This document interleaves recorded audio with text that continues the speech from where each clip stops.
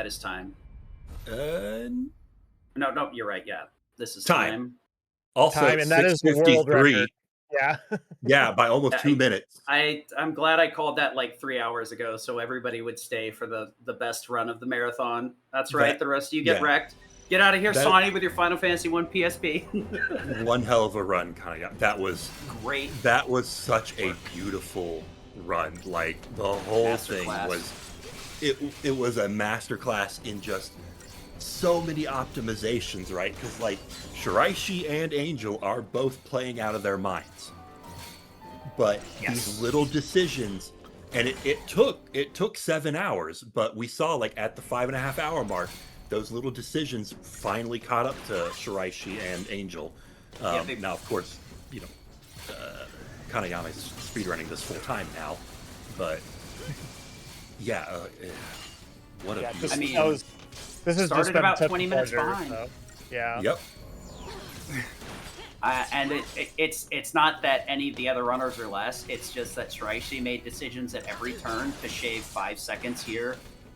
On every, I'm not gonna hit with this because it's gonna take too long. I'm not gonna use this because it generates lag. I'm gonna make this fight a little bit harder, but I'm gonna just not use this special attack. Yeah, and like we said, Kanayame is a fairly new runner to the scene, so there are a lot of decisions they're making that we may have looked at like too. Yeah, like I imagine a lot of the story runners like look at some of the decisions, in a vacuum, and be like, that's a weird decision, but then you see it in action, and you're like, oh wow, that is like a really crazy good decision. Yeah, it's some of these things literally never crossed my mind, and I'm just like, I can't believe that we've gotten a full reroute, and all these little decisions in the macro that usually take years for people to push for, and it's 3 or 4 years into the game's lifespan. And it's wild. We saw the time Angel clawed back with the Diamond Dust cancel, which Kanayame doesn't use. No. So there may still be space for Kanayame to pull that record down. If maybe, like, I can't guarantee that'll happen, but there might be space to optimize that even further. Are we going to see sub 650? I bet it's possible. I mean, even if Diamond Dust isn't faster, I could see the 3 minutes kind of being shaved off over the course of time, just by little execution, and fully hitting every single thing note for note. But that was a extremely solid run. It's very easy to be like, oh, it's unbeatable, but that is one mistake that you'll learn over time in speedrunning, is like nothing is truly unbeatable. And like even Mario Brothers has been like, nope, it's never going to get any better, never going to get any better. And we're at the point where we're frames off the task. So there's always room for improvement. It's just how reasonable is it to improve? Yeah. But they're both at the very end of this fight now, so maybe it's time to say our goodbyes. Final Fantasy 13, they're going to start all really close together. Thank the Maelstrom, the relay team, all for letting me come back on. Thank you, Angel, for ending the run on a Diamond Dust cancel. Beautiful. You're the best. You're the best in my heart. Just really quick, time is coming up for Mog very shortly here, probably about 20 to 25 seconds. Yep, we're going to see the punch again. But yeah, thanks for having me back on. It was really fun doing commentary with you again, Moon. Thankfully, I didn't have to do it while playing the game. Yeah, no, this was great. I had a blast. Any excuse I have to watch amazing runs of this game, I'm going to take it every time. So this was a fast 7 hours. Oh, yeah. All right, get ready, Mog. Yep. And boom, time for Mog. And that was also Angel's right there. Tonberry's right behind. Angel's right here. Let's see Tonberry and time. Very beautiful. GG. Have fun with Final Fantasy 13. Yeah, I'm going to be back for Final Fantasy 1 PSP, so I'm going to withhold my goodbyes. You guys already hear enough from me if you're here on a weekly basis, so enjoy Final Fantasy 13. Yep, and I'll be back for tactics on Sunday night as well. So I'll see everybody then. Take care, everybody. Have a good night. Go, everybody. Go, FF13 runners. Thanks, guys. GG's to FF16 runners. Real GG, quick that was intro. beautiful. GG, and it always amazes me how fast these guys are with 16, and as a 16 runner myself, who's not nearly as good as any of these guys, it's amazing. And shout out to Kayarune for the new record. Congratulations. Real quick intros. I'm 01337. We have 2 zeros here, so it might get a little confusing at times, but we'll figure it out. Yeah. That will be my problem. Yeah, I'm the other 0, the 0 scar. It's not the 13 0, but Daspharaoh, I haven't played 13 in a hot minute, but I have played the better game of the trilogy, so here I am. those are true birds. Okay, so for the sake of trying not to confuse anybody in chat, I will be calling 0 lead 33 and 0 scar, so that's just how it's gonna be. So we just finished for our Team Log and Team Tonberry, we just finished the very first fight of the game. It's just a quick tutorial where you can still do sometimes the 2 interruptions and the animation. Manipulation, we will get to that in later fights, because this is actually where some of the latest optimizations in this game have been, is just manipulating how your characters even move. That's the level of optimization that this game has been on right now. For now, Mog and Tonberry are just gonna do some dodges, and Choco is doing some of the worst dodges because Snow is a big model. He's a big boy. It's hard to dodge with Snow. Yeah, Choco had a bit of a rough time there. Got caught by Lightning 5, the 2 aerials earlier, and now a Legendary Dodge, which you're not expected to get. That's why we call it the Legendary Dodge. That got him, and then the one after too. So a bit rough start, but not too big a deal. But speaking of, we should explain what dodges are. So in this game, a lot of battles you can run into them on like the overworld. They can also preempt them, but we don't really want to do optional fights. So if you just avoid the enemies, you don't have to fight them. Luckily, if you do fail, you aren't necessarily forced into fighting him. You can retry the fight and then do it again. You just lose some time. So really cool aspect of running this game is that battles are very avoidable. Yeah, but in Chapter 1 especially, the dodging is like what makes or breaks your Chapter 1, because we don't have access to an item called Daspharaoh yet, so it's not gonna be easy to get past enemies. And yeah, there are some dodges. You're always expecting to fail at least one dodge in Chapter 1, but usually it's more like 3 or 4. If you're at my level, if you're at the runner's level, it's probably a little bit less, but yeah, it's no. This is the chapter where you are going to reset most of the time, just because of how volatile it is. Pantherons are a very fast enemy. Most of the time they are faster than you. They will catch you if they so choose. And again, you do have to, even though Lightning's model is kind of one of the smallest in the game, Snow is the biggest one, and you have to dodge Pantherons with Snow's big ass, so it's very hard sometimes to get it through. Oh, actually, Choco is on a very interesting fight right now. So the Myrmidon, you want to, this is one of the animation manipulations. You only want to attack when you know that the Myrmidon cannot dodge your attack. So you're either attacking right after it jumps back or at the same time it's attacking you. The other thing that's going to happen here is we are going to do, not the first instance, but one of the first instances, and Choco just failed it, of a stagger slowdown skip, which we are going to call SSS from now on, just because it's easier.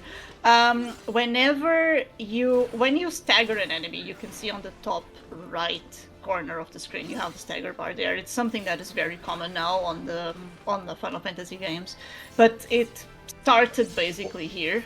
Ooh. Groudon almost died to Marauder.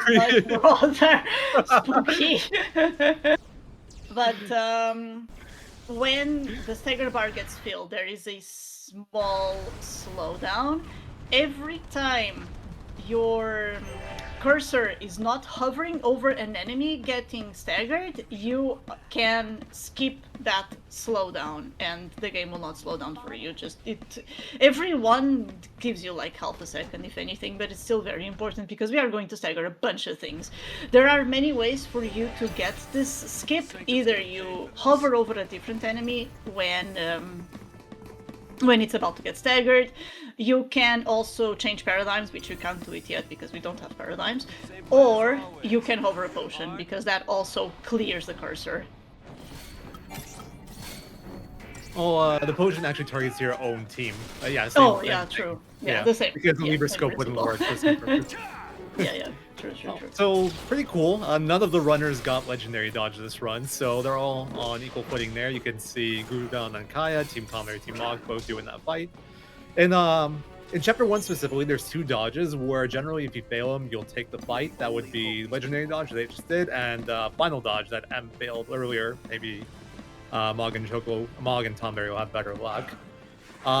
Final dodge in particular is a pretty big time swing. That fight on its own takes like 25 seconds on a good fight on average. And just, it's so inconsistent. Retrying generally isn't worth it because you're likely to fail it again and you're just going to be stuck in a loop. Yeah.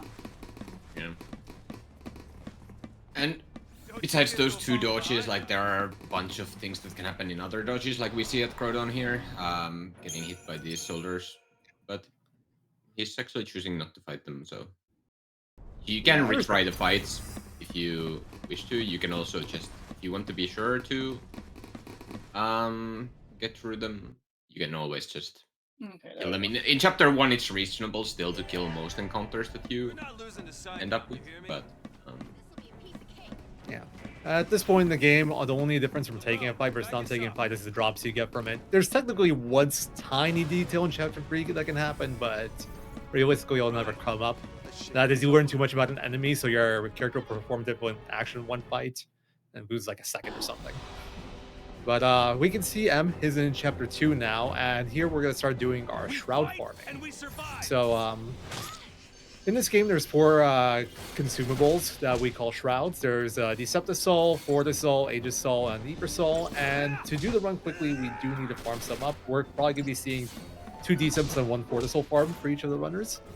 What Deceptisol does is you can use it while you're on like the overworld, and when you use it, you'll enemies will become you'll become invisible to enemies. Enemies will ignore you. So it's a good way to get past enemies or potentially preempt them, because that's how you preempt it. If you fight an enemy without them seeing you, that's a preempt. But the thing is, 2 is not very many, and there's a lot of places where we'll have to use them. So there's a technique you can use called Decept or Shroud Canceling, where you essentially like go past the enemies you want to skip, and then you turn around once you get past like the zone, run back into them, get into a fight, retry, and you get your Shroud back. We'll be using that a lot. But the reason you might be noticing them doing the fight really slowly, that is because the game kind of has a pity system with its rewards, and it's much more prevalent in the early chapters. In Chapter 2, these 2 fights in particular, if you get a 2-star battle rating or lower, you get a 50% drop rate increase, or 2x I should say. 1 star is 4x and 0 star is 8x, and these 2 Shroud farm fights have a 50 and 60% chance to drop, so as long as you do these 2 fights in 23 seconds or more, you will always get these Shroud. We should note that these runners and the game has been optimized to the point where we are at the lunacy of you go for the 50-50 in every single fight. So M and probably Kaya and Groudon all are going to farm on battle speed slow. You do not have the time to do that anymore. You are just going to do the fights as fast as you can. And if you get the Shroud, great, you can continue the run. If you don't, you have to reset. But for the sake of the relay, we are going to farm them properly. Yeah, Miracle safety and all that.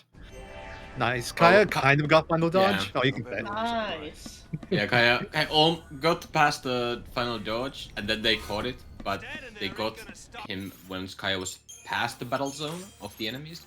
So that made, when Kaya restarted the fight, he spawned like behind the enemies already. I was like wondering, like, is he really like trying to do the dodge again? But then Groudon got right, it really, makes sense. Groudon got it clean. Yeah, it was Nice. a very clean dodge. Look, there they are. He dodged those Panfrons perfectly. I wonder. Okay. Oh yeah, he is doing optimization here. So there's a little optimization you can do on the soldier fight that Groudon's fighting right now, where if soldiers move to the left, you can hand grenade the back ward and several of the front guys. And generally, you can then end the fight with one attack. Oh wow! Unless that happens, then you lose time. So that's one of the worst things about this battle system. Your characters can miss. And there's no like accuracy stat. It's just like how the animations line up. If an enemy jumps back the moment you're swinging, you'll whiff, and that'll cause problems. But in this case, it just loses like 5 seconds or something.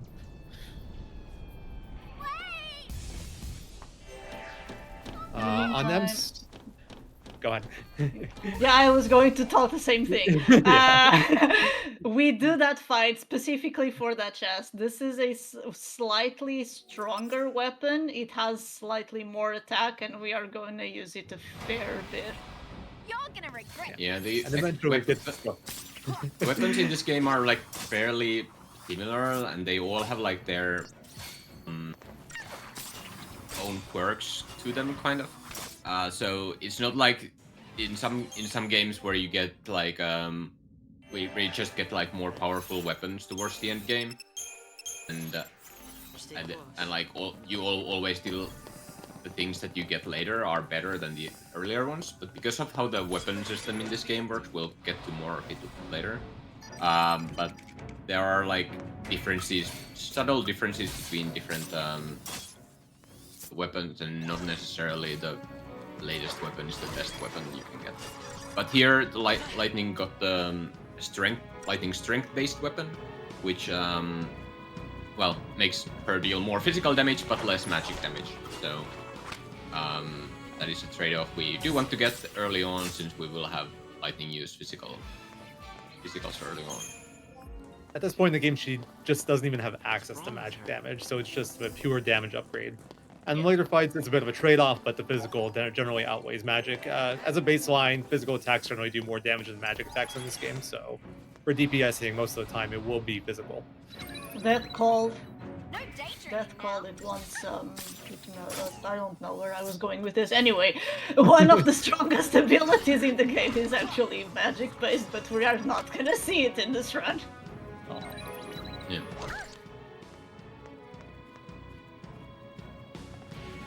So looking at Tonberry, I just want to point this out. This fight's a pretty cool example of animation position manipulation. It's just 2 Panfrons, but we want to be able to kill him with 3 hand grenades total. So he's going to throw these hand grenades at specific times, about 1.2 ATB. He's going to switch back targets at 1.2 ATB, switch back to the original Panfron, throw it again, and this just lines them up in a way where the hand grenades will hit them both unless something weird happens. And it's a cool little example of position manipulation, because if you're just throwing hand grenade late the whole time, you're gonna miss like multiple targets with it. And there's a lot of that going on in the game. We'll point it out as we can. Very cool strat there. And had to struggle a bit with the last Panther on dodge. That happens sometimes. They're trolls. Nothing to worry about. Yeah. It kind of depends on how they chase you. If they do like a short chase, it can get tricky. Long chase is easier. Just some of the variants of dodging, just RNG more or less. I don't think any of them have gotten any bonus shrouds. Have you guys spotted any? I haven't seen any. I know it doesn't have one. Yeah, Groudon once he gets one of the doesn't goals have here. one either. Yeah. Yeah. That's cool. Pretty even footing so far for the runners. Yeah. If Kayarune does get a bonus shroud or bonus vertical specifically in this run, we might see something special, but we shall see. Yeah, there's one more chance to get it, to get what you're talking about. But yeah, so we mentioned earlier that the runners are going to get 2 Decepticons and 1 Fortisol. Those are like what's required, but sometimes you get bonuses that you don't route in. They're just, every enemy has a chance to drop a shroud for the most part. And if you get those, generally you'll either skip something or do a fight differently using a shroud, etc., etc. And they're just like nice bonus time saves. Some will work more than others. Generally, bonus Decepticons will save you the most time, but it all depends. And the cool aspect of it too is that different runners have different preferences on where the bonus shrouds will be used. As an example, I think Groudon will do Fortis Ultra Haka, which I think is the only person now like is willing to go for it if he has the bonus for it. Yep. So Yeah. I hope we get to he see that. Specifically said so. yeah. Makes the a fight nice a lot dodge. faster, but harder. Yeah, it's all the other runners deem it inconsistent, but I think Groudon spent the most time with it, so he knows all the variations better. I don't know if it's actually inconsistent or not, but he feels Yeah. confident in it. So like you use a variation of it in the plat percent run, and Groudon has done a lot of plat percent, so that's probably why he's more familiar with it than the other ones. Kai and them. Yeah. Alright, so Anne is just we pick up one Fortizol and we're gonna use it straight away in this fight because this fight is a bit of a slow nightmare if you don't use it, you stepped on it. So this is Anima. It has 3 components, the 2 manipulators and the main body. We do want to kill the main body. If we kill the manipulators, Anima will go on cooldown for around 45 seconds, I want to say. It stops attacking, it lets you wail on it as much as you can, as much as you want to. Blitz, as long as the manipulators are on the right place, does hit everyone. So... Oh, they're not gonna do that anymore? Oh, Yeah, there's new strats. So at the start, you open with a blitz on the left arm. Well, it's the right arm, but it's on our left. And what that does is it sets up your position so the blitz always hits both arms. It lines it up much better. So Yeah, DPS-wise, blitz is like 1.6x the multiplier of an attack, so it's less damage. And it's only hitting 1 at the start. But the position it sets up for us makes it worth it. It makes the fight overall faster and more consistent. Okay, that's neat. But yeah, you do want to kill the manipulators, otherwise you're gonna spend a lot of time doing potions or timing your attacks with anima swipes, and that's just cumbersome to say the least. Yeah. You're generally aiming to kill him at right around Anima's halfway mark of his HP. And if you do that, then they'll be respawning right around the time you finish the fight, so they don't get in the way again. So who wants to talk about paradigms? Okay, so in this game, after you beat Anima, you get unlocked to the real combat of the game, and you unlock the paradigms and roles and stuff. So in this game, everyone has certain role. There are 6 different roles that you can have: Commando, Ravager, Sentinel, Saboteur, and Synergist and Medic.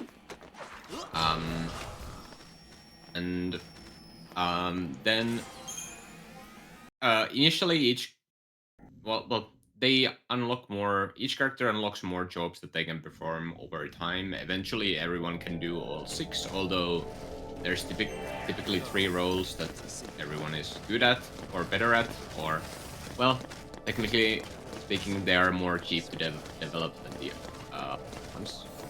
And paradigms are ways you can set up. You can set up to 6 of them per fight to use, and they are like combinations of those roles. So there can be like first, what we have basically like just commandos and ravagers. So we can have a paradigm where lightning is a commando and the other 2 are ravagers, and we can have a paradigm where everyone is a ravager and so on. So we have different ways to set up, and yeah, you can change between them in a battle, and you want to do that because the game gives you a nice bonus whenever you do it. So, or if you do it often enough, the game gives you nice bonuses for it. So I guess the roles are like Commando is your damage dealing role, Ravager boosts the chain, so it increases the chain. Sentinel is a tank, Saboteur debuffs, Synergist buffs, and Medic heals. So M is on a really simple fight here. This one's literally just auto battle, ends in 2 seconds. But there is a trick you could do here called Gandalf despawn, and I think he might have gotten it. It has to do with how like enemy. Let's see. I think he got it. He did. We got nice. So there's a group of 3 gas and 2 of the flying enemies. I forget their names here normally, but the way the game works in terms of like spawning enemies and is that they have like load lines. And once you cross that line, the enemy spawns in. Once you cross a different line, they spawn out. And that's just the game's way of preserving resources, so you don't have a bunch of enemies living in the background. So what you can do there is after you trigger the trigger point to continue the story, you can run back down. And if you, as the cutscene's going, if you run back down far enough, you'll cross that load line to despawn that enemies. And then you don't have to deal with the dodge. It's very nice when you hit it. Yeah, this is going to be insanely important in like 2 hours, I want to say. 1.5 hours, maybe. I think 2 hours is about right. Yeah. In the meantime, Groudon and Kaya are both finishing anima, and the reason why Groudon caught up so much to Kaya is Kaya lost around a minute on the double gas dodge. Yeah. That was rough to watch. Kaya also apparently got a bonus fort. According to chat, he skipped the fort as well. Yeah, So. he's- Oh yeah, he did. Yeah. So he gained a lot of time there, but then lost the time back due to the ghasts not behaving. Yeah. The game gives and the game takes away. Yes!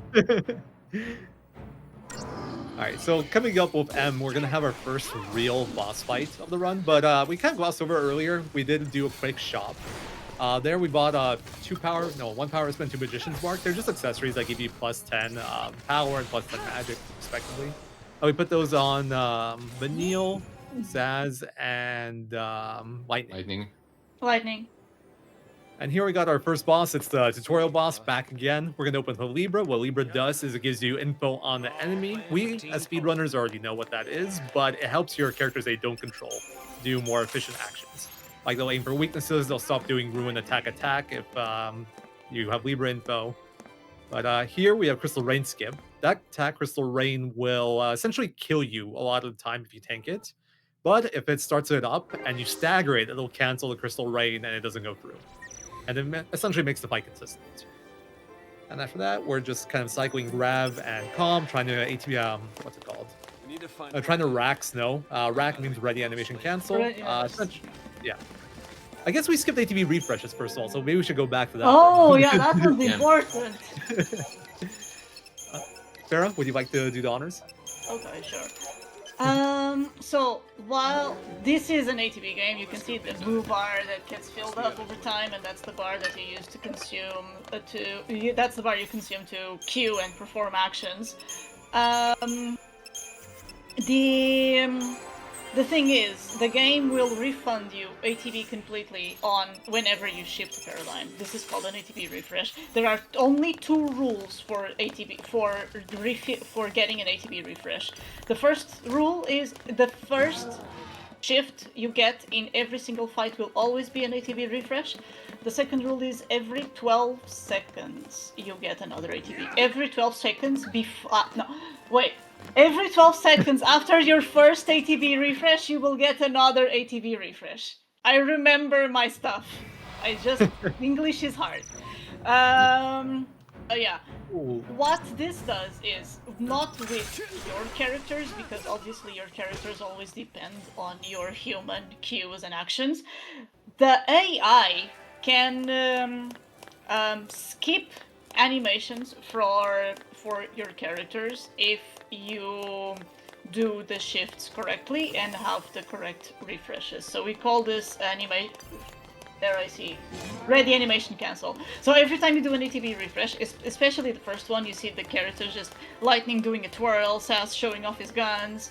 Imagine Saz is casting a fire. If you ATB refresh into another Ravager paradigm and if you ATB refresh into another Ravager paradigm, Saz will start immediately casting his next string without doing a ready animation. And this is so important. There are so many fights where these timings only work if you get the correct ready animation cancels, because you need to stagger enemies or interrupt enemies at a very precise time. And doing this correctly is the only way you can get that. It's not nice broad bridge from M. It's not just like timings. It's just the fights at this point are so optimized that you have so little room for error in a lot of them. Like one ready animation cancel might make you not kill and stagger and lose you the fight. It's super tight nowadays. Yeah. So also, if I'm not mistaken, I think I saw a 40 soul drop for Groudon. So I think we are going to see a 40 soul Dahaka. I think we are going to see the 40 soul Dahaka. Nice. Let's go. So hope I'm not going back mistaken to on that. dodging a bit, I hope you're right too. M did get caught by 4 dogs before the Brock Bridge, and if you do that, that happens. Generally, just kill the fight. It's fairly fast. It gives you a 12% chance to get a bonus Decepticol. But after that, he got the harder dodge of the Brock Bridge. There was like 10 frogs on the bridge, and before this used to be Decept canceled, you would just Decept the soul, go past it, and then run back and cancel it. But since the run's so optimized now and runners have got more comfortable, most people just, or most top-end runners, will just do without the Decept and just try to get it. And if you don't get it, retry over and over again until you get it. And you got a first try, so that's very nice. Wow. Yeah, I still oftentimes decept that because I can't be bothered with that. Groudon messed up the Crystal Rain cancel. Oh no! I missed exactly what happened, but that's our first death of the relay for FF13. Yeah, it's Think it's really a hard to fight get a deathless run in this. Like, I'm not expecting any of them to get a deathless run here, because this is like one of the hardest, if not the hardest, Final Fantasy, at least out of the mainline games. I guess you would know what would be hard. You would be the best person to tell what's the hardest between this and 12. Alright, give me a tier list right now. I mean, I might have bias towards 12 because, you know, like, it's not that hard for me, but, like, Sure, fair. yeah. I might not be the best to tell which one is harder, 12 or 13. For me, it's 13, but, Fair. I can see the argument for 12 as well. I think overall, out of all the games I run, 13 is probably the second hardest. It's a very difficult game. Like, once you learn how to do it, it's you generally don't mess up fights, but the dodges always remain tricky. They're always different every run. Even fights, they're like, there's a lot of variance between them, so there's a lot of on-the-fly adjustment. But especially learning some of the harder fights in the run is very difficult. I could say that 13-2 is harder, but I would be lying through my teeth because we have the best. We have the best Chichu. Okay, that's one reference. Let's see how many more I can do. So I think this is the first time we are doing a Decept cancel. Yes. So here you can see M doing one. He decepted before the Watch Run on a jump. You generally want to do shrouds on jumps because it's essentially free. Normally when you have to use a shroud, you have to stop moving, but if you're on jumping, you're moving by default and you just get it out before then. But here you can see he got past the free watch runs here, then ran back into them. He retries and he will spawn past the watch runs. But he will have that Decepticol back, so he'll still be at 2. And make no mistake, you cannot do these dodges without the Decept as well. It's impossible. You have no room whatsoever, and the watch runs are super fast. It's technically possible, but your odds are incredibly low. Yeah. The one before that, the watch run bike, there is actually a method to it you can do. You do it in Shroudless, but the free watch run fight's a nightmare. Oh yeah, you were the one who was crazy enough to do a Shroudless run. Yeah, I mean, I wasn't the only one. There's been a few mad lads that have done it. But yeah, I literally did one run and I never touched it again. It's a pretty rough category. Yeah. It's just there's so many big time swings. Like Chapter 7, for example, the bike dodges. You get those, you're saving minutes. So. Oh god. Yeah, the time swings are a little bit too much for my taste. So Kaya is now going through the Alpha Behemoth. Very simple fight. It can be a little tricky to optimize it, but optimizing it seems like a second, so it's not too much of a concern. Groudon didn't get Brock Bridge. It was a rough pattern. Feels bad, man. Let's see what he does on the retry. I'm curious as to if he'll play it safe and decept it, or if he'll do it again. Okay, yeah, he's playing it safe and just decepting it. Also, he did have a Fortisol that he used right there for fun. Oh! I guess so his Decept cancel. in wrong order. Shroud canceling will refund all of the shrouds you use, so we are safe. Except an E for Soul, which we don't have yet, but that's the one you have to be careful with because that one won't get refunded. True. It's one way to like furl a run. There's very few things you can do to furl a run in this game, but I'd say the top 2 are excellent E for Soul usage and going the wrong way in the Crystarium. Also, I guess not swapping equipment at chapter ends, or like selling the wrong thing. But generally, the game's pretty forgiving outside of big mistakes like that. So Kaya Oh. just demonstrated how hard dodging watchdogs can be if they are keeping an eye on you, because they just zoom, they don't wait. Very rarely they stop to do animations, they just go straight at you. So M right now is doing the Gruda fight and is doing a bit of a new strat here where you Libra in the opening. And it's just better, but the thing is you have very little time to do it, and if you fail it, you're gonna be stuck in the Libra while you're knocked down and your ATB is frozen. So it's just very punishing to fail, but it's very fast if you get it. It saves like a second compared to the 3 Thunder opening. So we can start there. Mm-hmm. And here's a fun little quirk that only happens in this fight. Oh, he messed it up. Never mind. So if you attack Oh. Ruin in this fight, oh yeah, look, Lightning's knocked down. He butchered it. a bit. Wee. But you attack Ruin here at 2.5 ATB, and then you switch to try D, and you do your triple thunder. For some reason, your next 3 thunders, you'll have you'll start with like an extra 0.3 ATB, and it speeds up the fight. No idea why it happens. It's the only fight I know of where it happens. Hopefully, one of the other runners will get to showcase it. But at this point, M just has to improv the fight. Should be fine Yeah. though. They're just winging it, it's fine. Yeah. This fight is isn't not a like- fight that is dangerous in any way, shape, or form. Yeah. You mess up here, you lose time. You're not gonna die. You're not gonna fail to kill and stagger unless you really mess up the fight. But yeah, it should be fine. One It's more slow, but it's not bad. 120. They didn't even lose that much. Only like 5 seconds lost for a pretty big mistake. So not a bad result. And So, we are coming up to the first Eidolon fight of the game. Scar, do you want to talk about it a bit? Sure. So this fight is our first Eidolon fight. There are 3 rangers, and you after you beat them, you can summon them. Into the fight. I'm kidding. I want to see the range now. so this is the real Eidolon battle. There are 2. I don't know what to call Shiva here, but yeah. These The goal. nicks and streaks. Yeah. The goal of this fight is not to deal as much damage as possible, it's to build Gestalt gauge. So you can see below Nyx there's the Gestalt bar. And once that gets filled, you can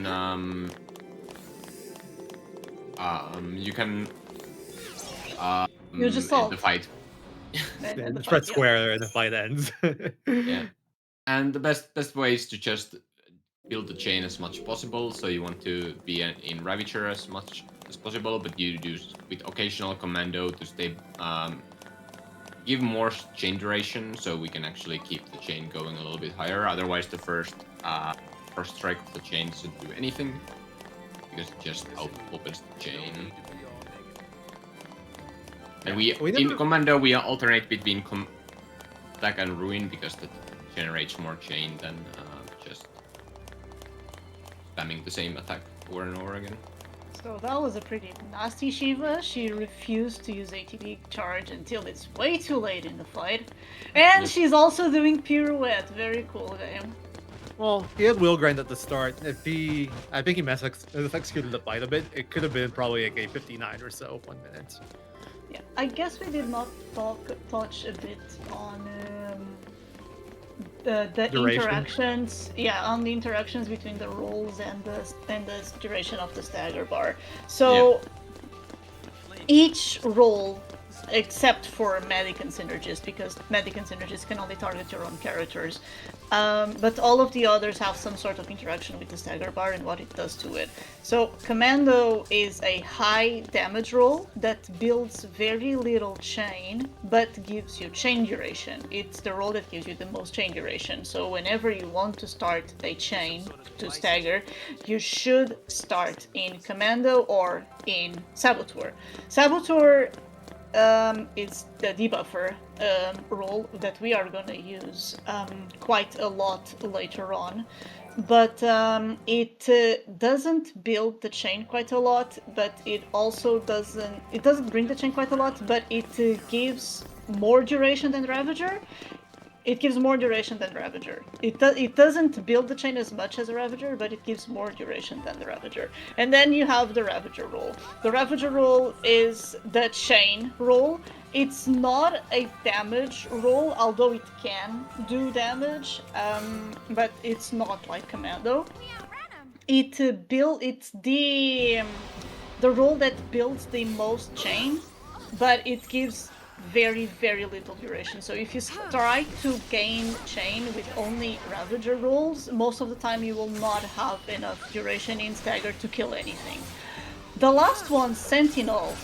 Although Sentinel has two different types of abilities. The first one is the self abilities, which is the steel guards and the whatnot, where the Sentinel is actually tanking. But they also have provoke and challenge, which are abilities that target. They do not deal damage, but they do build chain and they do give duration. And the duration it gives is more, it's between Commando and Saboteur. It actually gives quite a lot of duration, but it builds very, very little the chain. And it's also something that you cannot use to build chain on purpose unless you're controlling the Sentinel, because the AI will provoke everything and then just immediately go into tanking abilities. Very good explanation. Sadly, we missed the ATV thing. I agree with that one. Mention that real quick. It's alright. M's got a really cool fight here too, and this is okay, he got first try D-Shell. One of the big sources of RNG in fights is our debuff RNG.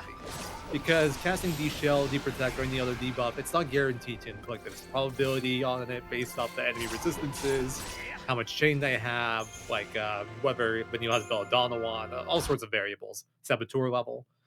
But the point is, if it's a fight where you need to get it, you'll sometimes have to wait for debuffs. In the fight that I'm doing right now, there's two variations because it'll always happen on the first two casts. And if it's on the second cast, the Pulsework Stagger will run out much faster. So he has to change up how he does the fight. It's a bit slower. But he got the good pattern there. Got a pretty nice 36-second fight. There's a lot going on in that fight. I'm not going to explain a lot, like all of it, just because there's so much. But there's just a lot of target switching going on to manipulate Vanille to target the optimal watch run all the time. Oh, that's a nice pattern. It's not too bad. Also, welcome to Arin Gutter. Soon. This is the worst part of Chapter 4, and maybe all the chapters, in my opinion, outside of like Chapter 1 dodges. So most of the enemies that we've tried to dodge so far, they've been aggroed onto us. They want to fight us, so we can kind of manipulate their movement because they want to get us. Enemies here, they're fighting each other in very thin spaces, so they just ignore us completely. So even Deceptisol doesn't help here. You just have to find the spot where you can squeeze through. And Em actually had pretty good luck in that regard. He didn't fail any dodges, didn't have to wait too long. That was a good gutter by him. I just spotted something outrageous. Aya has gotten 3 40 souls so far. Because he used one to skip the fight in Chapter 2, and he has 2 remaining right now, so he must have gotten 3. Oh, yeah, I wonder where they're gonna go. I'm guessing Nutty. one for Enki and Enlil, one for Alec. Oh no, Bart 1. Bart 1. Yeah, Bart 1. Bart 1 is definitely 1. Yeah. Bart 1 isn't really done with a fort nowadays unless you get a bonus. And if you do get a bonus, you can choose between Bart 1 or Enki and Enlil. Bart 1 used to always be done with Fortizol, which is why I think Bear is a little shocked right now. I am not. I heard the stories about Fortless Bart 1. I always thought that people were insane, but I'm here for it. I'm here to see what possessed you guys to go for that sort of thing. Well, I'm not sure if you're gonna see it because everyone has gotten a 40 soul so far. Although... Oh, Em also got the fort? Yeah, he has one. I saw one in the menu, that checking menu, and well then right, I'm going to remain ignorant. I don't know what's good on this.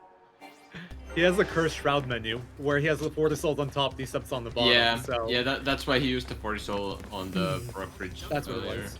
Yeah. That makes sense. Because he got the fort before he got any defect, maybe.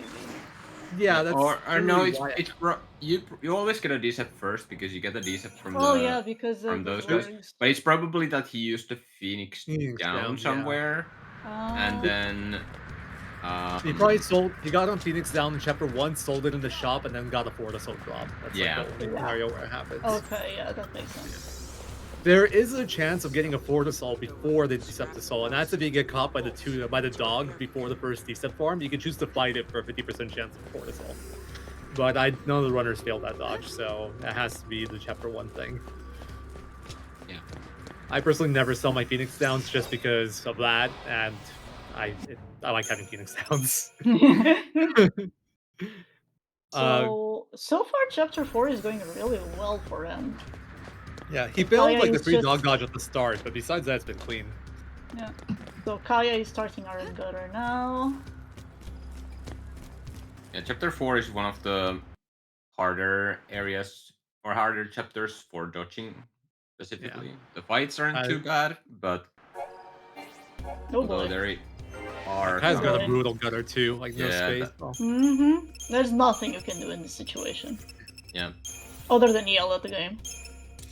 I mean, you could trigger the fight and then try it again, but you know that's That gives you no guarantees whatsoever. yeah, that gives you no guarantees, and it's also time loss.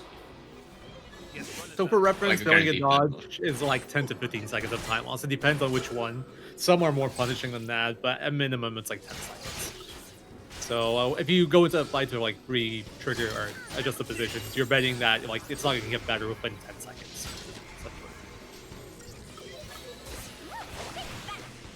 So we have unlocked Saz's Synergist role. So just like Vanille as a Saboteur has access to debuffs, Saz has access to buffs.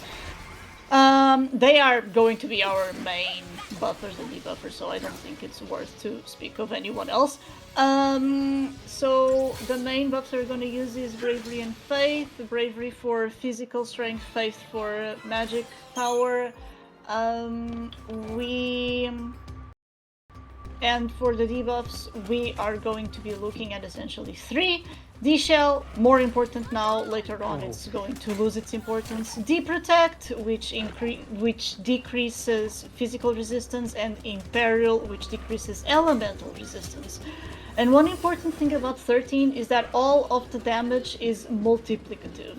So all the multipliers stack on top of each other, which is why the damage cap in this game is one number higher than in many other Final Fantasy games, because they can get that high, and they will get that high.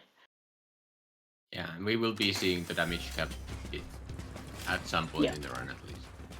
We'll see damage cap broken even, although I don't know if it shows on screen, but there are exceptions to the damage cap, like some finishers. Yeah. True.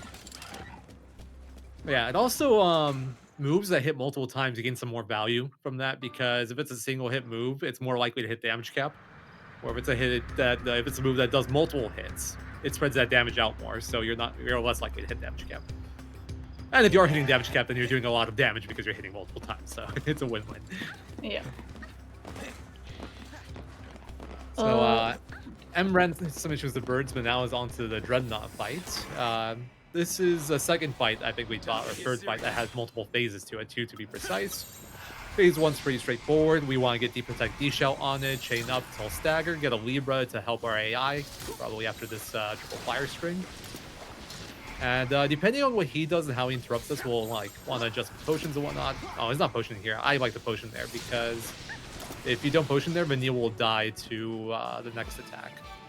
Who cares about Vanille? I do. She gets like one. You get like 2 extra hits now. That's an attack. No, the point is Vanille is the true villain in this game. People say that, but try doing this run without Vanille. This is true, but it's because we don't have any other option. So Vanille is not going to be a problem for now, or at least he shouldn't be. The longer the game goes, there is a chance. The longer the game goes, the more imperative it is that she gets her debuffs on time, and this is a source of pain in any Final Fantasy, in any 13 run. Yeah. Definitely the second phase of Dreadnought, though, we're aiming to do a specific amount of chaining before he uses his move Wrecking Ball, which we want to stagger cancel like we did on the Crystal Rain in the Mandarin Warmech fight. So we're waiting here until he starts the animation, and then we're going to launch our attack to stagger. And it's that Wrecking Ball can one-shot you if you get unlucky. And if that happens, you have to do both fights again. So you have to redo the first part of the fight again as well. Yeah, for a multi-phase fights like this, if you do die, you will always start from the beginning of the fight, first phase. So very expensive deaths if you make a mistake or get unlucky. Realistically, the only way it should ever go off on you is if you become very bad when you debuff RNG, as Bear was saying.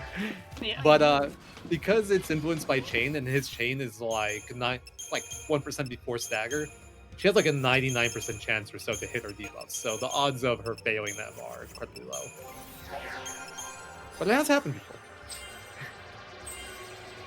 So pretty clean Dreadnought fight from him, and now we have Kaya going into it as well. And the main yeah, we and have seen we can see- groudonvert do is just the preparation for this fight. Yeah, so I think we haven't talked about Crystarium, so we should probably do that as well. So in this game, there are no levels. There kind of are, but like not really. Instead, enemies drop CP or Crystarium point, or I think there are Crystagen points or something like that, that you use in the Crystarium to advance the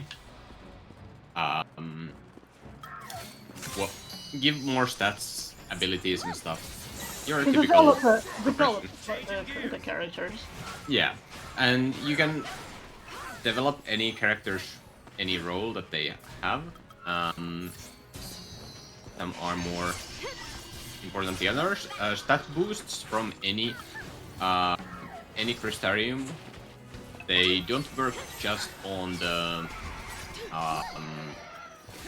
on that specific role. So if you like get a HP from Lightning's medic, for example, it's not just medic that gains HP, but all of her rolls. So they're just like it doesn't matter which tree you get that bonus from, but abilities are only usable by or your standard abilities are only available for that role. Techniques are used by any role.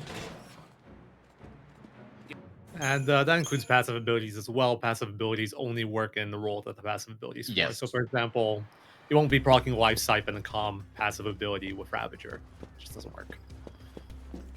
Yep. Kaya's at Dreadnought fight now.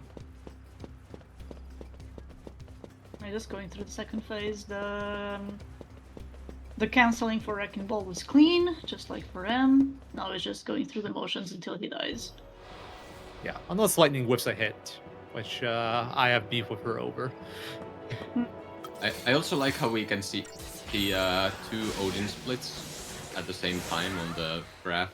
Oh yeah, it's cool. We just beat Odin, and now we're gonna beat Odin again. Oh, Yeah. true.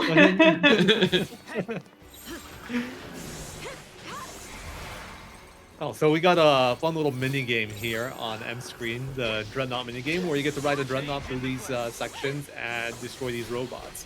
And you do actually need to destroy a certain amount because the chests at the end will have different rewards depending on how many you destroy. There's like 3 tiers to it. And I believe the number you need is 24, 25. 25. Destroy to get 25. Okay. To get the one we want, which is 20 thickened hides. It's a organic component that we can use later to upgrade our weapons. The one from the tier below is not nearly enough to get our, well, we'll be using it for an accessory, I believe. It's not nearly enough to get it upgraded all the way, but we'll explain the upgrade system once we get to it. It's just one of the 2 mini games you get to see in any percent, so I figured I'd mention it. Also, here's a neat little camera manipulation from MMM. You're going to point the camera down until it gets that little plate on the floor, and then it's going to point it up, steer to the left, and that manipulates the soldiers here to line up in a certain way where he'll be able to just squeeze by on the left. We generally haven't talked about camera manipulation for dodges yet, but so there's something called camera tricking, where you just stare at the ground, and that'll change the behavior of enemies because enemies, they behave somewhat differently, or at least some enemies behave differently based on whether or not you're looking at them. So that's the base level. You just stare at the ground and enemies don't move in some cases. But sometimes we'll do the reverse where we'll stare at certain enemies to make them move. Or stare at them a certain amount to get them into like this exact position. And we take advantage of that way. It's one of the cool techs of running this game. So dodge is looking good for M. He's also going to be doing a new Odin strat here. So his paradigm setup is a little bit different. He did his default super soldier. This is very recent, like last 2 weeks, if I'm not mistaken. So Odin, you fight this fight Lightning and Hope, and you kind of want to separate them from each other so they're not both getting hit by Odin, so he can only hit one at once, and I won't interrupt both the characters. Yeah, I just want to add one very important thing. Shiva doesn't do anything and she heals Snow because otherwise Snow would just die. Odin is trying to kill you. Yeah. Shiva's kind of the freebie. Odin, not so much. Odin hurts. But yeah, so we used to do 2 attacks into 2 attacks there, but now we were doing attack blitz. That lets you get the position set up right anyway, although a little bit unlucky and still get hit by that skyward swing. Not enough separation. But even in this case, we're fine. And we're just gonna, from here on out, just stay in Rav as much as possible.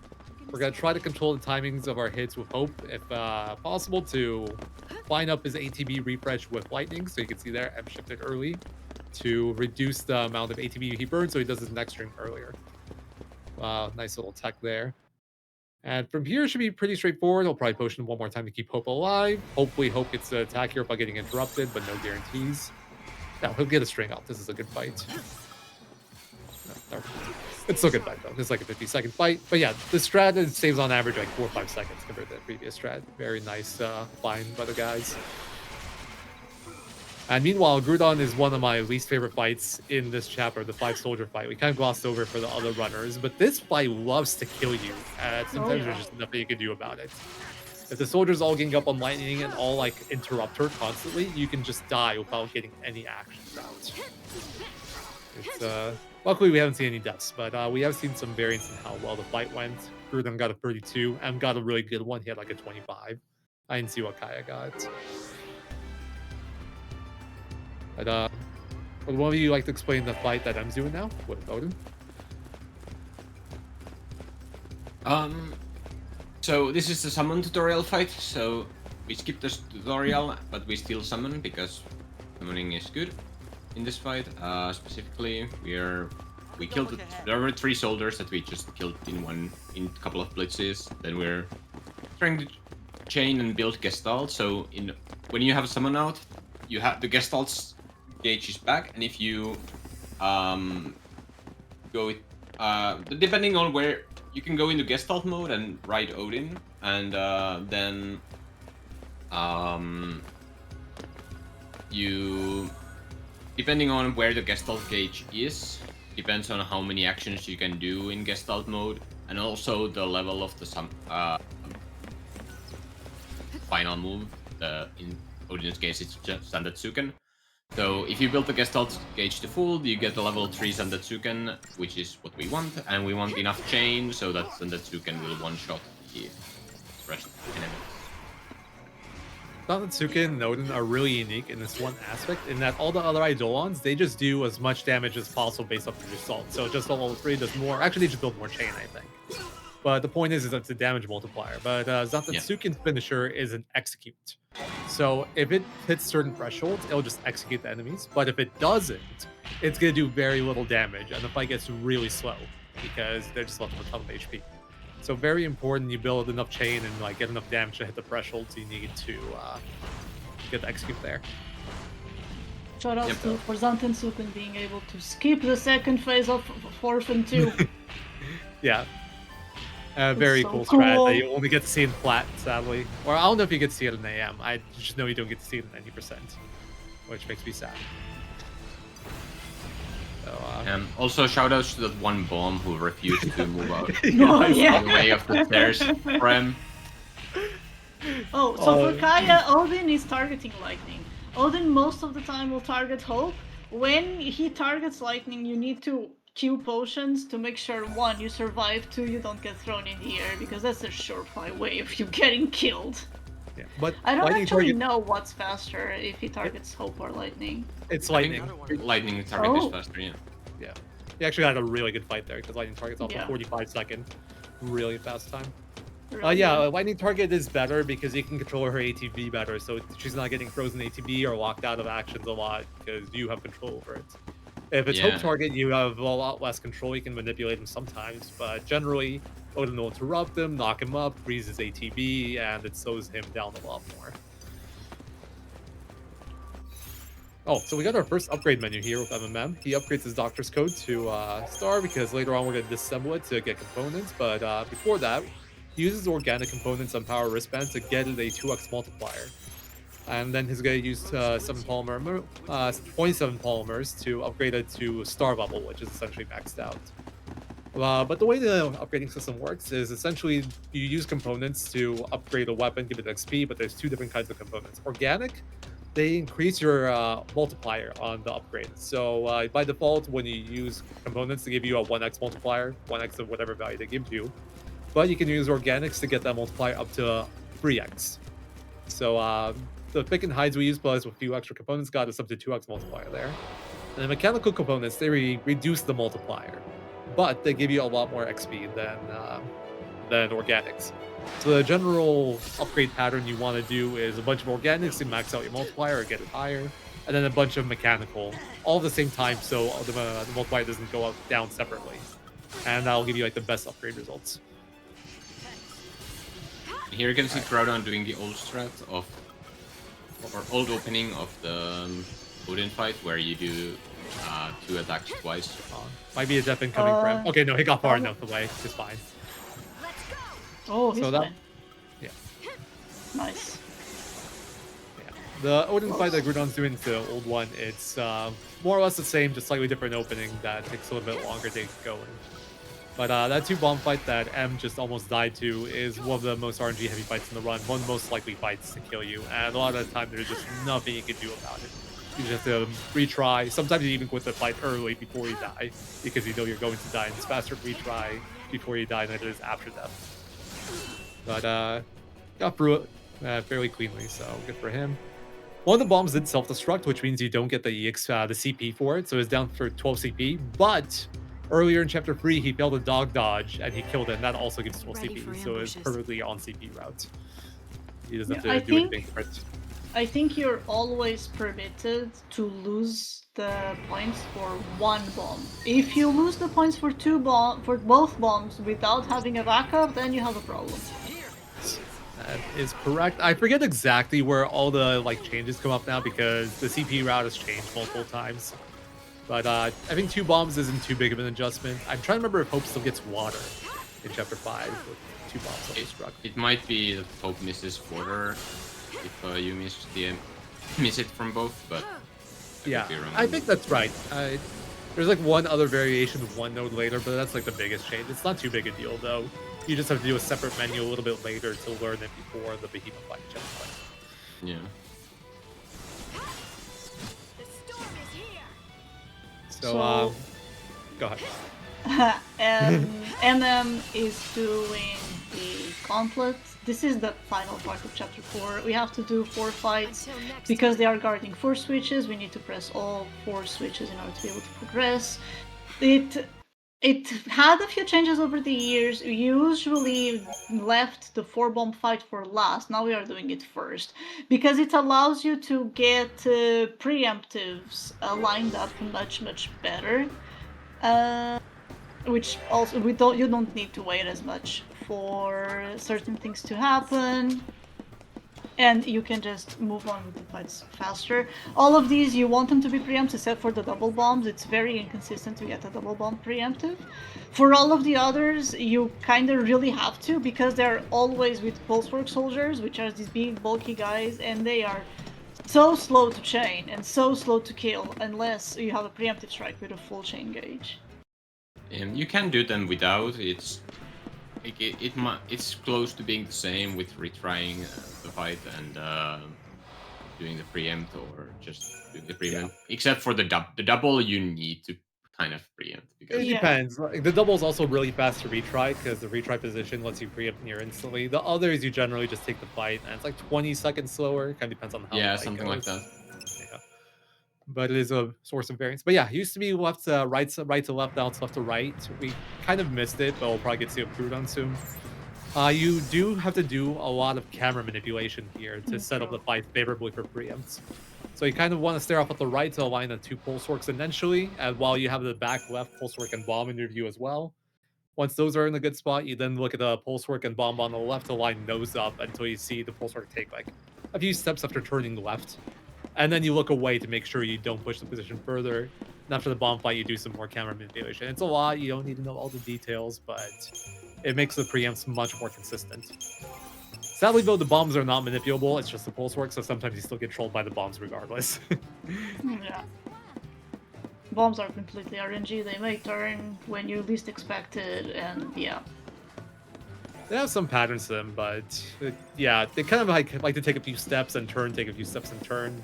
But they don't always turn, and they're random in where they turn. So sometimes they'll just go to the entrance and stare at the entrance for like 15, 20 seconds, and there's nothing you can do about it. Yeah. Generally, at that point, you just take the non-preempt and call it a day. Oh, so really important aspect of Chapter 4 that we didn't really mention is equipment transfer. So every character has their like weapons, and they're unique to the characters, but accessories can be equipped by anyone. And we have an upgraded power wristband Magician's Bark right now. So it'd be really good if we can use it for, you know, both our parties, because between chapter transitions now, we'll start switching between party members, and the others won't be accessible. So what you do at the end of Chapter 4 is you had the power wristband on Saz and the Magician's Mark on Vanille, and you remove him after you finish the last fight. And then in Chapter 5, you equip him onto Lightning and Hope. And then at the end of Chapter 5, we'll remove him from Lightning and Hope, and Chapter 6 will equip him back on Sans and Vanille and so forth. And you have to do that quite a lot. If you ever forget it, you're going to lose a lot of time because you're going to be a lot weaker for the chapter. Shoutouts for being forced to do Magic Proto because I forgot to win an equip in Chapter 4. That was fun. I'd be so screwed. I don't think I ever did Magic Proto. It was before my time. Well, I had to. You have to finish with Odin. So That makes sense. So is Ice, do you just stall out, or is it still finishable? it's still finishable. Okay, that's nice at least. So let's But see then- if Groudon dies to bombs.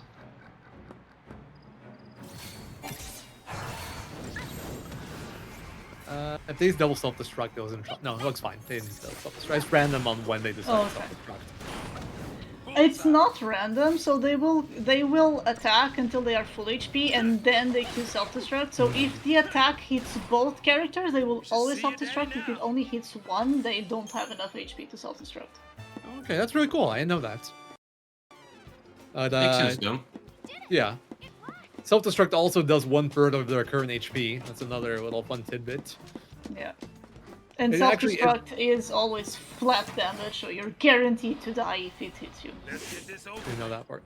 I have thought about getting a 30 HP note for Saz because it puts him just barely over the threshold of dying self-destruct if his if he gets 2 attacks off, if I remember correctly, but it just doesn't work out and it's not worth the time investment. It's really close to making the fight safe, but it doesn't quite work. Kaya's finishing Chapter 4, and it was actually on a pretty good pace. So like a 104 and a no reset setting is very See you daddy solid. now. Yeah. And especially with saving, like, I think they've been saving before every chapter, so. They're supposed to. I'm not sure if they have been. I've seen at least M save a couple of times. Yeah, Okay. I've seen Groudon save as well, and I think I've seen Kaya save as well, so I think. It's really hard to remember is the thing. You have so much muscle memory to skipping all these saves where Yeah. you have to actively focus on it because the relay is the only time you ever save in this run. Yeah. Why would you save when you can just reset? Exactly.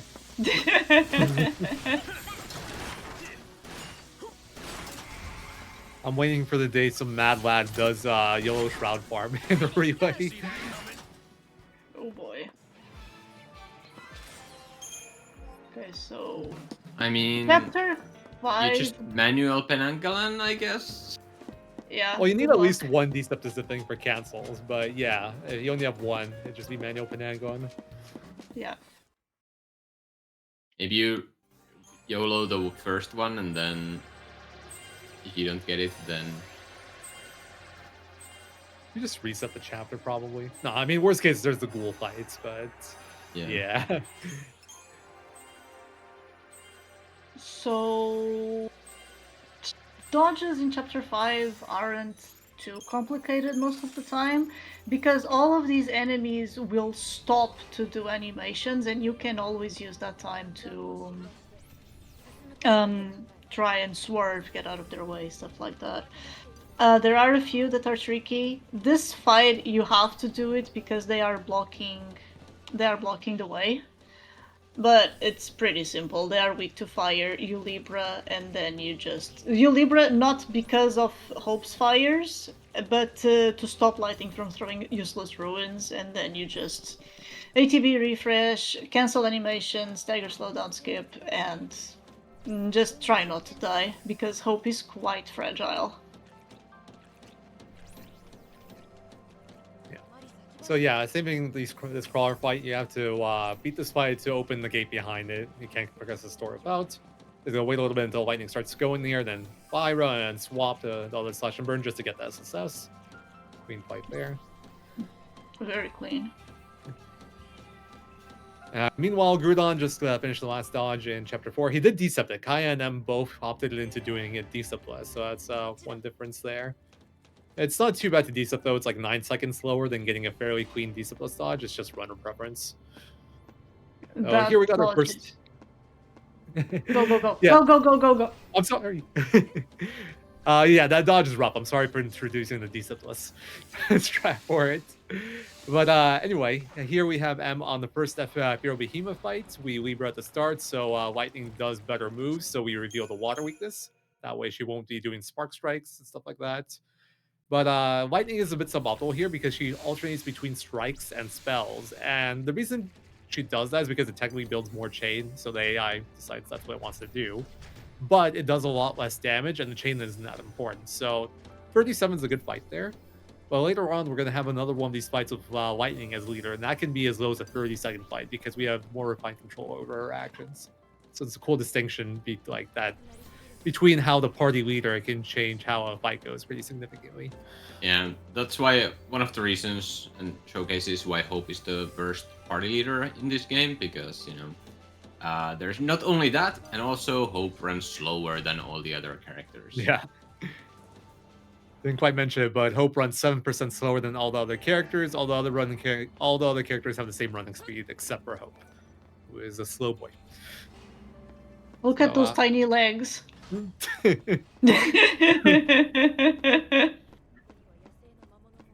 Good crawler 10. Say, it wasn't a... Yeah. Go ahead. You say slow, I say, what's it called? Realistic. True. I don't know. I feel like Vanille's about the same height as him, but I guess she has longer legs. Okay. So Crawler 10 is a bit of a annoying fight, but that can kill you if like 6 of them decide to jump on Hope's head. He will just die. But everything went fine, thankfully. Let's see if anyone else suffers from that interesting fight. Yeah, the 10 crawlers and then the 2 bombs at the end of chapter 4, where those are the places where there's where most deaths that are out of your hands occur. Yeah. Those are the 2 fights where you can do everything perfectly and the game will just kill you, and there's nothing you can do about it. Like, boss fights can be tricky, but generally for boss fights, unless you get very unlucky, you're not likely to die. Those fights, I think your odds of dying are pretty high. If you're good. Yes. Assuming proper play. Or optimal play, I should say. Good dodge from M there. That one is camera manipulated to move the Lobos into more favorable positions. Groudon used the Decept here. I have not seen any runner. He got caught by the 2 Pantheron dodge, and he decided not to. Yeah, and he decided he was not gonna handle it. That's one of the more costly dodges to fail, because the battle zone starts way before actually way before the enemies actually are. So you get set back a lot more than in your typical dodge. You felt that Yeah. one? I think that one's over 20 seconds easy of time. It also depends where in the dodge you fail it. If it's early, it's Yeah. not too bad, but you can fail it on the final steps out of it, and then it's extremely costly. It's like half a minute gone. Yep. So cool little interruption strat you're seeing on M screen, M side of it right here. You generally want to get 8 Aqua Strikes in the strings, Rack Hope, but you also want to make sure you maintain interruption. And then the last string here, or last Aqua Strike, we're going to Calm Buffer. We haven't really mentioned that, but we mentioned that Calm does more damage, Rav builds more chain. That's not tied to moves per se, that's tied to a roll. So what you can do is you can do a move in Rav, and right before it hits, you switch to Calm. And it gets the Calm damage multiplier, so it gets like 2x damage essentially. On top of that, the Behemoth there is weak to water. So if you did an attack, it would just be hitting for the attack damage. The Aqua Strikes kind of do the same damage as the attack because they're weak to water, which is a 2x multiplier if I remember correctly. But because you Calm Buffer it, you get an extra 2x multiplier on top. So it does a lot more damage just doing moves in Calm. So this is the time I do my second shout out to 13-2, where Calm Buffering Ravager spells is actually the main source of damage in the game until you get Chichu. Yep. But in this game, we do some Calm Buffering and some Ravager buffing. Even Ravager buffing is way more important than Calm Buffering, especially on longer categories, but it's quite more rare. I had a bit of a spicy crawler 10, but managed to get out without a death, so not too bad. Nice.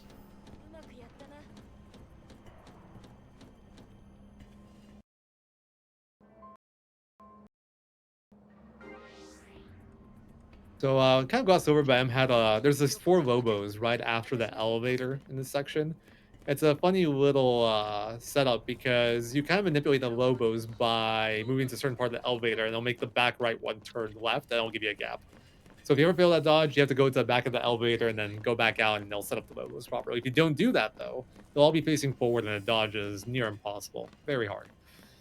Also, I'm did a slightly faster D-sub cancel there. You can D-sub cancel on the bike, but it sets you back further.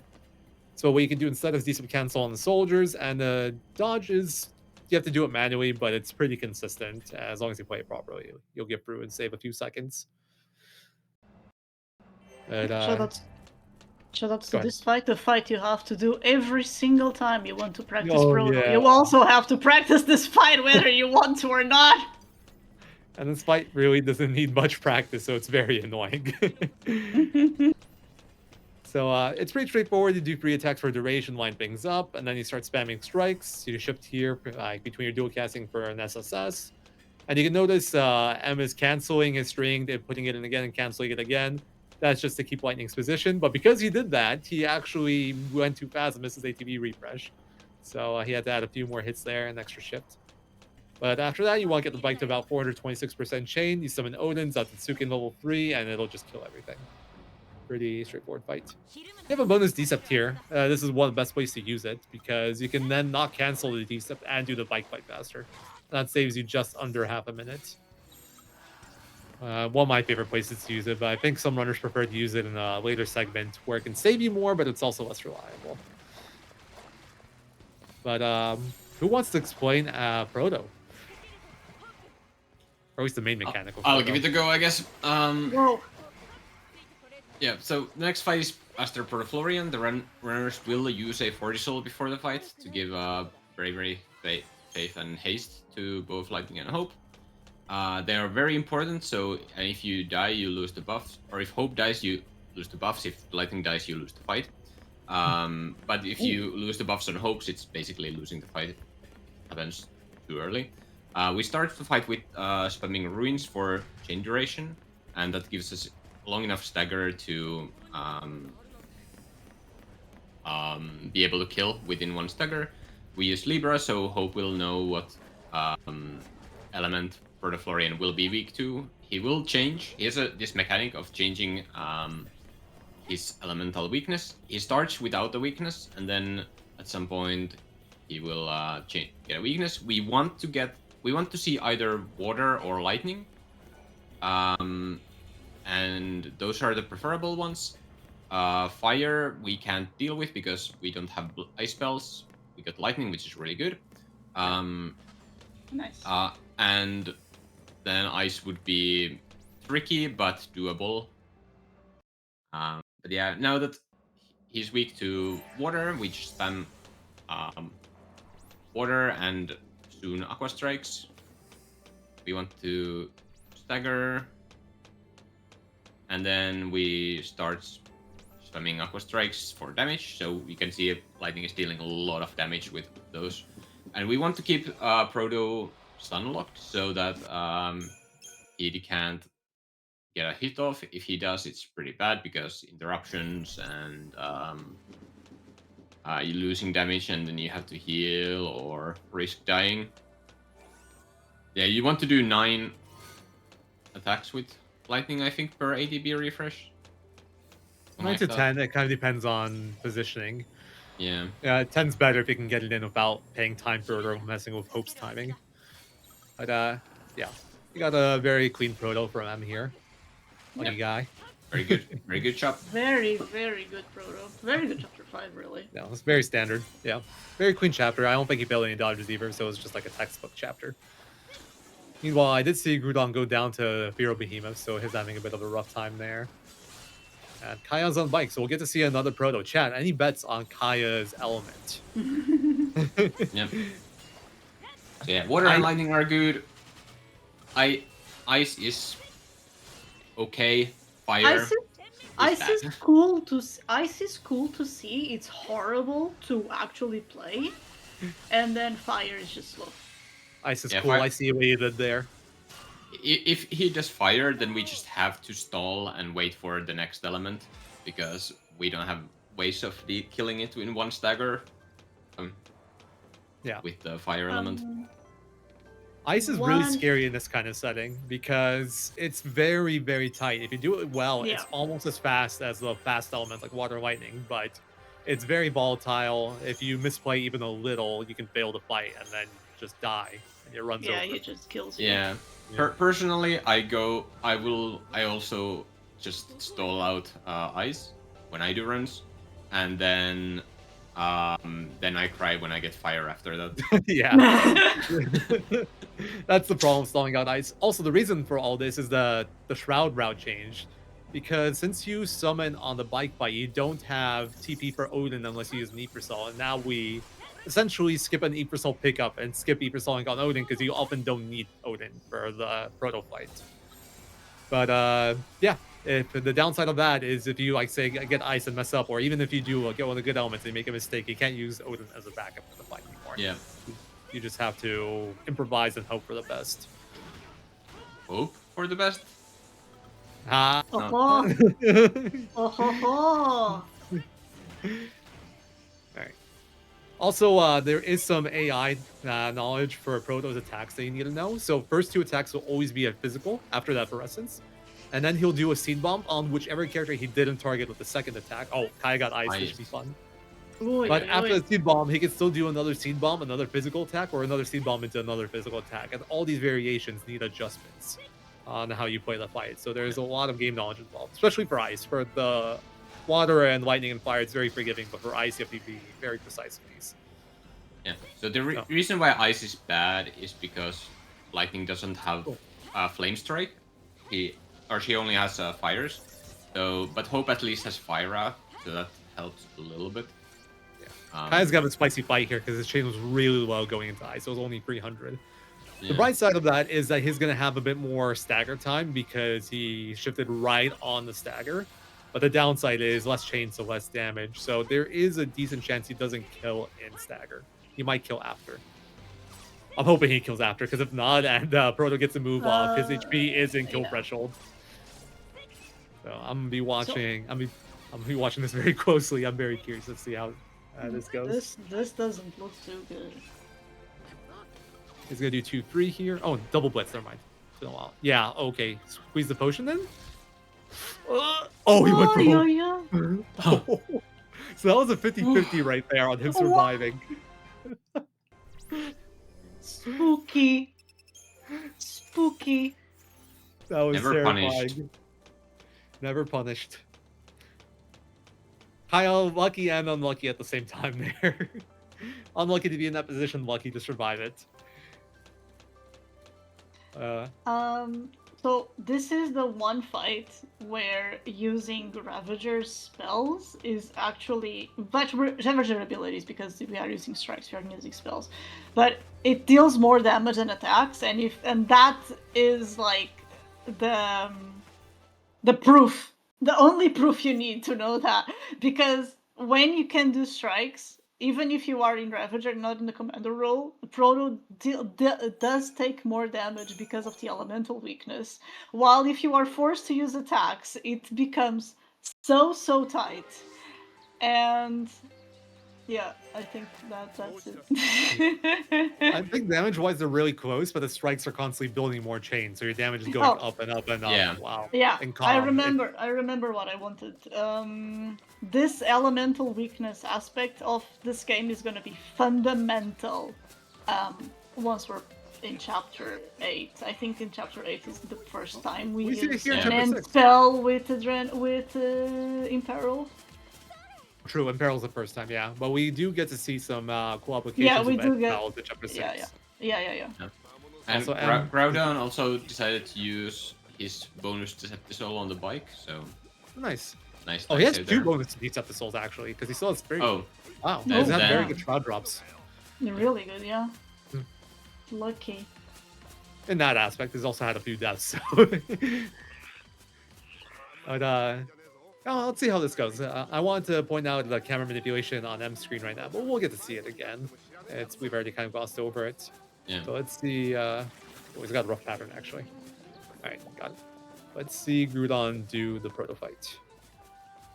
I think all the runners do the same opening here. There are some variations you could do, but I think at this point everyone's settled more or less on Slash and Burn, or it was the one we're doing. Slash and Burn into Super Soldier, etc.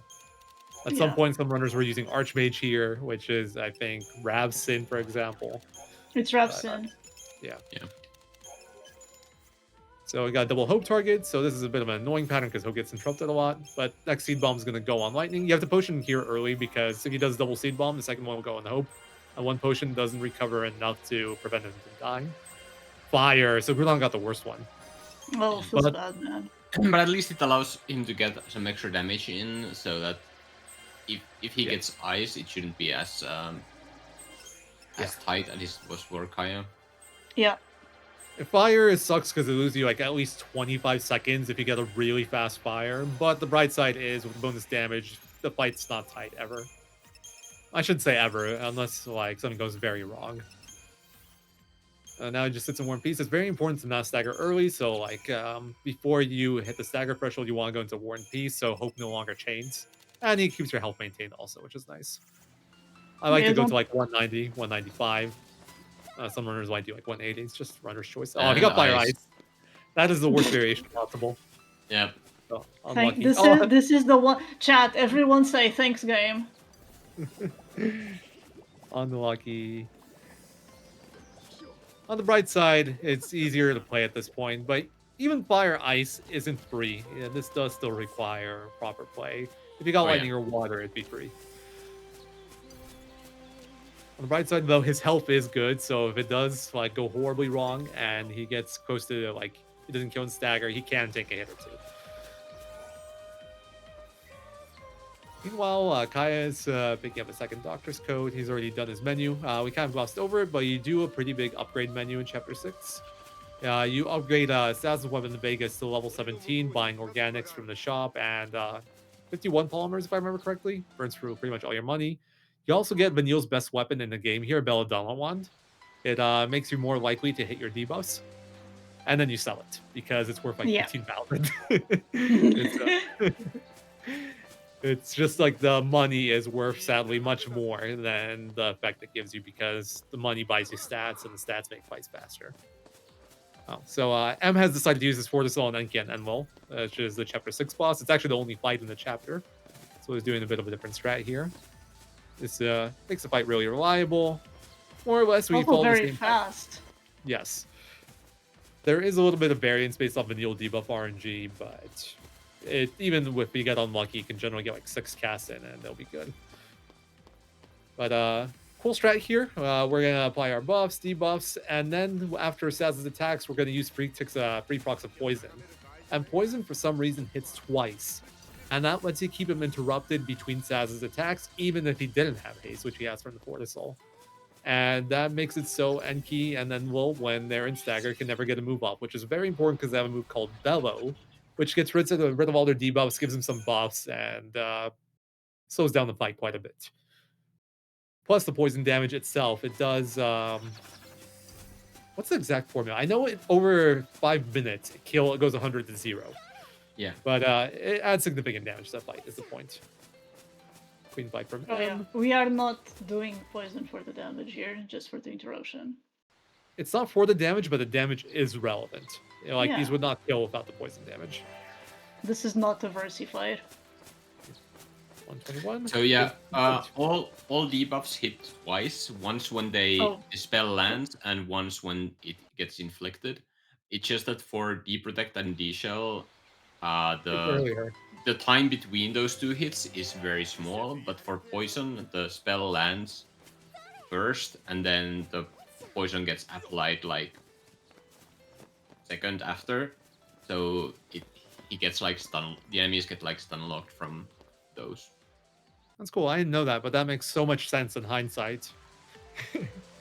And for example, why the Pulsework Soldier in Chapter 4 doesn't get staggered by 1 D-Protect if you miss it, because it's 1 hit instead of 2. It's fascinating.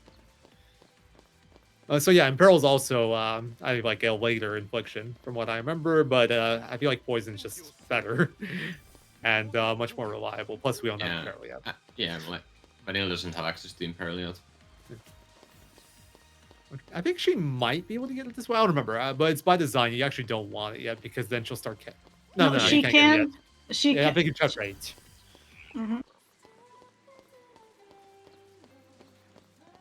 But yeah, Emma's moving on to Chapter 7. The start of this chapter is a bit of a Resident Sleeper. The dodges are pretty straightforward. There's a lot of waiting on elevators, so we can instead focus on the stuff that Groudon and Kai are doing. Fun little quirk that I haven't really mentioned yet. When you want to do stuff with shopping and upgrading, it's actually slow to go into the save point, which is how you do the shops and upgrades, like in a row. Like if you go shop, back out, and then go into upgrade, there's a bit of a delay before you can enter again. But if you go shop, then do a menu, and then upgrade, it's instant.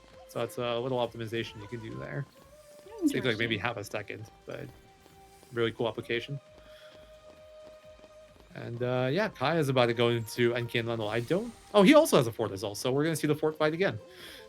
Man, can one of you guys do a normal fight, please?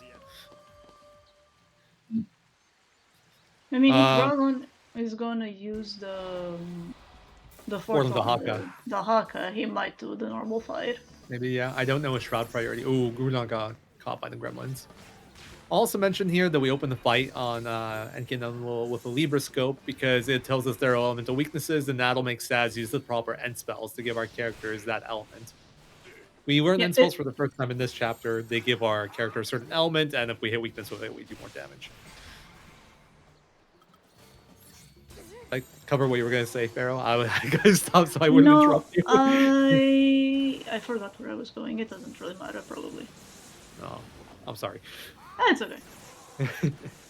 But yeah, pretty straightforward fight here again. You can optimize this fight a little bit based off your chain, off the like the starting shifted to dual casting. If you have more, you can cut Saz a little early and skip like 1 fire worth of ATB, say like a second maybe. I'm not sure if they're doing it because it's kind of hard to see. But all in all, this fight's pretty stable. You can get it as low as a 118 with like perfect luck, but generally it's a stable 120, and that's what makes it so nice. You're not really at RNG's mercy. Fight's looking good for Kai. I should stagger here. Did 1 extra spell, so he didn't get the SSS. He wasn't sure if he was going to stagger or not, which is reasonable. It can be tricky to tell here. And then, pretty straightforward fight. Fun fact, because poison takes a while to inflict here, when you do auto hinder after that 1 poison, it'll actually give you 3 poisons again, because the poison hasn't inflicted yet. So you don't have to do the 3 manually. But, Good fight. 125.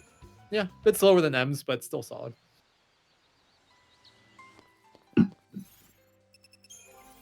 Meanwhile, Groudon's on the Gremlin dodges, doing the camera manipulation. Let's see how his second set lines up. The first one's pretty straightforward. The second one's trickier. Yeah, this dodge can be very rough. Yeah, it's okay. Yeah, this looks painful. I think Oh, you'll get God. over now, but quite a bit Maybe? of time. Okay, it's fine. Yeah. Meanwhile, speaking of painful dodges, M just had one of the pre-planned dodge. It's one of the hardest dodges in the chapter, but I think it's pretty stable. Yeah, chapter 7 is a weird chapter for dodges because like there aren't a lot of super hard dodges in chapter 7, but there are a lot of like medium difficulty dodges. So There are a lot of annoying dodges. yeah, you're probably going to fail a dodge in chapter 7, but there's like no dodge that you really should fail. It's not hard dodges. It's just curse dodges. Yeah. Yes. If you fail the one of the Flanitor dodges, I swear they all become impossible. Which ones? One. If you miss oh. one of the Flanitor dodges down here, suddenly you're gonna miss all of them. Well, the first two, they're like camera manipulable, so they shouldn't be failed. The last one, I actually like the retry on it. For the retry, if you just instant move on PC, it generally works. I do believe this is the first time we are using the Gestalt. Except, like, no, okay, we use Zantetscan, this is Shiva. This fight, you actually have to do, like, this sequence that we are doing is on purpose to make sure you don't lose chain on the Orion. And this diamond does should kill everyone. Yeah, perfect. You always do the same thing here every time. But in extremely rare cases, you can get unlucky and Snow will just whiff the Orion, in which case you're retrying. Yeah. You do not want to fight this thing fairly. You really don't. Yeah, it's super slow. You can't really recover it in any remotely quick fashion. So, I don't know what makes it miss. It's something you'll see like 1 out of like 50 runs maybe. I still, to this day, I don't have an explanation for it. It's just the game's saying, aha, lose some time. So, got the hallway dodges coming up here. These can be a little bit finicky at times, but they're generally stable.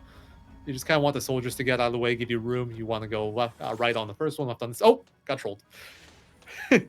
Oh, Soldier got him. They don't do that usually. Yeah, I think he cut it a little bit too close to it. And this is can be annoying on retry, or no, it's the other one. If you fail the first soldier dodge, the second soldier Yeah, dodge if you gets all yeah, Yeah, if you fail the that's what it first is. one, you're in trouble. The second one is fine. Yeah. Okay, so Groudon is doing the normal fight. I don't use this strat, so someone else will have to explain it for me. Yeah, so you go into medic synergy so that to manipulate Sass's AI, so Sass buffs himself rather than spending time on buffing Vanille, because Sass is the main damage dealer here, so we don't want to waste time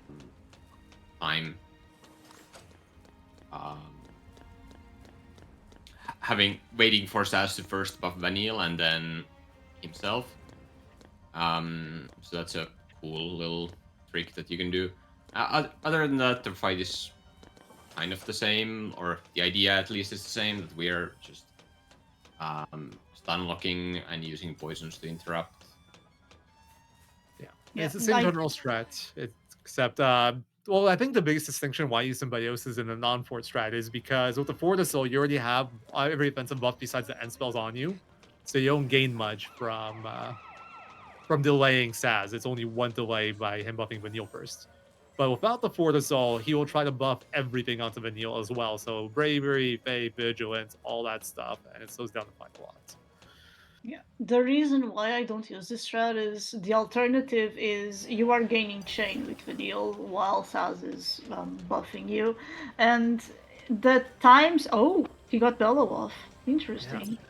Yeah. I feel like it was unintentional, but it looked like he was prepared for it, so might have just like spotted something wrong and adjusted on the fly. Yeah, but yeah, the alternative is either because when you are sitting on medic, you are not doing anything. So, and the both strats for Symbiosis and I forgot the other one, and Sim Sab, Ty-Turner, yeah, the times are more or less the same, but Ty-Turner needs better RNG to get the times of symbiosis. Yeah, from my experience, symbiosis is just like more reliable, but I haven't Yeah. touched a Tide Turner strat in a long time. To be honest, when I was running this game, like early on, the Tide Turner strat never really clicked well for me. I felt so much more comfortable with the symbiosis one. That's fair. But for me, it's exactly the opposite. Yeah.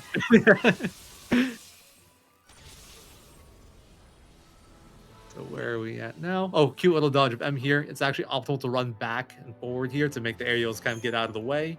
These aerial soldiers in any chapter are some of the hardest dodges in the game. They're just faster than you. They'll chase you down.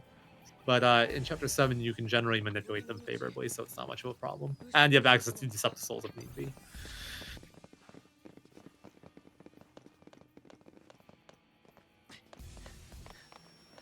Yeah, everyone is in Dodge City right now. Yeah, pretty much.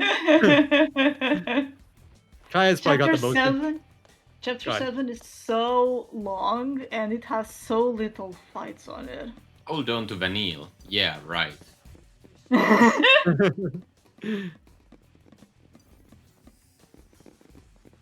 Let's see. Kaya. Yeah, she's not on this chapter, thankfully.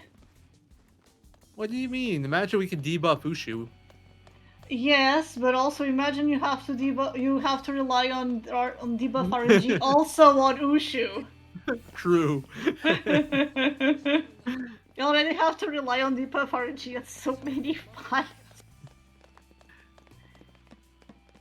Okay, nice. Kaya got through the dodges unscathed. That last one there for the Sanctum, I don't know what his name. I call him Scary Guy for all his variations.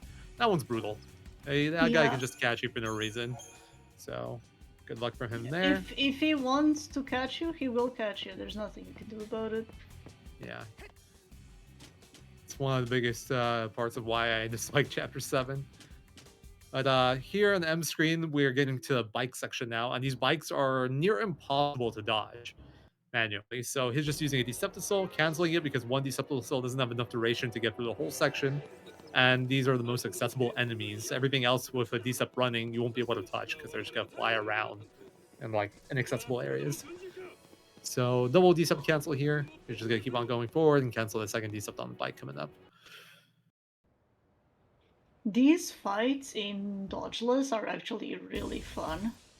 Really? They're terrible in Shroudless. Because you have development in Dodgeless, so they're not horrible. Hope will die sometimes, but that's fine, who cares? Oh. Just Phoenix down him and make him chain a little bit more. Sounds nice. Ooh, Groudon almost quit the game there. I saw it. Oh, whoa. That can happen if you try to skip a cutscene too early, or like retry a battle and you misclick or something. Quit is right below retry. Eats an input or something, you can get close. But generally, you don't lose runs to quitting out unless you really get thrown off.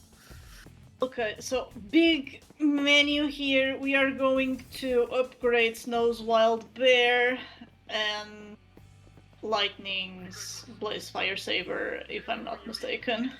Yep. That's right. So we used Lightning's Gladius until the end, until Perflorian, and now we're changing back to the original weapon, which is balanced between strength and magic.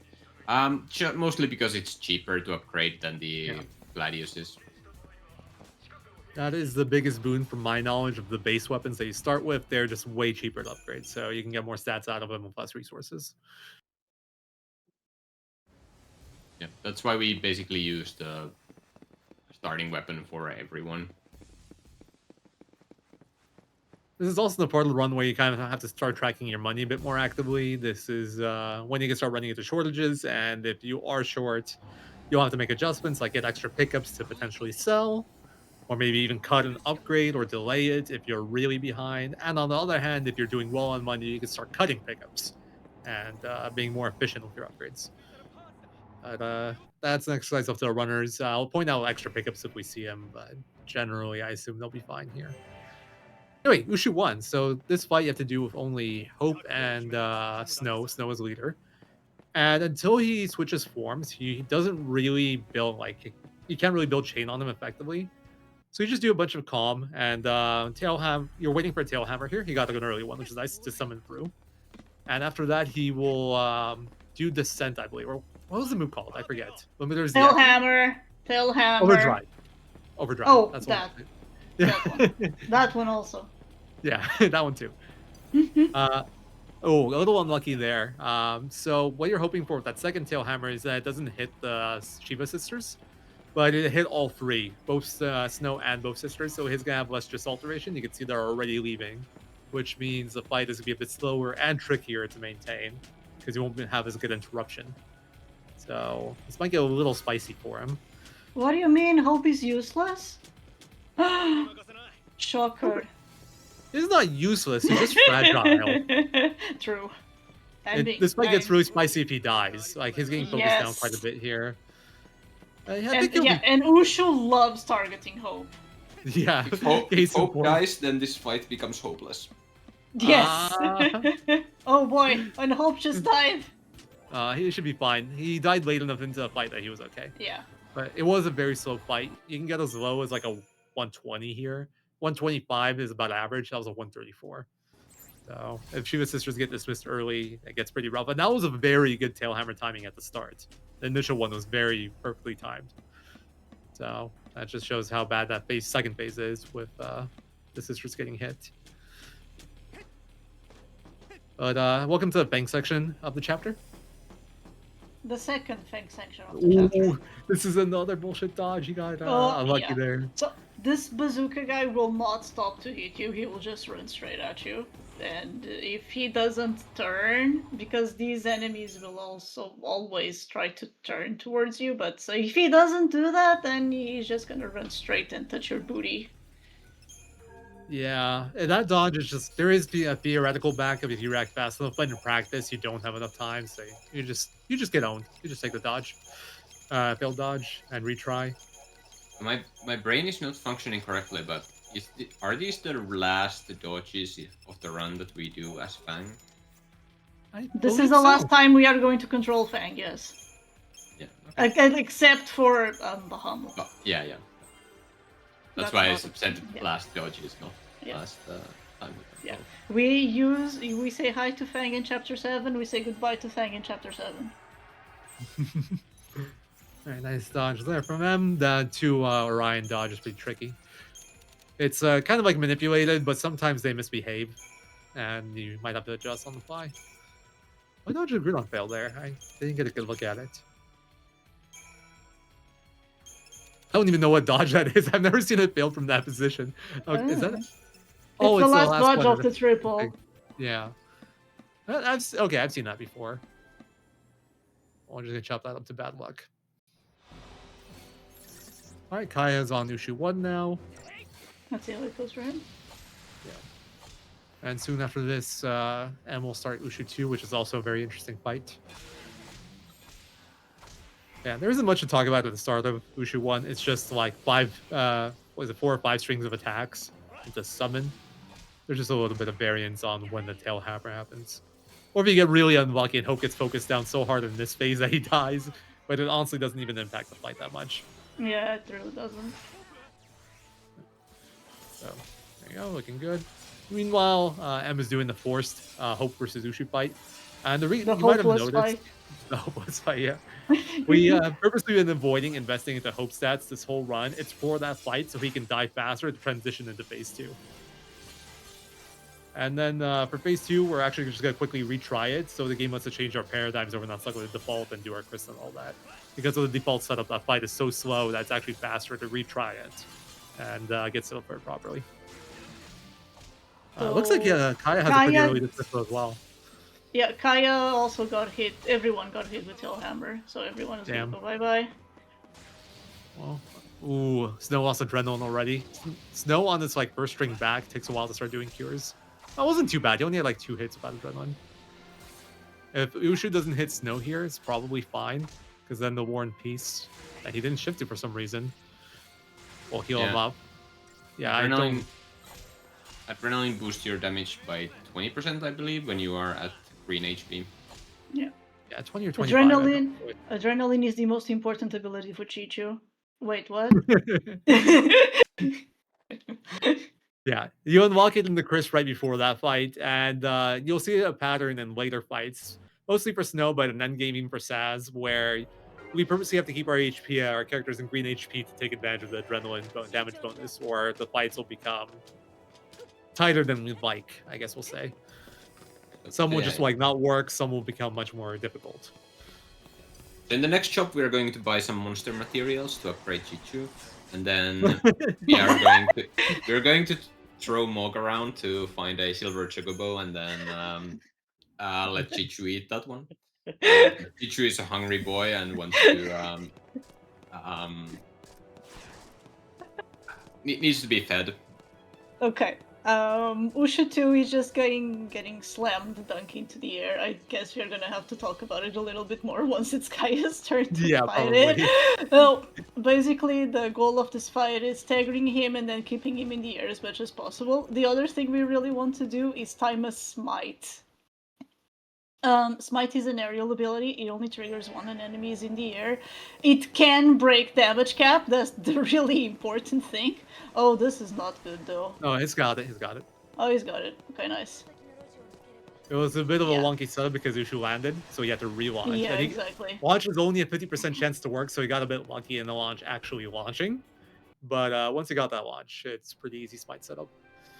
The one thing you have to be really careful of, well, not the biggest thing I'd say, is if the Ushu's falling down as you do the attack, and then one of your characters throws a spell out, they'll lock him in place, and then like Fang will assume that Ushu will have fallen down more, so she'll just miss. Yeah, I hate when that happens. It's so annoying.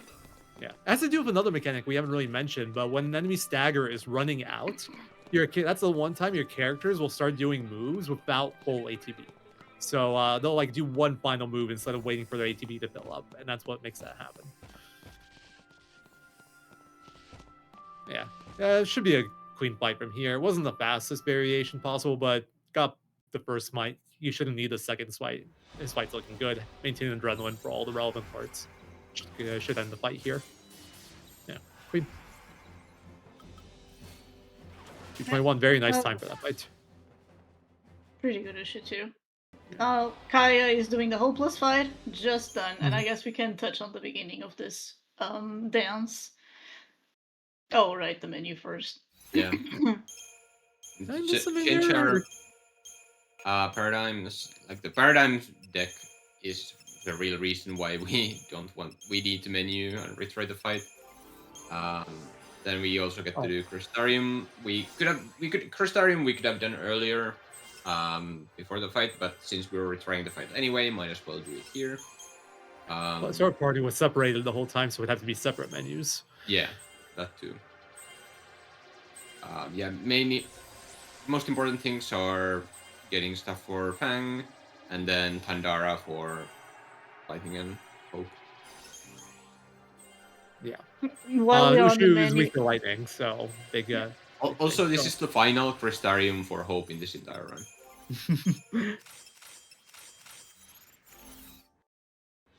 So while we are finishing this menu, Ma'am is just doing Hope's House 1. This is a Xantet fight. It is the worst fight in the whole game, and I will stand by that forever. This fight's so bad, and it looks like he's having a really bad one too. He's probably not. Yeah, that Ariel's not dying, and he might not kill another enemy here, so this can get spicy. Yeah, Ushu 2. So the beginning of Ushu 2 is you get Chain. This is the first fight where we get Chain using Saboteur, so we are spamming slows with Fang.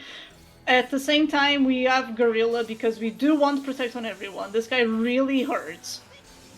And we wanted this is a variation. This is a very neat one. You do want Ushu to be targeting at least Fang or Hope. You don't want it to be targeting Lightning. If he's not facing you, it's very common for Fang to miss her attacks, and it's really annoying. So after he's staggered and you get the stagger slowdown skip, you are just going to launch it and keep it in the air with the Thandaras of Hope and Lightning and arrows. You want to maintain his position consistent because of timing the smite. And we go to aggression at the end of the chain because Lightning is still gonna do quite a bit of damage with ruins, and maintaining position with 4 ruins is way better than maintaining position with only 2 Thandaras. That was a perfect smite. That was really good. Yeah, and it's very important to slow Ushu as well, because Ushu is really fast without the slow spell, so that's also a nice thing. Nice thing to do, but yeah, the chain is nice, and it also, as we mentioned earlier, like Saboteur is enough to give us full duration for the stagger, so. Also, going back to the targeting thing, something you can do is if you see that he's targeting lightning, you can switch Fang to Sen and do a provoke to make him turn back towards you. So it's a nice little fix for that issue. But I'd like to talk about M's Hope's House 1 for a moment. So a good fight there was a 20-second fight. He got a 115. It was a really rough Oh my fight. god, that's rough. But he got a bonus Deceptisol, and assuming that's his first bonus, that saves like 50 seconds. Wow. Insanity. Yeah, the game give it, but Thanks, the game game. take it. Thanks, game. Now Sky Tank. We're going to attack like lightning.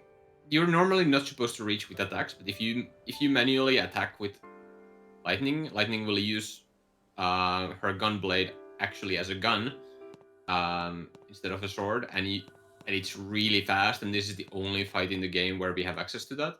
We summon Odin because Odin just is able to tank all the moves from Sky Tank and keep lightning safe and not interrupted. Also helps with dealing the damage. You want to kill the currents and the hulls first, because the fight is otherwise unbearable. They also deal, whenever you kill them, they also deal massive damage to the Sky Tank main body itself. And once you deal enough damage, eventually he will lower his stagger bar, or stagger threshold, so that we can actually stagger a chain. Yeah, right now he doesn't have a stagger threshold, so Yeah. the chain is minimal. But then he opens up, and then you can build the chain and stagger, and then we just continue spamming attacks. And this is also a bad fight. This is a really bad fight to die on, because if you do, you have to do Hope's House 2 again. But that was a clean fight, so. Yeah, Kaya had a clean Hope's House 1. So I've raced these guys 3 relays in a row before this. I can just imagine what the voice call is like after having got that. Hope's House 1 and Kaya got a good one. But yeah, Hope's House 2 is a lot easier. Hope's House 1 doesn't rely on targeting RNG as much. The only thing you're hoping for there is that they group up well, so your blitzes hit multiple. And then we do make our way to get a chest here. This is a Brawler's wristband. We'll be upgrading that later, but for now it's just an extra 50 strength, which is really good of how many attacks Lightning does on Sky Tank. Incredibly powerful here.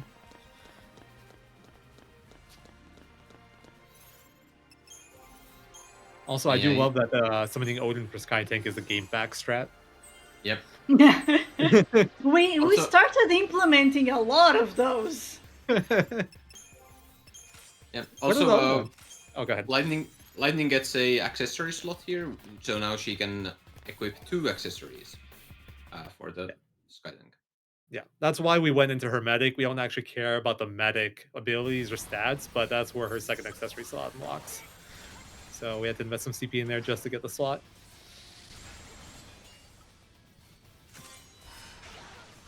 Meanwhile, Groudon's starting Ushu 2 right now as well. Hopefully that goes well for him. So the one thing you're looking out for in Sky Tank is you don't want to see Missile Barrage, because that move will hit Lightning and interrupt her, and it will do enough damage to put her into yellow HP, which will make Lightning do a Kiraga, or Odin do a Kiraga to heal her. And when that happens, it kind of consumes his ATB, so he won't attack with Bandaras and Bandagas for a while, so you end up with less damage overall. It's one of the few notable slowdowns to the fight, but both runners, both M and Kai so far, have had very nice fights in that regard. No bad luck with Missile Barrages. Yeah.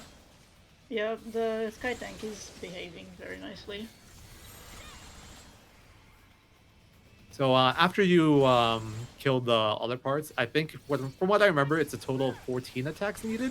10 or 14 before you push him to the next phase. And he behaved very well for lightning Kaya there as well. Only did one plasma blaster at the very end. There's also variance on how fast he moves away to go into the phase that is entering now. Sometimes he'll just float there for a while and it'll slow down the fight a lot. But it's looking good.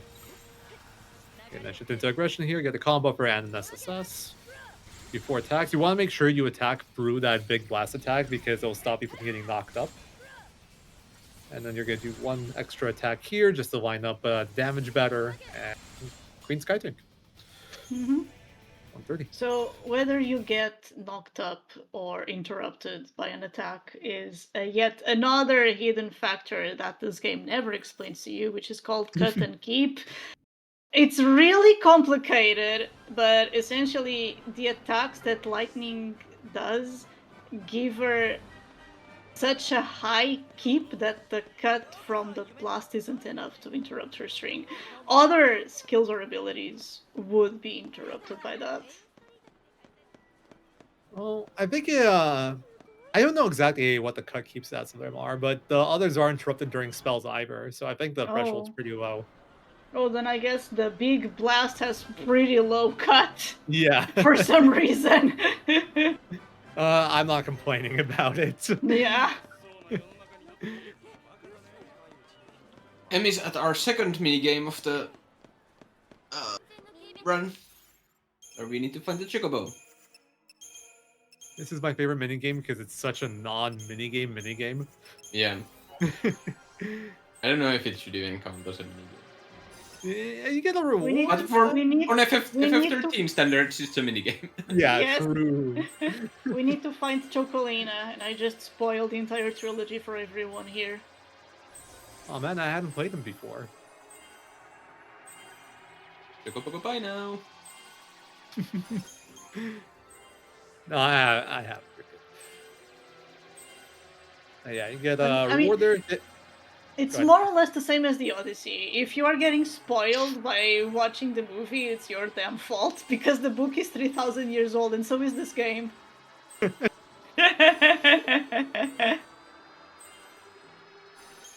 Oh yeah, Groudon is on Hope's House 1, but it looks okay so far. Yeah, and so the biggest things you're looking for is Zunt at level 2 going into this phase, and duration on as many enemies as possible. And yeah, it looks clean. I think this should be a very fast fight. So good Hope's House 2, or Hope's House 1 from Kaya and Groudon. Well, a lot less so from M. M suffered. Wait, I thought we were skipping this chest. Wait. Oh, maybe he needs it. Maybe his money's very bad. Yeah. That's the only explanation I can think of. Pure money backup at this point. Because this chest is a Speak of Defender's chest that lets you get that weapon and you just sell it for money. It's quite a bit, it's like 8k. But with modern money routing, we cut our weapon levels, and by cutting our weapon levels, we were able to cut out the money from that chest pickup. So it's a big surprise that he got it. I guess his money is just absolutely awful if he has to get it. Alright, so one of the most RNG fights in the run right here, Midlight Reaper. The reason this is very RNG is because of what Farah has been alluding to this whole relay. Thanks, Vanille. Yeah. The debuff RNG is a big thing here, and wow, Poison Star, that's really good. And you don't get a lot of chances before you start losing time. So you need Deep Protect. Poison's a very big bonus. Wow. Okay, yeah. He's so unlucky, by the way. Oh, wow. So we got What all do you three mean debuffs. Vanille works sometimes? This is like perfect. This should be a very good fight. So yeah, you need Deep Protect. You want Poison. Don't really care about D-Shell. If you don't get Deep Protect within 2 post-stagger strings, that's when you start running into trouble. You can delay your stagger a bit by like doing your shift a certain way, not buffering a blitz. But yeah, when you get it this early, you don't have to worry about anything. You can just go. So that should be like a 106 or better probably, with the average fight time being a bit over 110. Should finish here with a blitz. Didn't even get interrupted there. Very good. 1. Holy, that is the best fight I've ever seen. Holy, that's an insane Reaper. Maybe I should taunt Vanille more, damn. I think the trick to getting that kind of Midlight Reaper is getting a 115 Hope's House 1.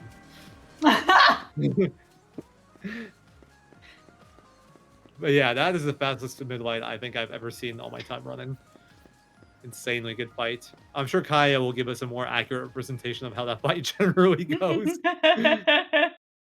But So looking at Groudon, I don't think that he also got the missile barrage. yeah, his fight looks fine too. Yeah, he looks fine. It can get a little spicy here if he gets spam interrupted on lightning. Okay, he's fine. That's the one way you can die here. Take a plasma blaster, then take another one, and you can't get a potion off before the third one. Yeah, so he's getting kind of owned by plasma blasters here, but he should be okay. Apparently, I made 2 mistakes in Chapter 6 menu, so that's why he went for the chest. Okay, that makes sense. Nice So backup. one. No, you go.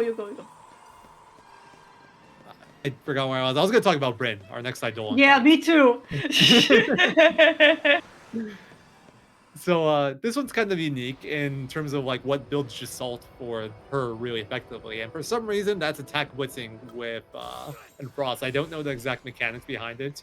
You still want to get the debuffs, not for the damage, but for the modifiers, the conditionals it gives you for building Gestalt. But besides that, you really just want to attack blitz, have Vanille and Rav as long as possible when once you already have the debuffs, and besides that, just heal Vanille and potions if needed.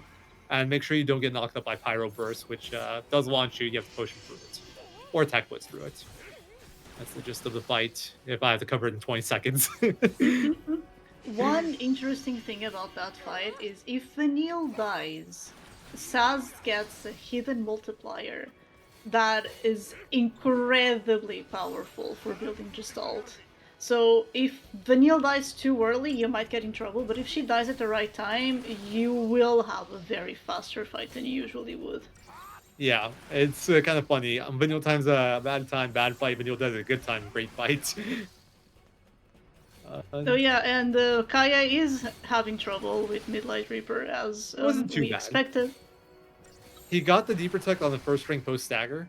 The one thing I don't like that he did is that he Rav buffered the blitz, so he staggered a tiny bit earlier, which means he has a little bit less stagger time to kill. So I think he might just barely fail to kill before stagger runs out. And yeah, it looks like. Yeah. But he can finish post stagger with a few blitzes. Won't be too much time loss.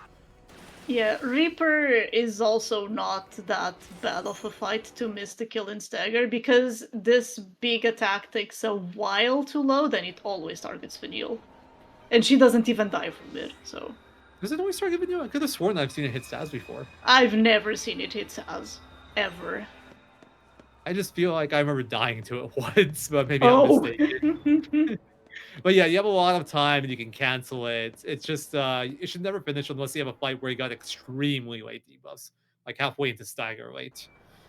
So, it's just, you don't die generally on that fight, but you can lose a lot of time if you get unlucky. On M side, you're seeing the reason why we don't have a backup summon for Protoflorian anymore. And it's the Chapter 9 starting fights. Yeah, it's because it's much using the faster here, if you summon. Yeah, so it was about 15 seconds compared to like a average / good version of no summon. So it's a big improvement. And I think it let you optimize the menus as well, from what I remember. Yeah. So coming up is one of the worst dodge segments in the run, in my opinion, for M here. So start off, there's one aerial that can block you. That guy isn't too big of a deal. You can just kind of wait for him to move out of the way if you see he's going to do it. And after that, there's going to be a group of 3 aerials. Those are fine as well. They can sometimes catch you, but uncommon. Then we have the 2 aerial dodge. There is a very specific setup for it, but on PC, it's still really unreliable. So very likely to fail. The dodge after that, it doesn't have any strict setup to it. You just kind of have to do it, and it's also very unreliable. And then the final dodge, it has a camera manipulation setup to it, but it can still be tricky regardless. This is a segment where you can like either fail no dodges and not use the decept, or you could just fail like 3-4 dodges and use a decept. It's a brutal segment in my opinion. Instructions unclear, decept everything. And the problem is you can't decept everything. Well, you can, but one decept isn't enough duration to do everything. Yeah, you need dangerous. to do it twice. Yeah, and that's just really slow. So you kind of have to pick your poison, even if you want to decept. So I got the 2 aerial dodge cleanly, but he failed this one, which also is a just really bad dodge in my opinion. Nowadays, I like to decept the 2 aerials in this one, and then do the last one manually. That's my preference. Last time I ran this game a year ago in the last relay. Well, the thing about the air shoulders is that it's free on the retry, so Oh, mostly free. They can sometimes troll by not moving, and then it gets a little tricky. But most of the time, it's pretty free. And thought about decepting and decided not. I just got lunch. Nice. That sounds. I'm a little jealous.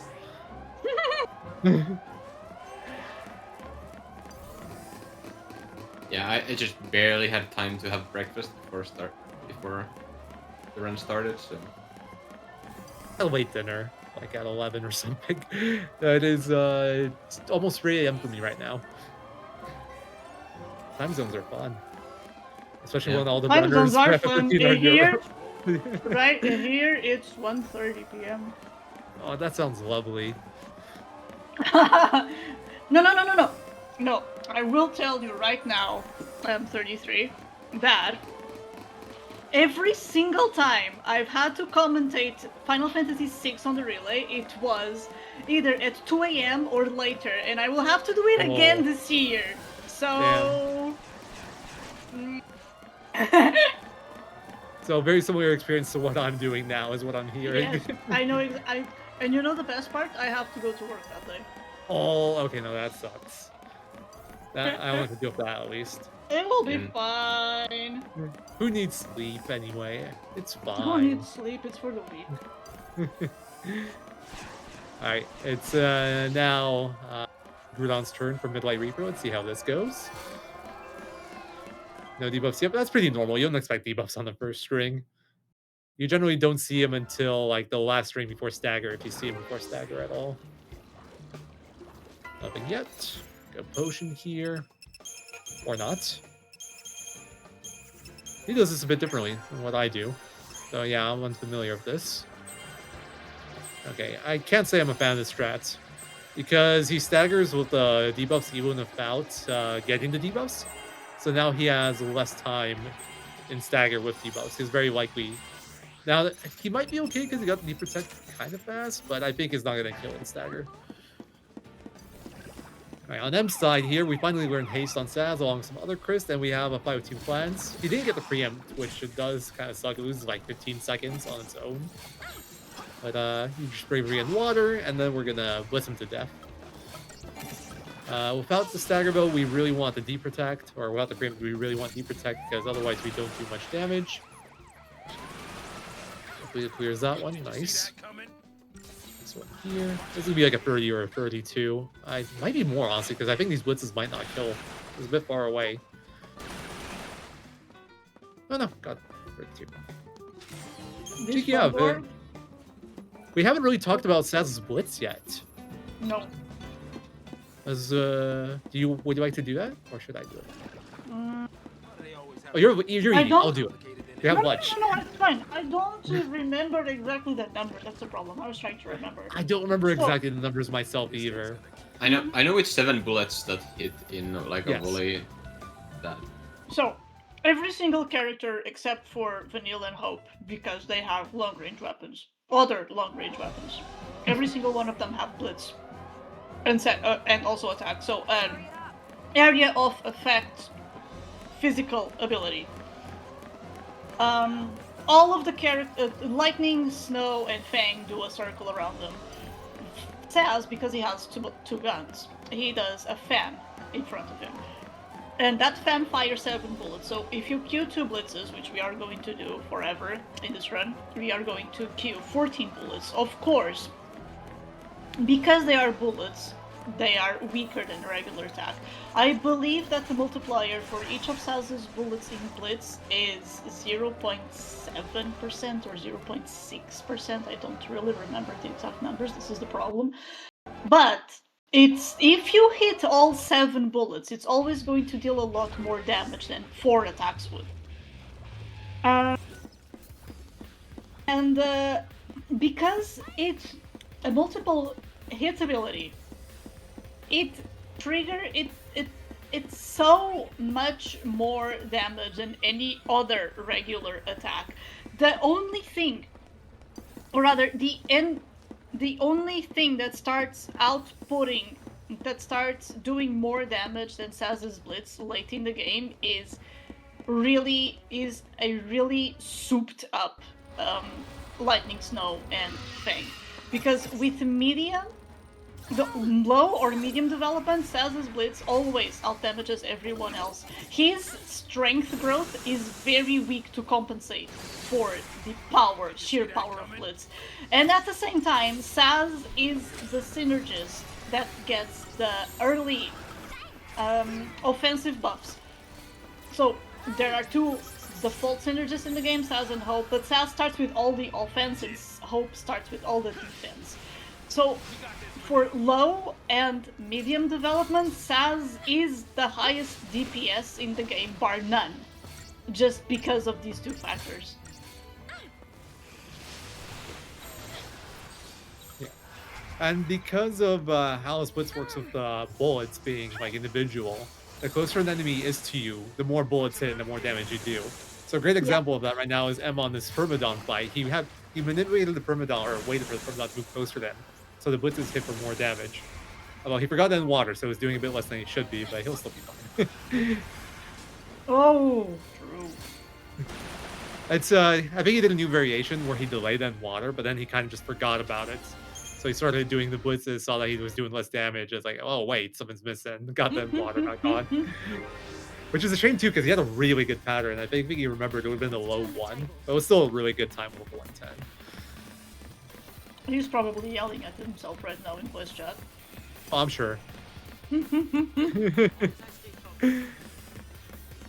Alright, Oh, so Groudon failed to kill. Oh, he failed to kill. Yeah. I'm not sure which one this is, the first one or the second one. Probably the first one. I think you're much less likely. Yeah, the paradigms aren't set yet, so this is the first one. This is like it's a Raider B as well, and I think there's only one in the second one. Yeah, lost like 25 seconds there. Unfortunate. But sometimes that could just happen if you get bad targeting luck. Right. So M has another big menu coming up here. We're gonna upgrade our Brawler's wristband to Warrior's wristband. So we mentioned earlier we upgraded the Power's wristband, we upgraded the Brawler's wristband now to Max, but you can also upgrade them to the next tier, which is from Brawlers will be to Warriors. And to do that, you need a Catalyst, which is a special kind of component. Luckily, the one we need for that is Uranite, and that's a guaranteed drop off the Midlight Reaper fight, so we always have it here. And that upgrade... It's not the Sky Tank? I think it's the Sky Tank. I think you're right. Sky Tank. My bad. I'm thinking of a Piezoelectric Element, which isn't even guaranteed, so I'm just wrong. But yeah, that gets in the Warriors wristband away. I'm trying to remember if you upgrade anything else here. I'm kind of drawing a blank. I think Doctor's Coat as well, if you don't have it upgraded already. And you also buy a Shaman's Mark. You used to upgrade the Doctor's Code here, but now I saw that you do it in Oh yeah, it's in Tidgens now. Yeah. I think you, yeah, that sounds right. And I think I saw upgrade Doctor's Code in Chapter 4, but that's like an optional thing if the components make sense for it. Otherwise, you upgrade it in Chapter 7, I believe, or 6, I forget. And you do want to upgrade Doctor's Code, because most of these accessories, when the higher level they become, the higher stats they give you. But Doctor's Code always has the flat effect of improving potions. It does not improve potions more the higher level it is, and it only has one level to gain. The difference is, items in this game can get dismantled, and dismantled items are different depending on their level. So max level items dismantle for different things. The Doctor's Code is the more gregarious example of this, because at level 1, it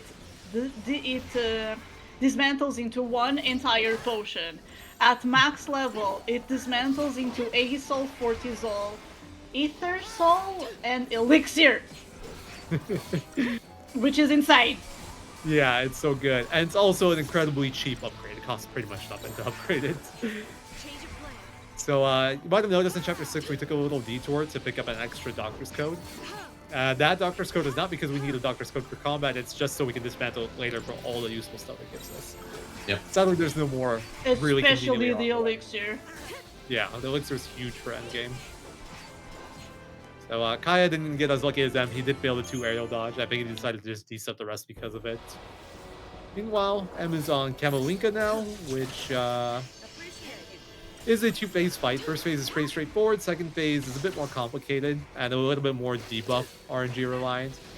You really want slow and curse as fast as possible. Slow is more important. Curse, you do need it before you can transition into routing, but you still want it early just so you can interrupt Kamalinka more. So we'll get interruption. We won't see Hellstorm Bolt. But if we don't succeed in interrupting him correctly, he'll do a move called Hellstorm Bolt. And the way that move works is it actually targets the lowest party, the HP member of the lowest, or the party member of the lowest With HP. the lowest HP. Yeah, there we go. So you got to make sure you potion up here. So Hope has the lowest HP and it targets him. If Lightning's below Hope, then it'll target Lightning and it'll kill Lightning no matter what, and you will game over. But he did get match against interruptions, so we're looking good. The free lightning bolt attacks that he's doing now, they'll always target the same person. Like, the target will be random, but the 3 in a row will always be on the same target over and over again. So second one's Fang, which is a little annoying because he uses adrenaline, but it's better than lightning, probably. Better than, I don't know. Doesn't really matter. He had a good fight, is what I'm trying to say. That was a really good fight. Yeah, very clean, and not like perfect, but he hit all the major stuff. So very good result. 115 is a very nice time. Ooh, so we're going into the bridge part of chapter 9 now. So on each of these platforms coming up, there's a group of enemies that we're supposed to have to fight to activate the switches to activate the next bridge to go on the story. And we are going to fight the first 2 of these. But after that, we're going to do something called bridge skips. And we kind of alluded to this earlier in chapter 3, where M skipped the despawn Gandalf. There are load lines to spawn and despawn enemies. And we're going to essentially abuse the despawn lines in this segment to despawn the bridge fights. I'll explain a little bit more in depth once we get there. I'd like to cover the fights a little bit more before we go into it. Or maybe my commentator as well. It's been a while, but we are now developing Snow. Snow is going to be pretty much a permanent team member from this point forward. So, we use SAS for Blitz and we use SAS for offensive buffs. We use Vanille for offensive debuffs. That's pretty much the only reason why we choose Vanille. I guess her medic is useful too. And we are not shooting her because she's the best girl? That's why I use her. Okay. Yeah, that's the only reason I'm using it. I am not here to argue taste with you. The third party member has been kind of a debate between Fang and Snow. Well, it was very early on, but Snow is always the better choice. Like, you don't want to use Lightning because you need a Sentinel. We are too low development not to have a tank. So Lightning is out of the question. But Snow just wins over Fang for 2 reasons. One, his attacks are a little bit faster and also much more consistent than Fang because Fang uses a spear, so there are a few things that don't go that well sometimes with her. And Snow has access to a default Ravager paradigm, meanwhile Fang, as a Saboteur, she is useful, but she's not powerful. She doesn't really bring anything to the table that a third Ravager would never do. And to unlock her Ravager, you need so much investment that we are not ever going to get. So, and that's why Snow just always wins out in the end. I do sometimes Fang route runs, I did sometimes Fang route runs for the memes, and she's fun. Like, it's fun to have a Bard 3 fight where he just sits and doesn't move for a minute, but it's not fast, it's just funny. Yeah, I think Fang would be really good if you could control her AI better, because the big issue with her is that you can't force her to do Sab once she's inflicted debuffs, so you have to go into her Rad development.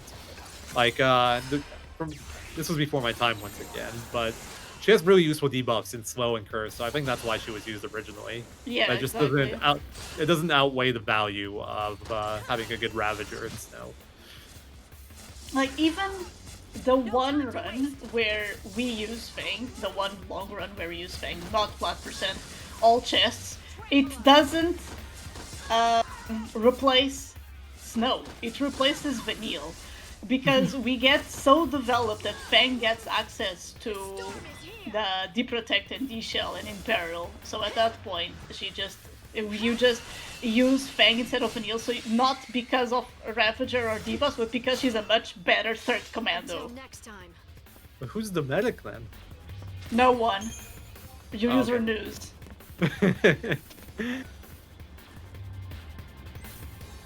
Healing is slow. Who is Well, healing is does not deal Exactly. damage. Exactly. That's It's true, all chat. yeah. Do you know you get maxed magnums? Do you think you need healing? Oh, that's a fair point. Well, to be fair, it's Magnum, so if you took that much damage, you're probably just dead. Exactly. Okay, back to the bridge despawns. So Emma's doing the first one right now. So the way it works is right at the start of like the bridge here, or I guess like end coming from this side, start when you're going down it. There's a line that spawns and despawns the next enemy group. So when you cross it right there, backtrack into that enemy group, he despawned the enemies up ahead on the next platform. But then when he got into the battle and retried, it actually spawned him past that line towards like the next area, next platform. So he didn't have to cross back over it again, so he never respawned the enemies on the third platform. And that lets you just despawn them. So now you can see up ahead there won't be a group of enemies, and he gets to activate the switch right away, which it seemed to give a very annoying, painful fight. Which, once again, before my time, but I heard it was bad. And now he's going to do it again for the fourth fight coming up. So it's just going to be running forward far enough here to respawn the enemies behind him, which is like the second bar roughly on the second part of the bridge here. And you can see the enemies respawn. He's going to do the same thing again, enter the zone there. It'll despawn the enemies on the fourth platform. He's going to retry, and it'll put him past the loading line again to respawn them. No, despawn those. So pretty straightforward, very cool tech. I think somebody just joined the Discord one day. It's like, hey, you guys doing this? And I was like, what? What's this? Cool piece of FF13 history. Speaking of, you guys like FF13 history, check out the MrZwanzig's video on the history of any percent. Oh, the world record. It's such Yeah. a good video. It is so good. Also, Groudon just had the worst Thermodon fight ever. Vanille died. I just looked at Vanille and she was dead. It's like, okay, cool. Game being game. I've seen worse than that. I thought we were talking about the dodge before with the Thermodon where that guy was not behaving either. Oh, that one too. So Groudon's just getting pretty unlucky today, sadly. Oh, so coming up we have Part 1 now, one of the coolest fights in the run, and M will be doing this portless. So very cool complex strat here. Pretty much you want to kill the heads here first, and you want to do it with certain timings. So yeah, essentially everything lines up the correct way, but let's start off with opening. First off, we're going to blitz the two heads on the side, just to get some chip damage going. And then after this, we're going to do a Libra Scope, but that's so Saz knows what the heads are weak to. We're going to throw a potion. Very important we maintain Snow Adrenaline here. So he lost Adrenaline for a bit there, but it wasn't too bad. It was only like 2 hits. Then we're going to do a pattern here, 3 attacks, potion into 4 attacks. This is looking pretty bad because Snow is not Adrenaline again. Very important for the threshold on his head. 4, switch into Strike Team. And I believe we're doing 4 here. I'm a little rusty, so I forget if this is 3 or 4. Switch into Cerberus because we have all the buffs we need on Lightning and Snow, Bravery, and their end spells. Potion up.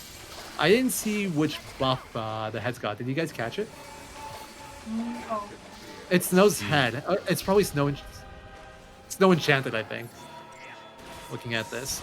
So that's a rough one, especially... Okay, no, it wasn't Snow Enchanted. Snow was just under damaging because of the lack of Adrenaline, which is pretty bad anyway. So you have to wait for Stas to do buffs again. Sadly, he's really delayed because the pattern got really thrown off. So this is going to be a wonky fight. But you need Stas to end spell Lightning again with the correct element for the head she's hitting now, which is in water. And then we're just going to loop Strike Team. Stas is going to buff himself in the meantime.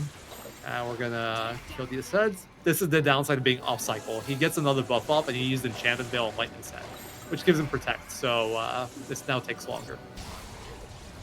Wow, Snow's head actually died first. That's very unusual.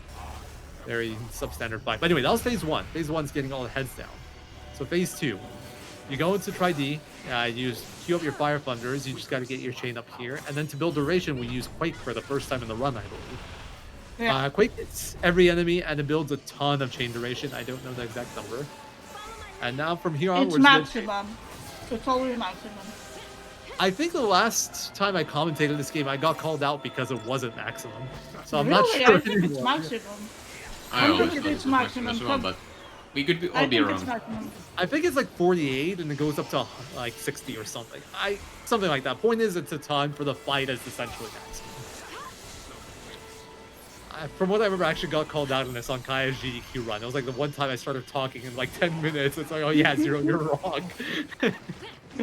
But anyway, point is you want to get the chain up to like 700%, and you want to shift in Cerberus in a good timing so you can maintain interruption of all your characters perfectly. Because if Bart gets to move here, he will do either Smile or Destrudo. And the whole point is to avoid Destrudo. We actually call it Destrudo skip. Destrudo makes a stagger go away, starts charging up, and it takes forever. And M got it really cleanly, so good job to M there. Not the best head phase, but the Destrudo skip and the second phase of the fight was pretty much perfect. So well done. The Fort West fight, it's a lot trickier than the Fort fight. There's so many factors you have to worry about. You have to worry about Lightning getting interrupted, Snow getting interrupted, Snow's HP for Adrenaline, which head he buffs, what buffs he gives it. There's like 3 variations just based off of he does Enchanted Veil and if he does on which head. And for example, Snow Enchanted Veil, there's very tricky shift timings if you want to get the optimal pattern for it.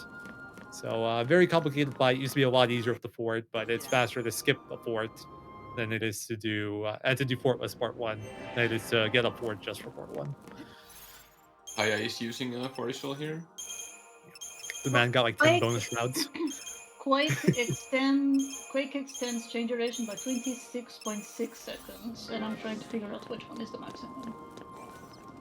I know it caps at like 45, 48 on PC, but I don't know if you can go over that and it'll just like cap over, you know? Like you can go to like say like 60, but it'll still behave the same as 48 if you stagger on that because that's the limit. So I'm not sure on that mechanic. Alright, so while I'm doing that pulse work fight, we'll focus more on Kai because we get a different variation here of the fort. So notice we didn't open the blitzes. We go straight into attacks. That's because we get the end spells right away. And this will go a lot smoother because we start off with Bravery and end spells right away. So the RNG on the Enchanted Veil is nowhere near as prevalent. It's going to raise the heads and do an Enchanted Veil here. And if it gets Lightning, all the changes here is that Lightning needs 1 more attack to kill it instead of 3 attacks. She needs 4. So it's very straightforward. Now you wait for the water. Should do it right about now. Got it perfectly timed. The moment she hit, that's it, then water. And from here, it's 14 hits on that head, while Snows is DPSing the other one. I think Kai does this a little bit differently from what I do. Yeah, he's not refreshing. I like to refresh here. What do we do? But, Yeah, so go ahead.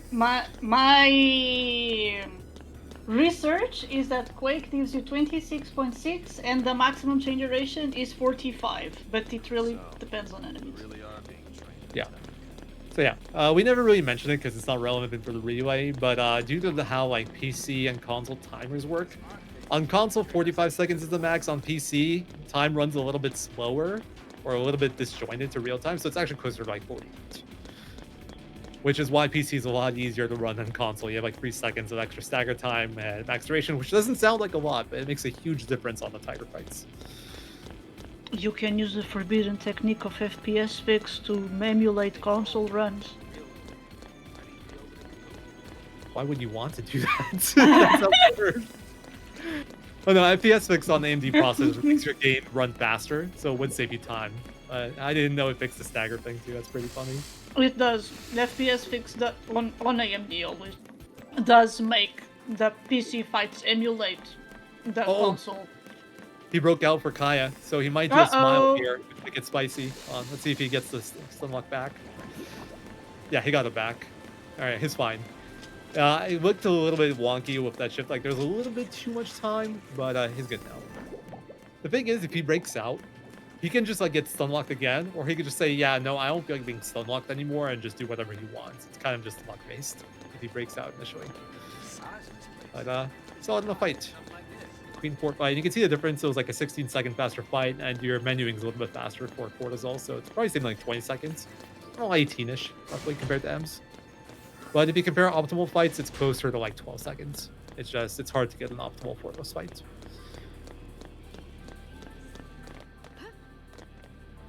Ooh, we got birds coming up for M.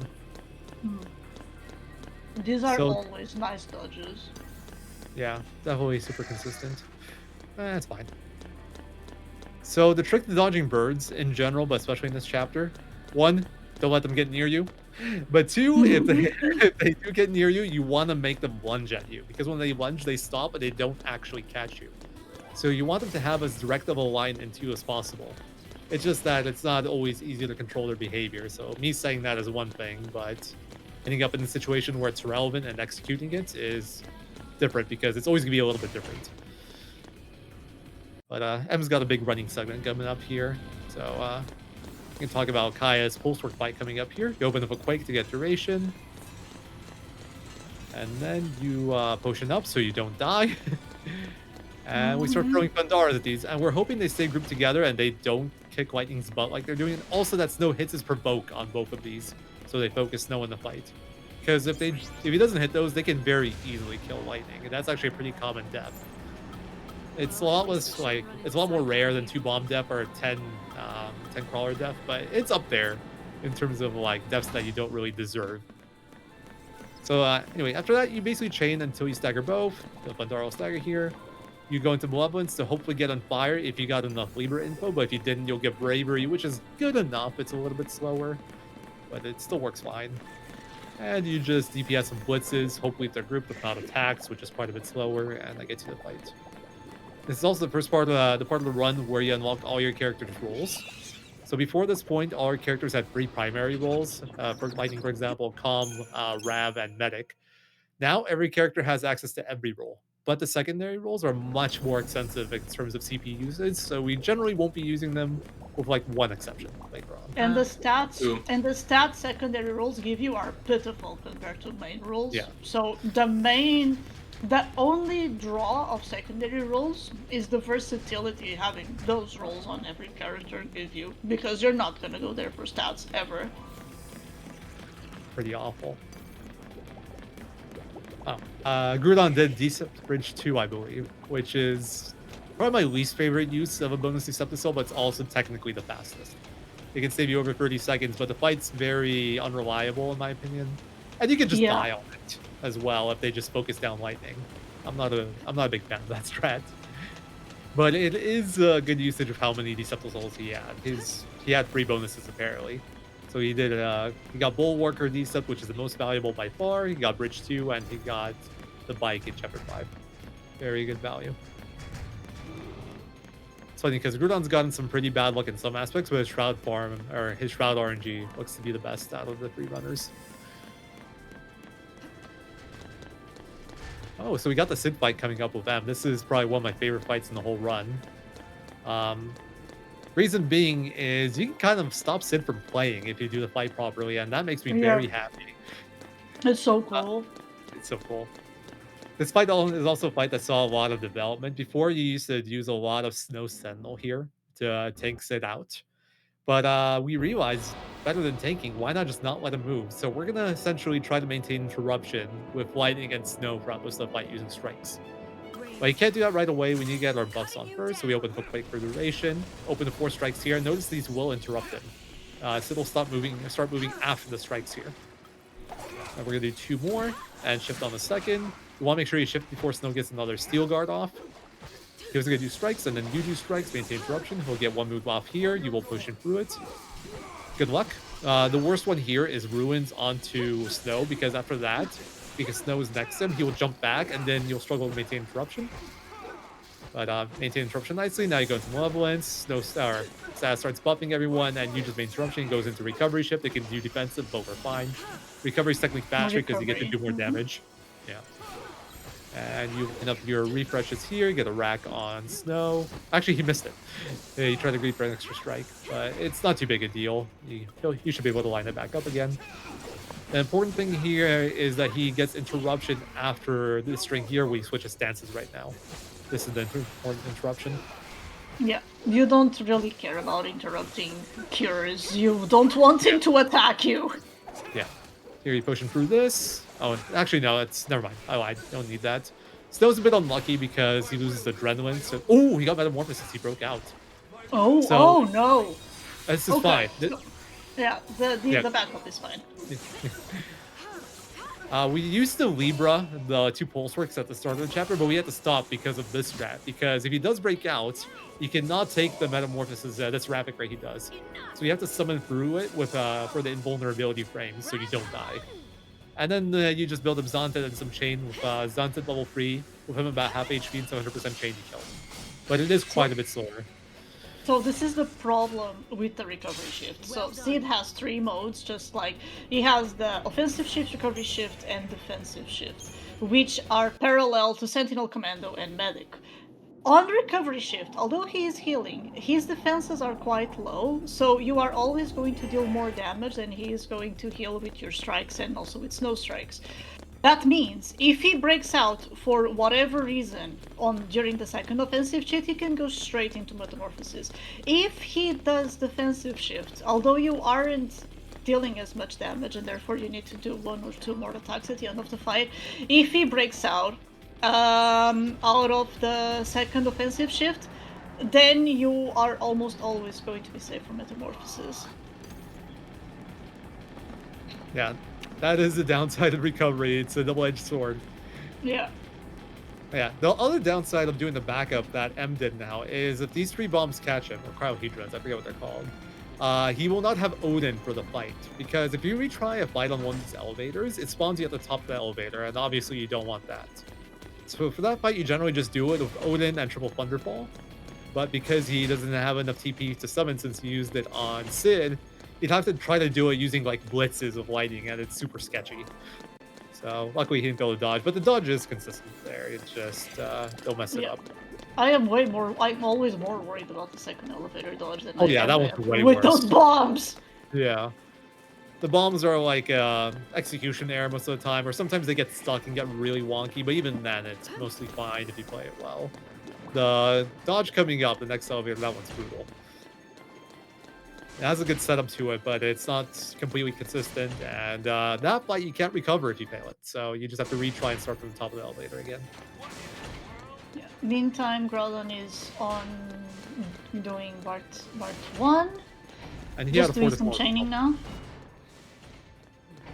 Yeah, is trying to line up now. The ring goes a bit awkward there. I do not like this lineup. He's gonna get another move up. Yeah, this is bad. He might die even through this potion. No, Oh lightning boy. won't get him. Yeah, a little close. Oh, no, this Trudeau skip. That sucks. And he has so much Oh, HP that left really too. sucks. Oh my god. Oh wait, no, this was Fortless. I thought I saw a fort. But No, looking no, at- no. This is Fortless. Yeah, okay, I'm mistaken. Everyone did Fortless, I think. No, Kaya did fort. Oh, Kyle did Fort. Okay. Yeah. So yeah, you can see if this fight goes bad, you just basically have to chain up, maybe reapply your buffs for haste. That's like a judgment call on the runner's side. And just basically do the fight again. It loses like up to a minute. And it can even kill you. It's really sketchy. So on Kaya's screen, you can see that he went on defensive shift, so he's doing guard. You deal no damage here. That also means you're always going to be safe from metamorphosis before stagger. I also think he's done a better job with interruptions so far, by the looks of it. It is potion later than I normally do it, interestingly enough. Why is this lineup correct? This looks wrong. Because he went into guard again. He Oh, can he did do double that. guard. Okay, okay. Yeah, he I did didn't- double guard. No, he did double guard. So yeah, that's something that can happen. It can happen.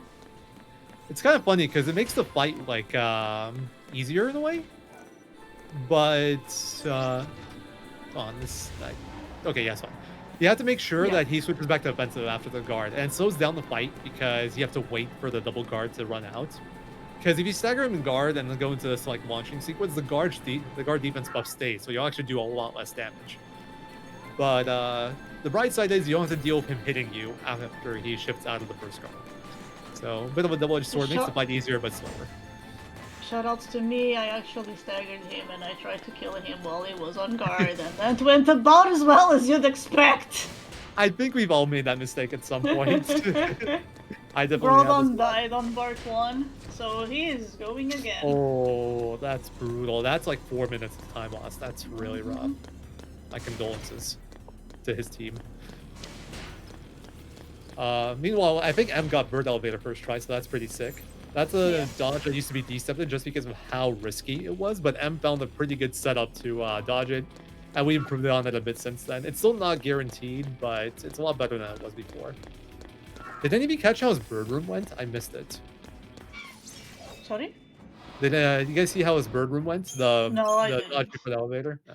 I'm assuming because he's on good pace that it went fine. Yeah, I assume so too, because it's just lucky. I looked away for Sid and for Bart 1, and suddenly he's on Bird Bridge, so... Oh, Kaya got caught by the bomb elevator. Ooh, Uh-oh, but he has summon, so it's fine. Yeah. Just triple thunderfall. Whoa, what is going on? Whoa! Interesting. Interesting. Oh, yeah, you could just triple thunderfall. Now you can also just do a Ron Zantetsuken, and that'll give you like a 2-second fight time, but it's actually slower because the Zantetsuken doesn't count towards the fight time, and the animations are like 15 seconds or so. So the triple thunderfall is faster. Ooh, Bahamut! Bahamut This is my favorite time! fight. This is the last time we're using Fang. If you like it, go for it. That's not true. She has one more coming up. No, 2 more coming up. Last As time, leader. she's a leader. As leader. Yeah. True. Okay. Pretty good pattern. I like this. Lightning's gonna die here, but assuming he has Phoenix Downs, I'm a big fan of Lightning dying in this fight because it means he's not interrupting Fang and Vanille. Maybe just Phoenix Downer, and then you're fine afterwards. We do 8 shift here. Luckily, didn't do a fast whirlwind, so you just push him through. Because we got Curse, he actually won't knock up anyone that's doing an action because we lowered his cut. So, it's looking very nice. Chain up with the other 2. So ideally here, you use Rav for Vanille and Lightning, and you use Sab for Fang. That's like the optimal way to build your Salt in this fight. So you kind of have to juggle your paradigms in a funky way, because Relentless has both of them Rav, as Lightning and Vanille Rav, but it has Fang as a calm, which isn't that good in this fight. And then you have Ruthless, which has what is it? Sab, Calm, Rav, with Lightning as a calm. Yeah, Sab, Calm, Rav. Yeah, and Lightning's calm is also bad for this fight. So you kind of want to juggle between your paradigms, where when Lightning is doing something, you do Relentless, and when Lightning is not doing something, you go into Ruthless and you use Fang Sab. On a little balance to maintain there if you want to just build your Gestalt optimally. But that was a good fight for him. That fight can get really good Bahamut. Yeah. If you don't inflict slow quickly, you can get very dicey with Bahamut just constantly just wailing on you, and you won't have like much time to get set up at all. It can get very dicey. So outside of the Odin fight, that was a pretty damn clean chapter for M. Or sorry, Odin fight, the Sid fight where he summoned Odin. Yeah. Yeah, meanwhile, Kaya has Bird Room right now, the worst dodge in the game in my opinion. Yep. This place is so bad. This So place there's is so bad. there's 3 birds there. There's like 2 of like the purple ones, one the yellow one. The yellow one is the one you have to look out for because it will not lunge at you, and it runs like twice as fast as the other ones. It's essentially undodgeable once it starts running at you. So what you want to try to do in that room is try to keep it turning, lock it in turning animation as much as possible so it doesn't chase you. But easier said than done. And even like the other birds or even the behemoth control you. The behemoth can just like run in front of you and block your path. That room is absolutely awful. Shoutouts to Plat Percent and all missions where you have to do this corridor a million times. In this run, at least you only have to do it once. So this is a set of 6 dodges that are very annoying to do. It looks so bad backwards too. Yeah, backwards is horrible. You can see on Kaya's run right now with the bird elevator. Notice how he did circles to keep the yellow bird turning. It's the exact same thing as the bird room concept. But you also have to make sure the birds chasing him always lunge so they don't catch him. It can be a very tricky dodge to execute. Both M and Kaya got a first try though, so well done to them. Yeah.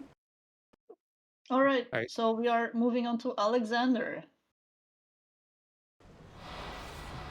This fight has some very tricky timing to it. Once you get past like the first 3 shifts, it's pretty straightforward.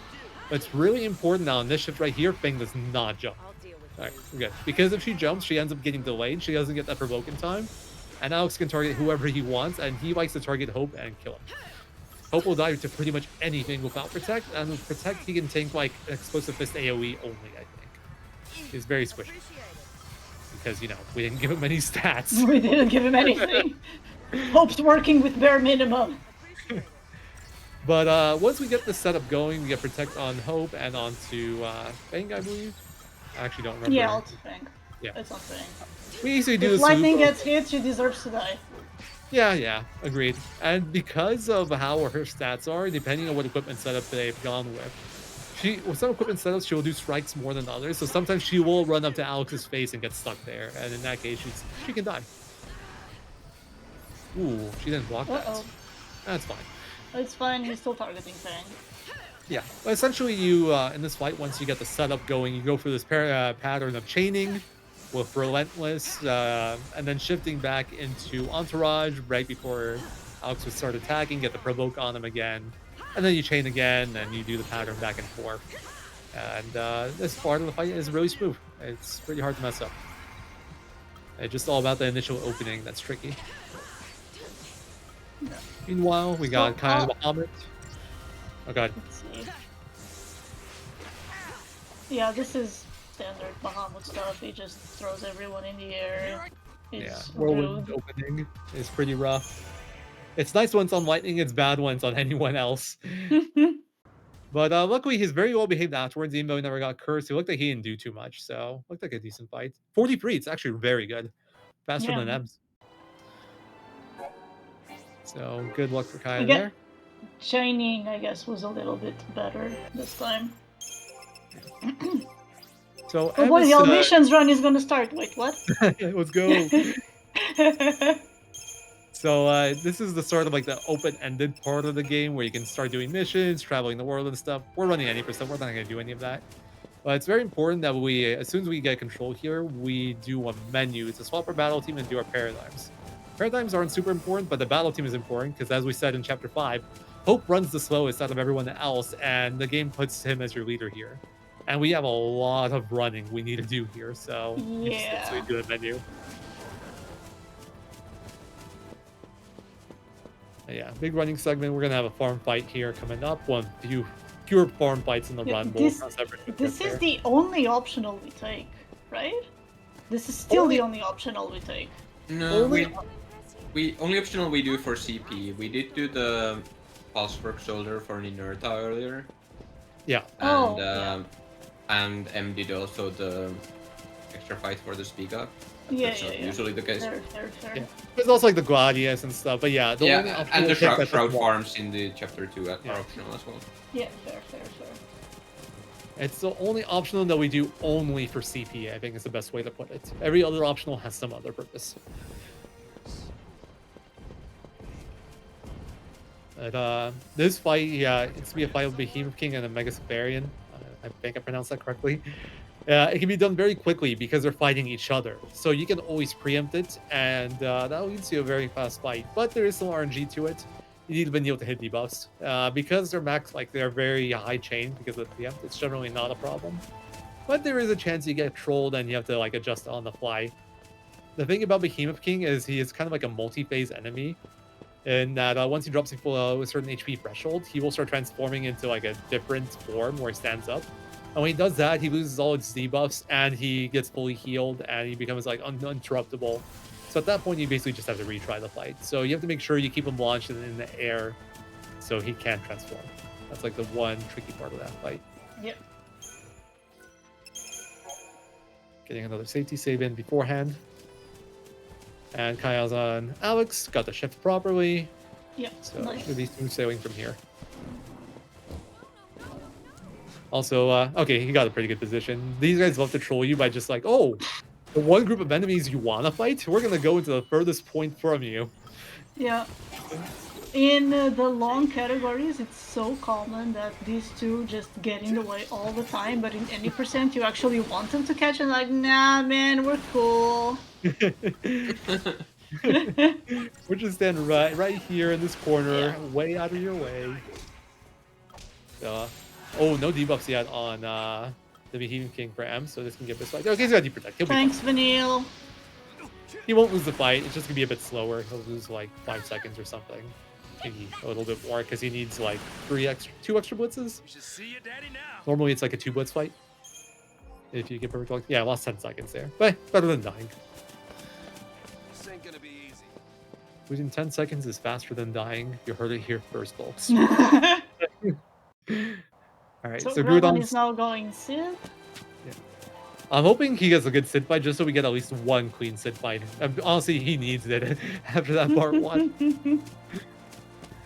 Is that a bit of a rough run so far? Is Fang supposed to be that far back? That looks a bit... yeah, I do not like that. That doesn't matter. Oh, yeah. Okay. And just if there's time. I didn't see which part of the fight he was on. So that's what he said. Like, oh, close. Oh my god. This is not Groudon's day. Oh, wow. So I didn't Feels see bad, it, man. but I assume what happened there was a double Ruinga. I'm guessing he did ruins on... No, that doesn't even make sense. Okay, I think it had to be ruins on snow into Ruinga? I don't know how he died there. Did motion maybe? But no, I doubt he'd skip the motion. I kind of want a replay. Hopefully next try. It's tough with so many interesting fights going on at the same time. Yeah, it's hard to keep track of everything. Like, the only way I can see her dying is double Ruinga. I'm trying to think of what scenario gets you a double Ruinga, and I can't really think of one. Alright, this is a lot more standard. Looking good. He might break out here. I would have delayed those 4 strikes a little bit more. Yeah, broke out, got the Ruinga. It's fine. Just throws off the pattern, but doesn't kill you. Well, the downside to this is that, so Lightning needs to be essentially full HP. I think 651 HP is a threshold on her to not die to a physical from Sid. And because of the extra Ruinga, he now needs 2 potions to get into, like, safe HP threshold. So he'll have to squeeze in another potion somewhere else, which will cut into his chaining some more. He also didn't really get proper alignment for Snow, and yeah, like he might break out here early again. Wow, he got pretty lucky there that he didn't break out, but honestly, he needed it. Let's go. So, oh, okay, this might be scary. She's dead. It's over. Retry. Oh no! Okay, technically, there was a chance she left. Fall damage. 0 from 1 to 10. Oh my god, fall damage. Oh, that hurts. That fucking hurts, man. So, generally, she can get that potion out mid-sit attack, but it's not guaranteed. And there's even some timing to it. It's very finicky. So, very unlikely that was both lightning target and he couldn't get the potion out. I think I might have went for the same play in this position. And I would have died as well. Very unfortunate.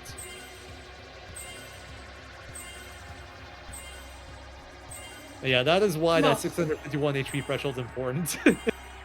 No, Although, to fall be fair- damage in this game is very real. It's just not important most of the time.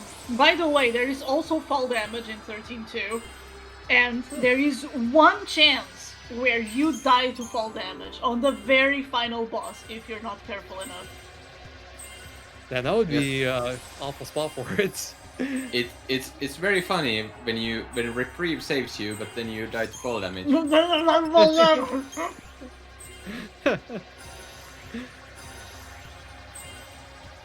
Yeah.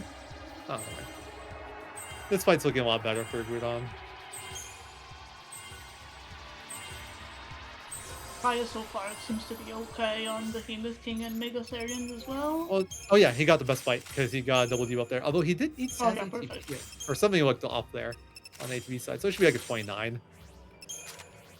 27, never mind, that was wrong. I don't remember how to play this game. Okay, this looks a lot better for Groudon. Still lost Adrenaline, but it's fine. Now it's just all about maintaining Interruption, which this is not gonna do potentially. But it doesn't matter because he staggers him out of it. Okay, but that is the one thing that can happen. If he had Recovery and you interrupt him from one of his moves like that, he can break out and do Metamorphosis. So he did get punished for the... Everyone got rough Sids.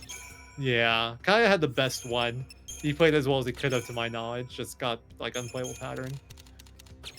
or like an unoptimal pattern, I should say. Both M and Groudon had a much rougher time with it. Groudon should be good now. That's enough for Zontet. Note that we haven't touched on M's screen for a while because he was on a huge menu that only finished now. A menu that went through 2 seed deaths. Oh god. Well, there was some running in between too, but yeah. Fair.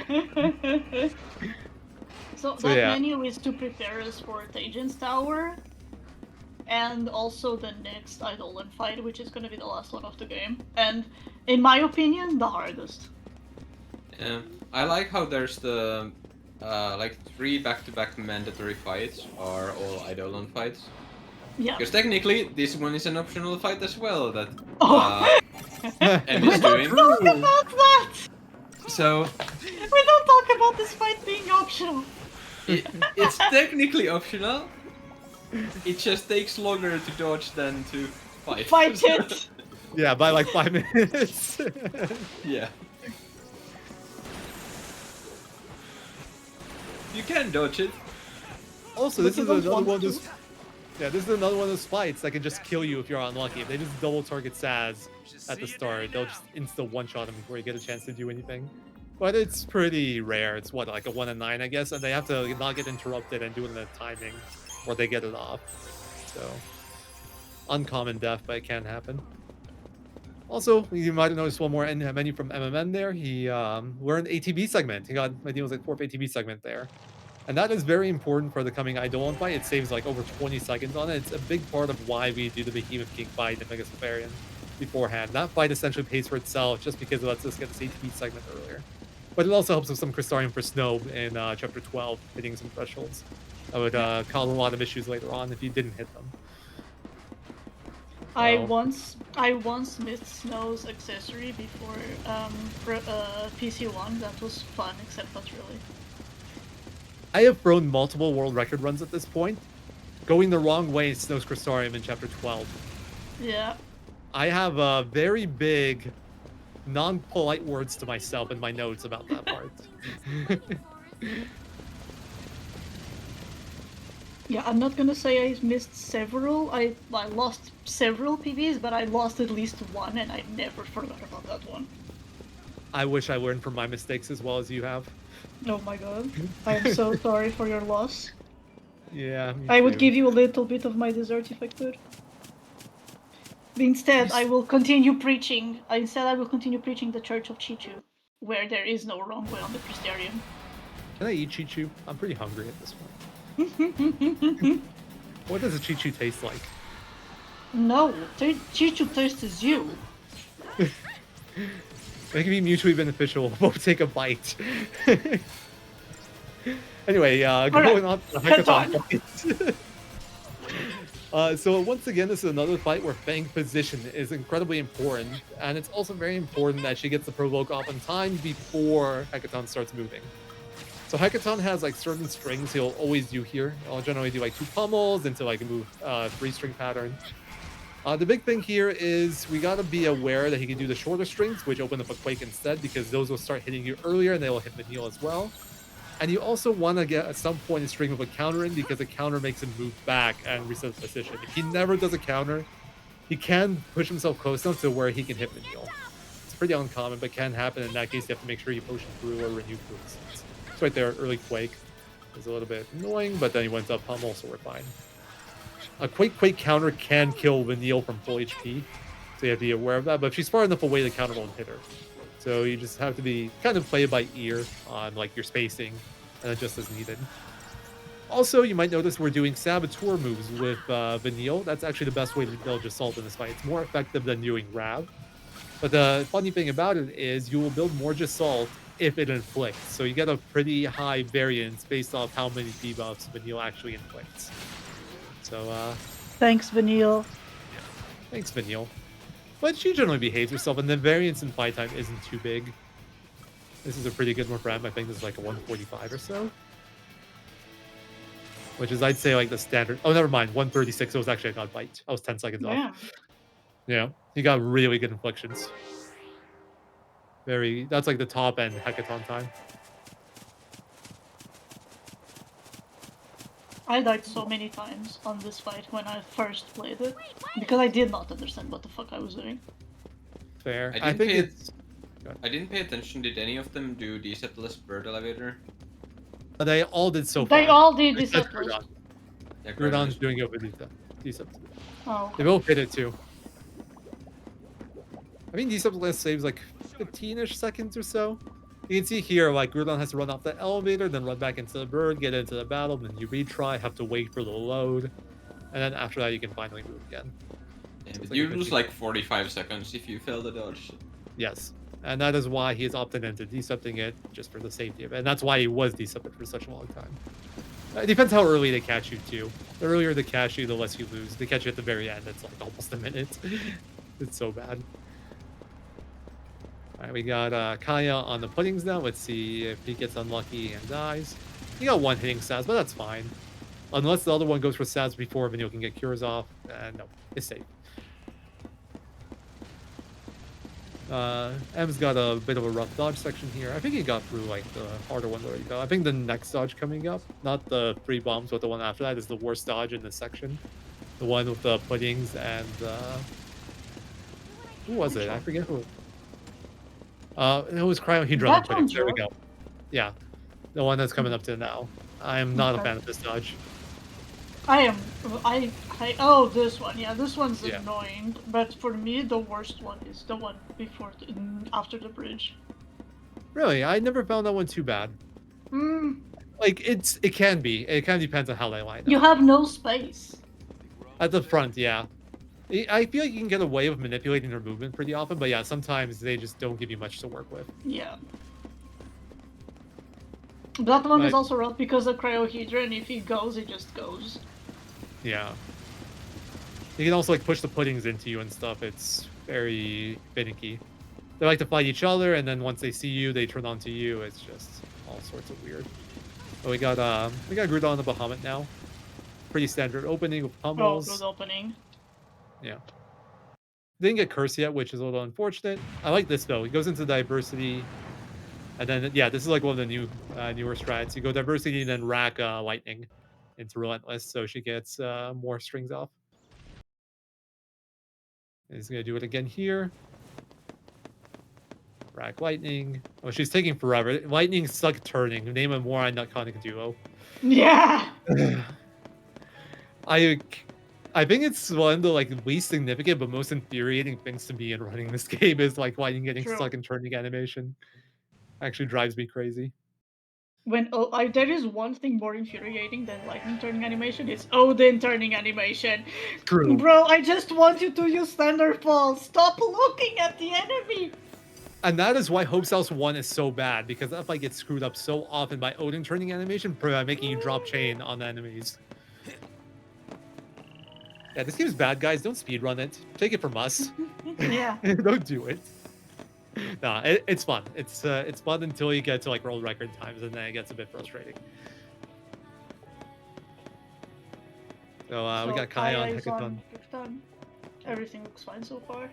Yeah, they got pretty. I think both Am and Kaya got pretty lucky in that they got an early Imperil infliction. You generally only do like 1 Imperil per string, and it's unlikely to inflict in the first 3, but I think they both got it very fast. So good RNG there. I'm sure every runner has seen a Hecaton opening where you do like 2 strings and you have 0 debuffs. And then you just want to like strangle Vanille. Thanks, Vanille. Yeah, Kaya's Hecaton looks pretty standard. He still has all his renews even. He hasn't even used the renew yet, so he's sitting comfy here. Yep. He has been doing pretty low damage chains. Yeah, and it looks like he's getting a decent amount of inflictions in terms of Vanille strings. I jinxed him. Actually, no, he still got 2 out of 4. That's still good. Can't complain about that. Also, sometimes the runner will Hecaton kill Bang here, just because it doesn't really matter once you get to the end and she no longer has to tank stuff. She doesn't really build much chain in this fight, or just ult, so... Wow, they got the exact same time, Em and Kaya. Damn. You know, both got really good Hecaton fights.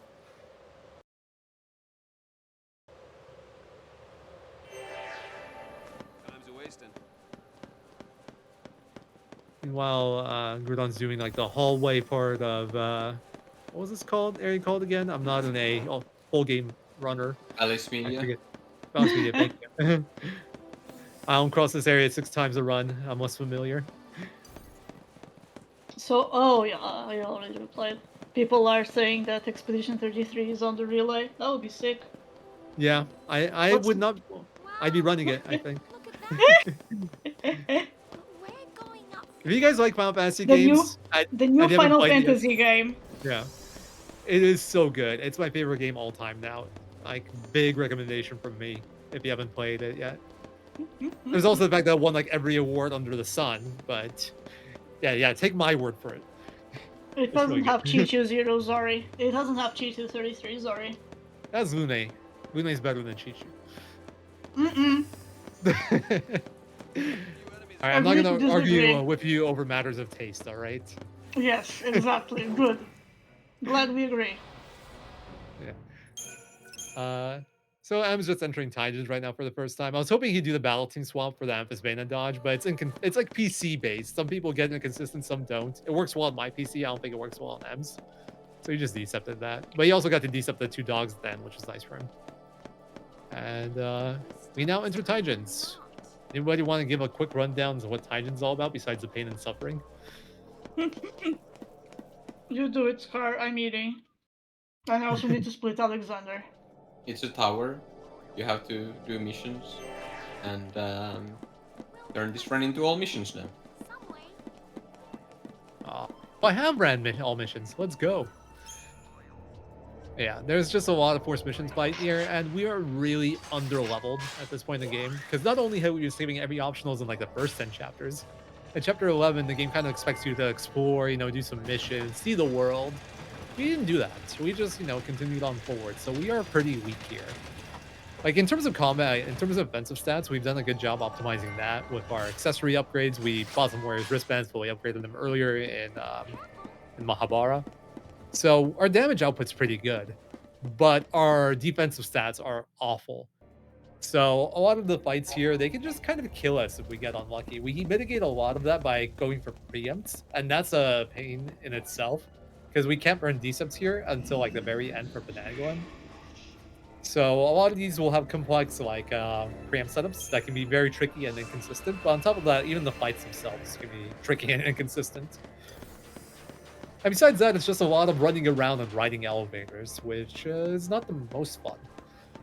It does make for a good snack break, though. Also, say hi to ZwanzIg on M screen. This dog, his name is ZwanzIg. Hey, Tonberry. Hi, ZwanzIg. Ah, ZwanzIg got him! Haha. M hugs Tonberry ZwanzIg. also wanted to say hi to.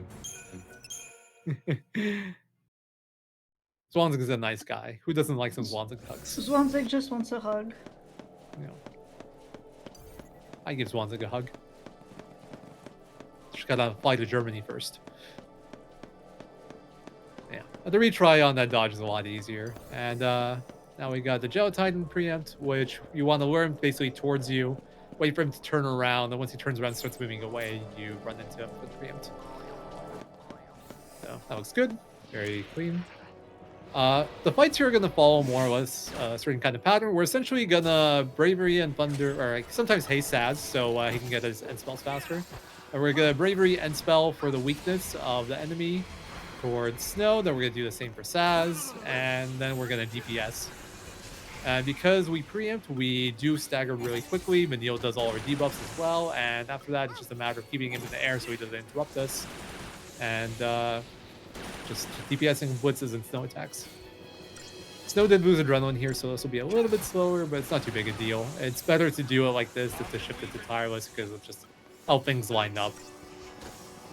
Also, you might notice that M is not doing his blitzes right away. That's to make sure that he doesn't whiff because Snow can watch him as Blitz is aiming at him on the floor, and then you just shoot air.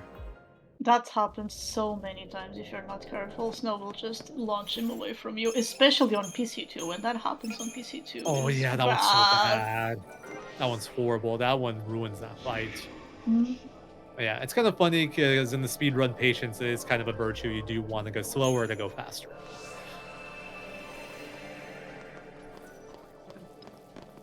He's started the next mission for the next mission that you need to do all the free missions in here to continue pretty much. So this one will be the Ambling Bellows one. The preempt for this one's much easier and the fight's much more stable, so that's nice. If you get really unlucky, Bellows can just like rush Vanille, and then if you don't play it correctly, you can just die. But even if you don't die, you do have to play the backup a little bit differently. It's generally not a problem though. It's very rare that you run into that, and even then, if you play it properly, you're fine. Okay, I waited a little bit for that Amphispana to dodge. He's also decepting. No battle team swap, sadly. And meanwhile, Groudon is doing the farm fight, so hopefully that goes well for him.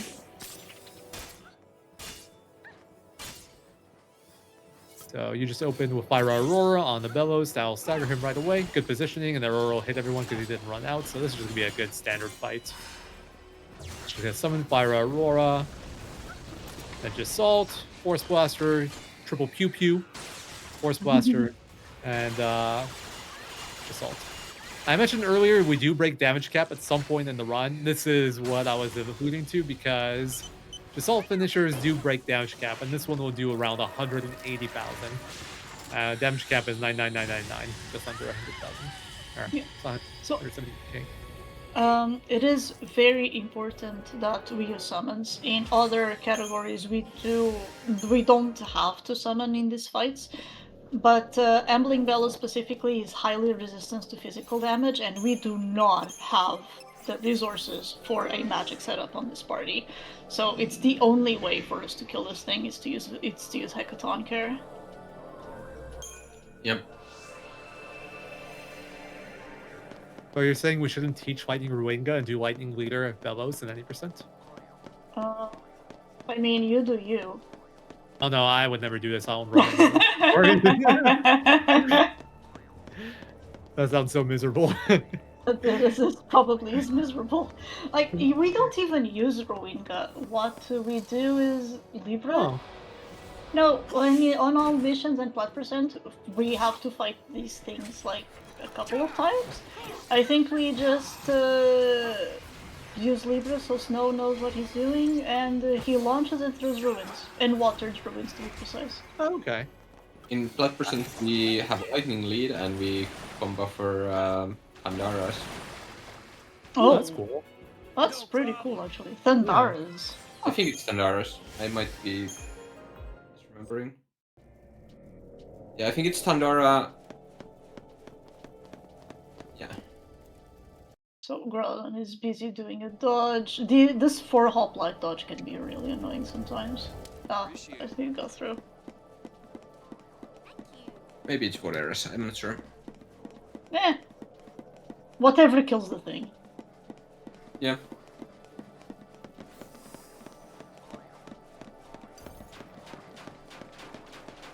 Okay. I do like these dodges, the Ambling Bellows type enemy, because if you get close to them, they have to turn towards you, and that allows you to slip past their model. It's so funny. Yeah. Yeah. They're very funny dodges. Groudon is going to do his big Chapter 11 menu. In the meantime, Kaya is going to start his Angelic Titan fight. Probably be able to finish that fight and Ambling Bellows before Groudon is done with the menu. Finishes the menu, yeah. It's just such a long menu.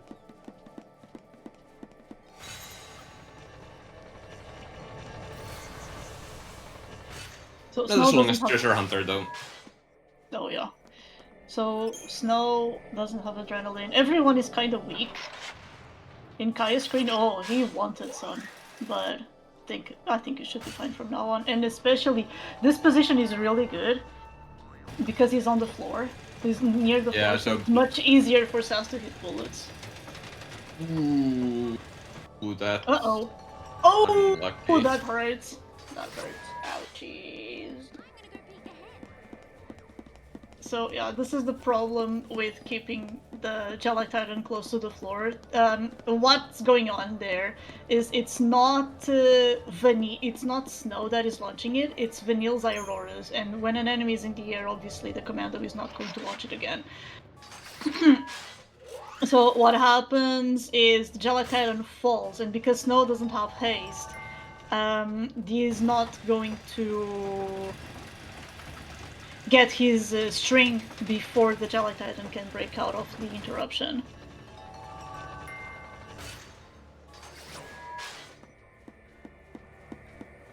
Let's see if this goes well now. The same thing is happening. As you can see, it's Vanille's Aurora that is throwing and Snow just goes straight into the air.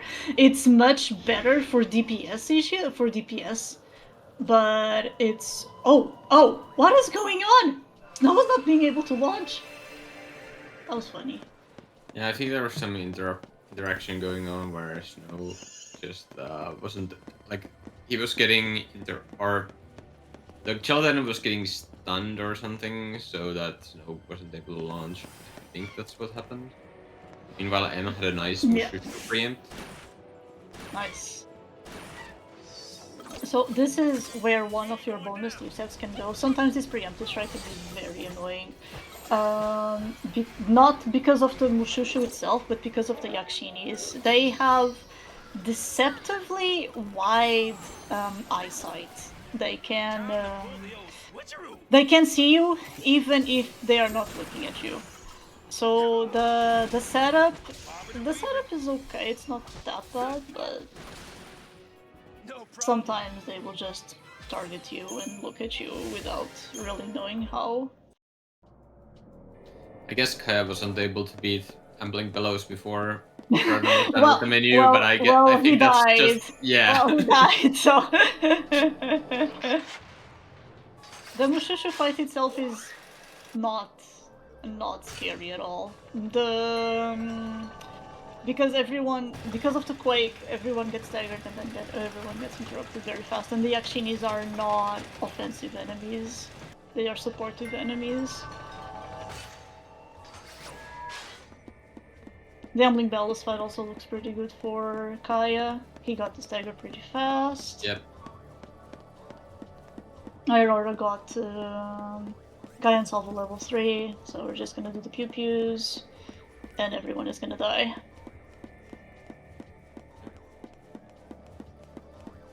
Groudon is fighting the Rust Puddings. Technically optional fight.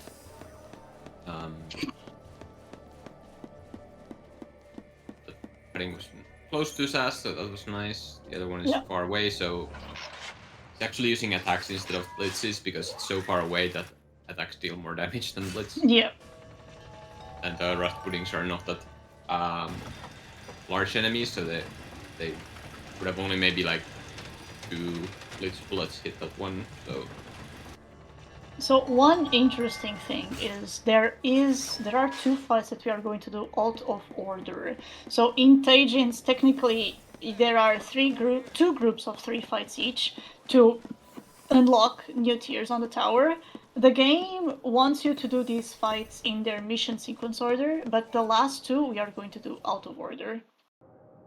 And the reason for that is that we have a much more consistent Fatala fight. The next fight we're going to do, the Penangalan and Chonchons, it's annoying more than it is dangerous. It can 100% kill you, but because it is a summon fight, it's not that inconsistent. But the Fatala fight is very inconsistent. And doing Penangalan gets you a little bit more resources to be able to be safer in that regard. If you do Vitala without Penangalan, you can die. If you want to talk a little bit more about that.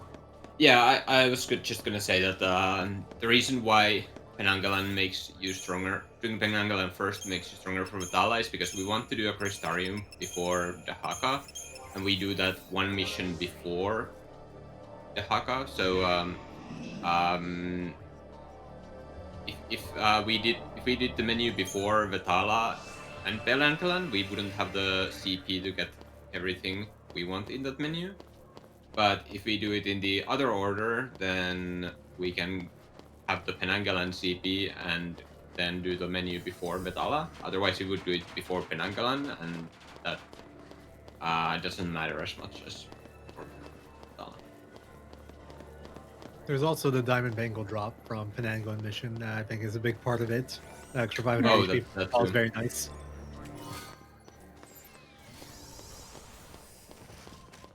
Yeah, so Groudon is fighting Hecaton. Seems to be fine. Daniel has taken some damage, but fine. Another Quake though. If that had been a double Quake, then Daniel would have died, but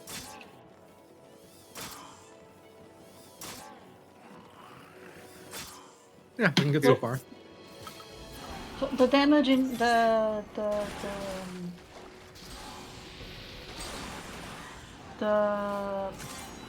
danger with Pangolin is Saz not getting duration before you can summon. It happens if Saz gets interrupted and doesn't get his blitz off. I don't think it has to be a blitz. I think a couple of commando abilities is enough for you to get enough duration for this. But if he cannot, you're gonna run out of stagger before you can go to Giant's Elbow. And yeah, retrying this fight. This isn't the worst fight to retry, but it's still quite a significant time loss. yeah, and if you don't kill Nangalan with the Giant's Elbow, you are not surviving the fight. Yeah. Like, Yeah, well, unless he's like really close to dying. Yeah. But You basically just go into aggression and just hope you manage to kill him beforehand, because they're doing their Roga and it just one shots your party leader. But he had a good fight there. The big thing with like the opening is that you want Saz to not get stuck turning. If Pango like goes behind you or something, then Saz gets stuck turning and then does like slow spells like ruins instead of a blitz, and then he can get interrupted, and that's when you run into issues. There's also they can all just focus down Vanille really fast and kill her that way, and that's like another lose condition. But it's a bit easier to play around that because you can generally summon, and summon as long as you can like get the Force Blaster or 2 off. Like as long as you have some duration, you'll be fine. Kaya looked like he was gonna get a freebie preempt on Mushu, and then, like I said, the Yakshinis have a sight range that doesn't make any sense, and they saw him even though he wasn't turning at them. Yeah, they have eyes on the back of their heads. Yes. It's also such a bait because it'll look like, oh yeah, nothing's looking at me. I'm just gonna try to preempt them. If they see me, I'll turn around, and then they see you the moment you like run into them. It's a very frustrating preempt to go for. Even like this is a much better looking setup now, and even this always stretches me out. Yeah, that back left one actually. Yeah. Yeah, that one is gonna see him for sure. Yep. Yeah. And the tricky thing here is like you can't always manipulate the Yakshini's move the way you want. Like he failed to retry after the first one because the Yakshini chased him into that corner and he couldn't get the positioning right. So this is like the worst preempt in the whole run. It's really rough and it is necessary. You can't do it without it. There is a worst preempt, but that means you don't have the recept for Penangolin. Yeah. I honestly don't even think oh no, Mushusu preempt isn't as bad as Penangolin preempt, but not by that much, honestly. I think if you're really good at Penangolin preempt, they're pretty close to in terms of how janky they are. yeah, it's just that Penanggalan preempt takes a lot longer than the Mushu one. Yeah. Oh. And if you fail it, it's like hard. Yeah, I don't know if it's even that much longer. You have to do like a loop with the Penangolins, which is a bit... No, yeah, because then you have to let them de-aggro too, so it is longer. Yeah.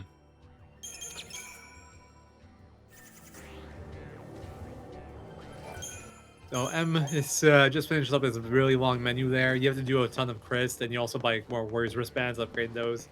There's a lot that happens there. Don't have to worry about it though. Most of it is just Crystarium, and now he has a Vital fight. Or not? Where is the Vitala? I don't think he activated the mission. Oh no! That's hilarious. You forgot to activate the mission. I looked at it. I thought, wait, why is he not going to the stone? Is there something I'm missing here? No, there's not something you missed. There's something he missed. That happens. It's not too big a deal. He just has to run back here, activate the mission, and run back. It's fine. As a certain FF13 runner would say, skill issue. True.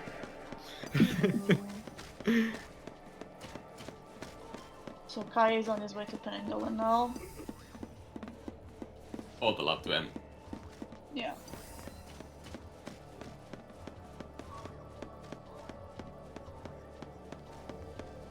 All right. I can Vitola, only it's- imagine. I wish I was a fly who could. Be Yeah, and the on voice moon. call. Oh yeah.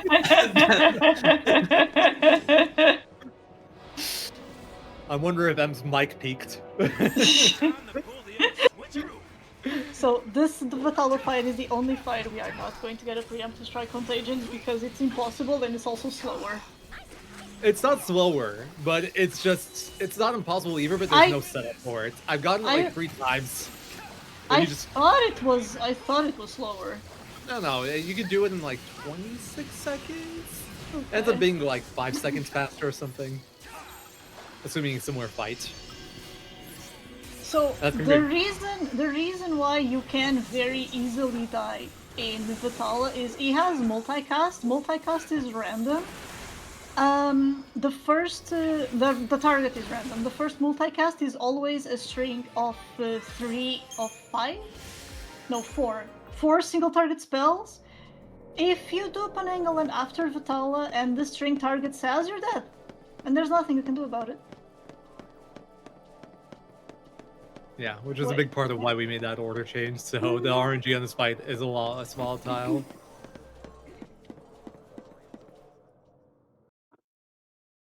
Yeah, the way that fight generally goes, you buff up, give haste to Saz and Vanille, because you want Vanille to have as many debuff inflictions as possible, and then you give yourself the positive, damage buffs. Stagger, wait for deprotect. You can't put deprotect until after he's staggered, and then you just go to town. And if you get an early imperil, that saves a lot of time. If not, then well, you just have to wait. One variation of that fight is you are not going to do end spell on Snow until after he is staggered, because if Snow uses a strike while he's still on the inertial guard, he is going to lose that end spell. Yeah. The way the game works is if you do an end spell and then the enemy resists it or is immune to it or absorbs it, the game just gets rid of the end spell, if I'm not mistaken. Yeah, exactly. Let's see if Groudon gets through this without a decept. Oh no. Oh, nope. and he was slow too. Didn't And let's see even how do the Kaya does Penangalan. See if Saz behaves. Looks fine so far. Oh, he is getting interrupted, which is annoying. It's not dangerous unless that happens a lot. No, he should be fine. Yeah. As long as Saz gets the blitz going, it's fine. Only way he can lose now is if he just gets mega focused on Vanille and just has to keep an eye on her HP. Oh, no, this looks textbook. It's just a little bit delayed from the interruption.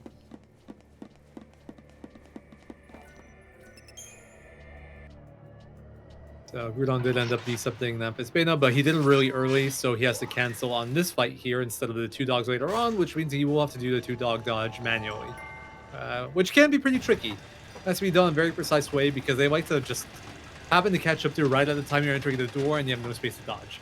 So you kind of have to take a longer path sometimes to delay, so they swipe at you in a spot where you have the space to dodge it. M is approaching the rude vampire now. Well, he wasn't rude to M. He basically moved out of the way. Damn. Yeah, Oh, that was so damn. fast. It's And the rare Chomp that Round's this gonna guy's block so him. nice. Yeah, very good dodge luck there for M. Groudon got caught by the dogs. So we are entering the Haka. The Haka is a very cool fight and a very cool showcase of a specific ability that Saz has, which is Jeopardize. And Saz is by far the best user of this ability. So Jeopardize allows you to gain a little bit more higher chain, even if you're using commando abilities. It's just a slight boost to chain on commando abilities. The thing is, Saz has Blitz. The Blitz from Saz has 7 bullets. Each bullet triggers Jeopardize. So instead of one attack giving you an extra 1% of chain, one Blitz is giving you an extra... No, it's not 7%, it's much higher. It's like 14% chain. It's nutty. Wait, 14%? Oh, for the whole blitz? Yeah, for the whole Blitz. Yeah, okay. It's For nutty. a second, I was thinking per bullet. I'm like, wait, that is No, it's not that good. But yeah, I really like the Dahaka fight. It's a great culmination of like every bit of like tech and damage enhancement we've used so far on the run. It's like everything you've learned, this is the fight where you showcase it. And like casually, this fight's really hard, but in the speed run, we just shred him. It's a really fast fight, and played properly, it's completely safe as well. So, utterance here, you want to make sure you don't buff Snow until after that move, because it removes buffs. But yeah, this was pretty textbook. He's gonna push him through, which I don't agree with. He should have renewed. Oh, he already used 2, never mind. He already used both of them. Yeah. Okay, so he doesn't have Snow Adrenaline, which means this fight's gonna be a little bit slower, but that's fine. It just will take like one or 2 extra snow attacks then. It's no biggie. But yeah, the Haka is a big boy, so these blitz bullets hit really well on him. I think every single bullet are 6 out of 7 hits, so you're getting massive damage with Saz. And you Might can also- see how high the chain goes for every blitz that he does. Yeah, it's like 10% per. Yeah, like 9% by the looks of it. But that's really good for calm abilities. Yeah, for calm ability, that's insane.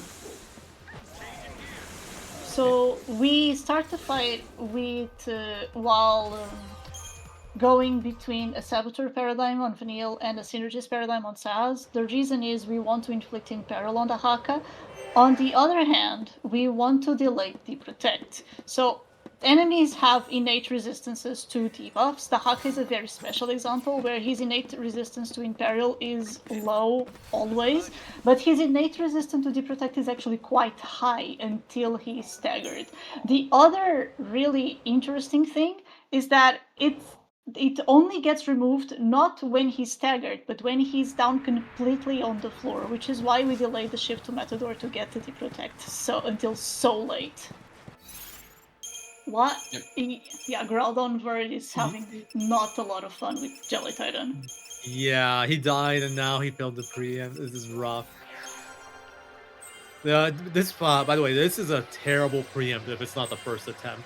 Like, the moment you fail it once, this preempt gets so much harder from my experience. Or if you have die, of course, any form of retry. This is very difficult. The Jelly Titan always also has eyes on its back, somehow. Even if it looks like you are going directly on his back, if the setup is not 100% correct, he will see you. And if he sees you, he will not be happy with you and make you lose a lot of time. Yeah. Yeah. Speaking of the Haka, we will see a different variation of the fight when Groudon gets to it, because he does have the 40 soul for it. That is where he wants to use it. I think both Emma and Kaya have had bonus forts, but that is not the preferred choice of fort usage. Yeah. So yeah, I'm I'm not sure where M used 40 soul, because he didn't use 40 soul on Bart either. He used it on Enki and Little, right? Yeah. Yeah. Right. And Kaya has used one on both Enki and Little and Bart, I think. Yes, and he skipped the chapter 2 fight as well. Yeah. That's the third one. But yeah, Groudon will use his at the Haka, which will be interesting, but we're still a little. I just hope it goes well. Yep, me too. That was also in my Yes. favorite area in the whole game right now. Erba. I love the music yeah. here. Ooh, the birds Cool. almost got Kaya. And it's the third time we fight Kaya's. Wait, what? Do we use Chichu for the fight? Yeah, no. That's too soon for Chichu, actually. We're still on Damn. Necton. Yeah, we don't have Chichu Alright, for this. since we don't have Chichu, we should go pick up the Magnums instead. Yes, please. Let me spam chat real quick. So, I do. Okay, yeah, go ahead. You tell them. No, you know the Magnum's better. You explain. Okay, so this is the best. This is the best weapon in the entire game, and this is not a joke by far. Soon we are going to see a schoolhouse on the right side of the screen. Unfortunately, we do not have the resources to make this work in any percent unless you are doing a specific and very slow route for it, which is my favorite route. The Hiatus Magnums has it starts as the play ideas, and then it evolves into the Magnums. It has an ability called Silk Tiger, which reduces Saz's HP by 1/3. Makes us extremely squishy. But then this is the weapon with the highest strength stat in the entire game. It's higher than any of Feng's weapons. It's higher than some tier 3 weapons. That's how broken this thing is. It's used in every single category. That's not any percent. And the only reason why we don't use it in any percent is we don't have enough money to make it work. It's not just the money, it's the fact that you're kind of... There isn't so many fights left in the run, so the Yeah. value's lower. True. And then a lot of the time you're gated not so much by damage, but by how long it takes to stagger an enemy. And the Magnum salaries do not help with that. Like, they still save time on fights, but it's just not enough to offset the cost. It's a really Here's cool a weapon. cool dodge that M is doing when he retries to the Vitala and then it just goes straight through him. The Vital phase through on that attack. Oh, cool. That's new. But that PC only works exclusive, on by the PC. way. Yeah. Mm. We're gonna see something similar for a dodge in Chapter 12 as well. Same concept, but it's gonna be a little bit more precise. Yep. Yeah. Oh, Kaya is going to do the haka now. Yeah. Hopefully, oh, I'm not too worried about that. Ooh, M got caught on Bird Bridge. Yeah. It's M not- tried to use it. Oh. M tried to use a Age Assault to dodge it, but that didn't go so well. I feel like if you're about to get caught by this dodge, there's no point in decepting. It's just like you'll get caught during the decept. But maybe an Age Assault could have worked. I don't know. He is a world record holder. Maybe he knows something I don't. So both Kai and M got good the Haka fights. The biggest thing in terms of what determines a good fight or not is if you get an early imperil in that first ring of Manual Sab. If not, then you have to go to Sab later and your chain's a bit lower and you have to... It's not quite at the point where you have to improvise completely, but you have to make adjustments. But yeah, we already saw the Haka once. We should maybe focus on Bar 2. Yeah. Who wants So to suffer through Bar 2? this fight is the worst, in my This fight opinion. is the worst. Bart has a lot of annoying moves he can do. Mainly debuffs. He hurts a lot, like you can see. Which has Oh so my god, already look at this almost focus. dead. There are other people in this fight other than Saz. Yes. There's a lot of reacting to what Bart does in this fight, and sometimes he can just ruin your day. But yeah, he starts by just shooting stuff, typically. Then when he gets lower HP, he gets into these different forms. Ooh, that Saz is so low, and we're dead. There are other people than Saz in this fight. There are other people than Saz in this fight. I personally, I think It's that just was like a skill Kaya issue. died as well. I don't know what happened there. Oh, yeah. Oh, we were looking at Bar 2. I have no idea. That's impressive, dying to Dahaka. I'm really curious as to what happened there. Well, it is what it is. Okay. But yeah, so the strategy for part 2 is we start by buffing, or we start by doing a little bit of chaining. But we want to see Vanille land, Protect, and Imperial. We do a little bit of chaining, then we start buffing. So Bravery and Haste on Sast, Haste and Faith on Vanille, and then Bravery on Snow. Snow doesn't need Haste. We renew for HP. Vanille has landed all the debuffs. Then we stagger and we go to Tritus Hester to build some more chain with Thunder Aurora. Throwing a Lever Scope to prevent Snow from using Ruins when we get to the damage phase. Then we switch to Diversity to get some healing from Vanille so Snow doesn't die. And now we start pushing some damage. So Bart gets to this phase. First he brings out these 2 phases. Then there will be 4 phases. Oh, there's Deiska, I think. Oh, Vanille and gets 2 hit by it. people. Very cool. Yeah, this That's a good makes start. you not be able to move and take double damage until your next hit. And then we get this phase where he opens his face, brings a big head, and then he will use a move called Apoptosis. We summon to dodge this move because it removes all of our buffs as well as his debuffs. We can't do anything about him removing his debuffs, but we can keep our buffs by doing the summon finisher here. Summoning preserves the buffs of the other 2 party members, and the finisher time correctly, keep stasis buffs as well. Climbing is not very tight, but you have to do it. Otherwise you're gonna have bad time after it. Then we need to do the fight basically from the beginning. So we need Vanille to inflict debuffs. We chain and get some buffs again. Then we used an elixir to get back our TP, and then we have to renew through this laughter because this can kill us. It does more damage than you actually have health, so it's completely unnecessary. So you have to like use the renew in the middle of the move, otherwise you die. Then we just go into full damage mode and hope we kill before he uses another apoptosis, which should happen. Yeah. Unless you get incredibly unlucky with debuffs. Yeah. Or you do Elixir Less Orphan 1. Yeah. Which is not ideal. That was a pretty nice fight, apart from Vanilla and Snow getting dazed in phase 1, but it was okay. Yeah, he ended up getting the exact same lineup anyway, so it honestly probably cost like a second or two. So I guess we'll say it was well recovered. And you can over damage part as well by and have him do Anatosian laughter first or smile first. Is smile or laughter?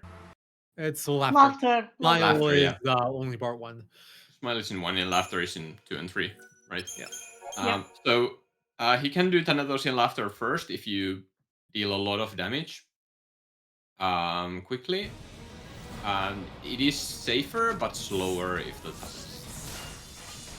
Yeah, it was like 10-15 seconds, but then you have push damage a lot more than you would have normally. It makes the fight much more reliable. And he won't do laughter after like the apoptosis again.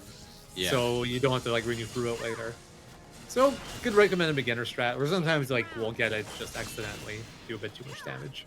It's much easier to get laughter push if you do the Fortizol fight, but on Aegisol it's so difficult because of the laundry list of bullshit that he can throw your way. So where to begin? Daisuga. Daisuga can hit 1, can hit none, or can hit all 3. Even if it only hits Saz, you're already losing time.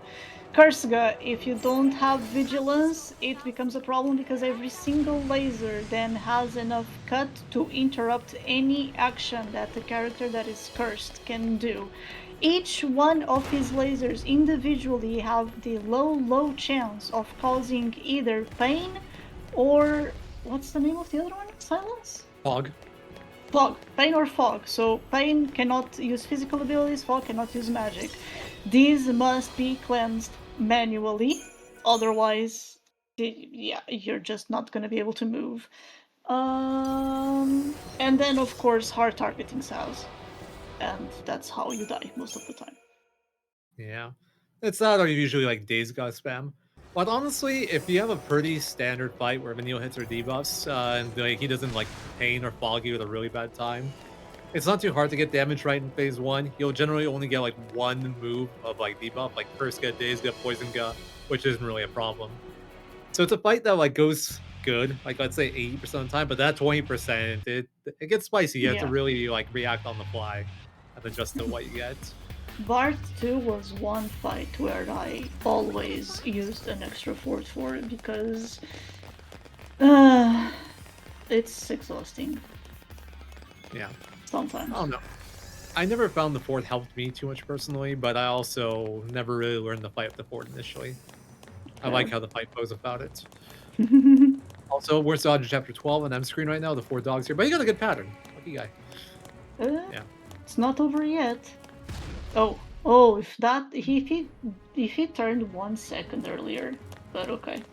He's through. I think he has the decept to use. Yeah. Oh no, he's on lightning lead. Wait. Oh yeah, he's No, on yeah. lightning lead. He is using the decept here because he got the bonus off Hope Steps 1. So this fight is a so you do this with lightning anyway. Cool. Yeah, it's lightning lead now no matter what. It's pretty simple here. You just Thundara, Jasalt, Thunderfall, and I think it's 2 Thunderballs, and then Zontet. It's like a 15-second fight. The storm is here. So yeah, you don't use Hekaton at all here anymore, which helps out continuing. But yeah, the reason the bonus decept is so valuable is because if you get a bonus decept, you don't have to cancel the decept here and you can do this fight right away. And the decept version of this fight is about 15 seconds long. The non-decept version of this fight, for a really good fight, is like a 45-second fight. On average, it's closer to 50, and it's very prone to going badly. So it's a 45, 50-second swing from just that one bonus decept. It's a really big deal. So I just very starting nice part type of two. bonus. Nice. All right, let's see how this goes. So yeah, buffing Saz here again, and getting the buffs on Anil, Haste and Faith, and then Bravery and Snow. You got good Renew damage for- distribution here, so good renew value is much healthier. That's really, and Vanilla has got null debuffs already, which is nice. So straight to Praise Hester, Thunder Aurora, So far. Leaper Scope to again make Snow not use Ruins in Commando. Then we go to Diversity to stay alive. Switch to Aggression for damage. There are some variations here on your shift timing. I think my preferred timing was timing it so I don't rack Snow, but also so he doesn't jump back. Kaya went for the rack, so he's gonna wait for Snow to do one punch here, I think. Never mind, Daze has other plans. He's probably gonna have to... Yeah, he- Snow Okay, got he Daze. just- No. Snow he got just Daze, set but it. he could. Yeah. He might overdamage. No, No, I think that's just fine. I think He- there's a chance no, of laughter here. he went to Gorilla, so he sin buffer that. Yeah. I think that was intentional. It was just to definitely make sure- intentional. Yeah, it was definitely intentional. I think it was past the damage threshold already, but because he pushed the threshold like during the transition, it doesn't make laughter happen. Like if he had that damage number and then he started doing the head split, I think he would have gotten laughter. Well, maybe not. It's hard to tell on a small screen. Yep. It's right around the threshold. Ooh, Yes, another Ash Daze. got Daze there, but we used No, Foul that Liquid was to get rid of one that. Yeah. Um, The so really we an- continue. The really annoying thing about Daze is either you use fall liquid fast enough, or you let him interrupt it on purpose, let him hit you to cleanse it, because Daze does get cleared whenever you get hit by something. It's just that something is going to do twice as much damage as it usually would. Yeah. He is spamming Daze, goddamn. What I like to call the Bart 2 special is getting dazed using the foul liquid, and as the foul liquid's going off, he hits the person that's dazed. So he clears it himself for the double damage, and he just wasted like 5 seconds using a foul liquid. Very cool game. Oh. Wow. Wait, hold on. Did he go? No, M barely missed the Behemoth King kill. Oh, It was like no. 1 HP. So we can talk about that fight real quick, because I think Bart 2 is pretty much wrapped up for Kaya. Yeah. Behemoth King is another forced fight, and just like the Megospherian Behemoth King fight in chapter 11, we got to make sure that the Behemoth King doesn't get the chance to stand up once he gets past like the HP threshold for standing up. So the way we do that is we get all our buffs on our characters, get all our debuffs on him. We want Deprotect and Imperil, and we get his chain up to high enough number. We don't actually go for the stagger, but we just want a good damage multiplier on him. And once we get that, we DPS him. But because his movement's somewhat random, he can end up far away, and then the blitz bolts don't work as well. And if you miscalculate a bit, go a little too early, you can mess up and over damage ahead of time, and then he gets to stand up, and then you lose the fight because that basically resets his health and his Yeah. debuffs, and he can one-shot your characters. He has a good start here. He already has the Imperil. And he already has the Deep Protect. He's in great shape. The problem once is he he's gets kind of far. I think he's fine. He can rack. Okay, no, he's dead. He has to rack the splits, and maybe it's. Okay, no, it just killed him. Fine. Okay. I thought he'd do less damage from that distance, but it was fine. But yeah, Snow dying there before you can get punches is like one of the biggest lose conditions in that fight. Because if you're trying to go fast, you don't want to wait for him to do that hurl on Snow and send. You'd rather just DPS earlier. But if you do that and Snow runs up and gets hurled and dies, you could be short on damage. So it's a very tricky fight if you're trying to play it as fast as possible.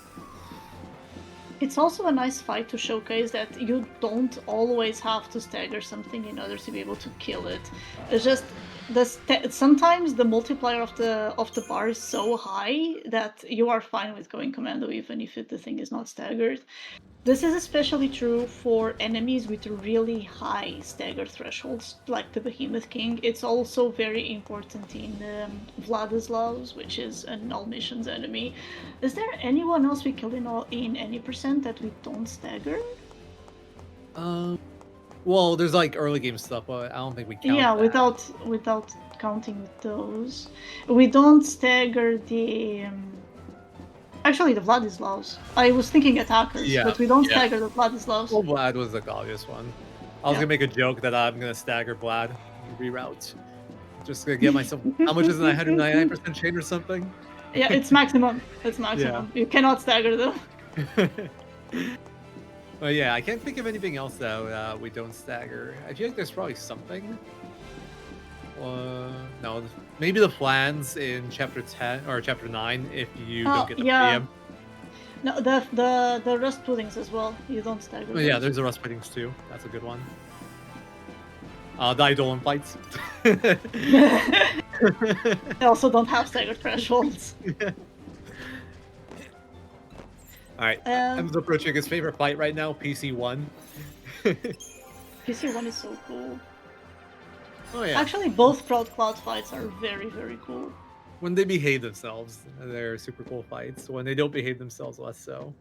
Suffer. I almost lost his decept on the bulwarker.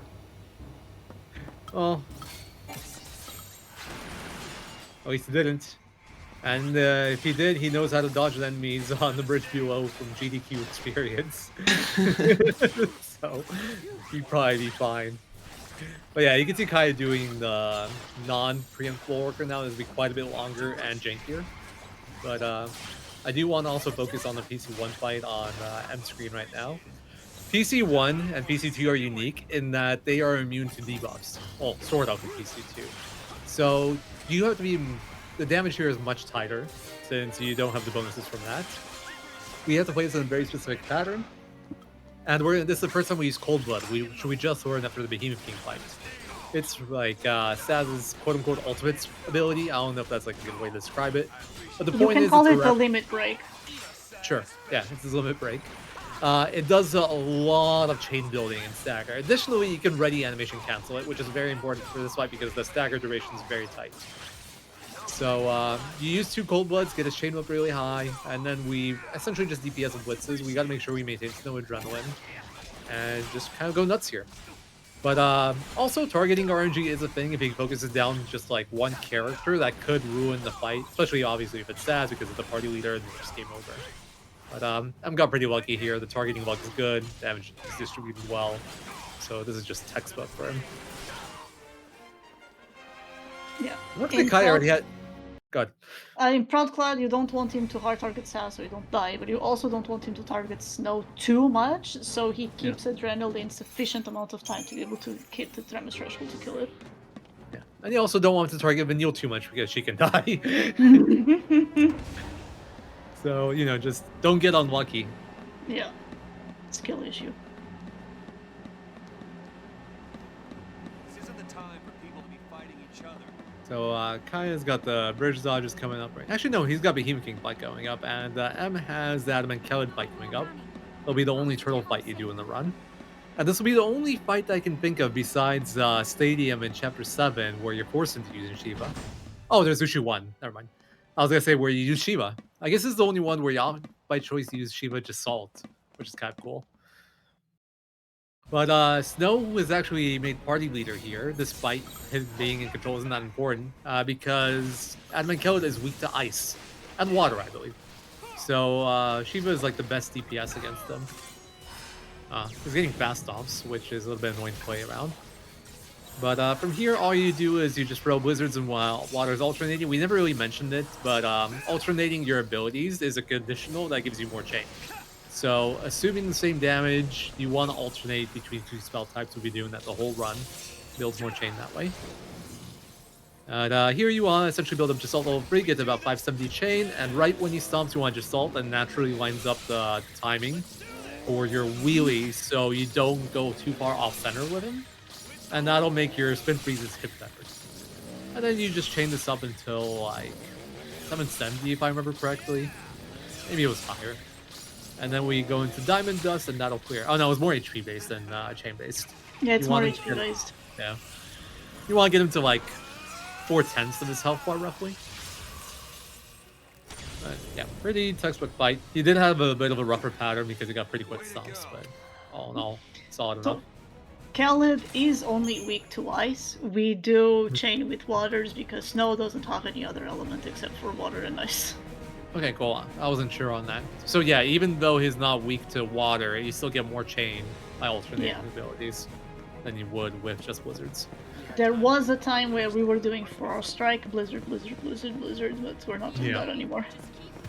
The benefit of that one is it would make Snow jump up in the air to throw a spell, so we wouldn't get hit by stomps. But nowadays we just tank the stomps out. And it's just because you don't have to jump up, the fight ends up faster. Right. Kaya tanked the hurl. He didn't quite tank it in Send, but he tanked it in Steel Guard, which is good enough. Right, but now Okay, we're gonna fine. see Groudon's Fort the Fort Haka. Oaxaca. Let's go. So the idea of this fight is that we want to stagger cancel foul utterance by chaining a lot, and the problem is that Snow is not in Sentinel, so we are going to have to react, or he's going to have to react a lot on what he does. So we use Renew here to keep Vanilla alive. Pandara. Snow's dead. I don't think, or Vanille's dead. Vanilla's I think dead, that's but not part of the plan. probably not, but we can.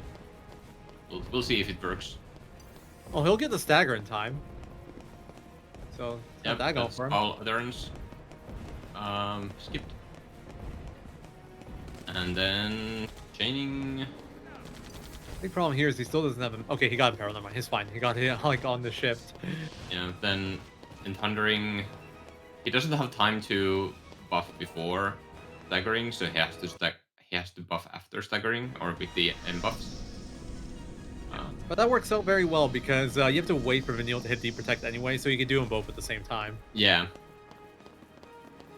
Just a little bit of takes a little bit of the stagger time, but we might not kill here before the stagger runs out either because Vanille died. If you got that But Blitz rack, you it's- would have got it. It's close enough that we can kill it right after stagger, so that's fine. So yeah, this is probably not a good Fort the Haka fight, but it still works at least. No death. Yeah.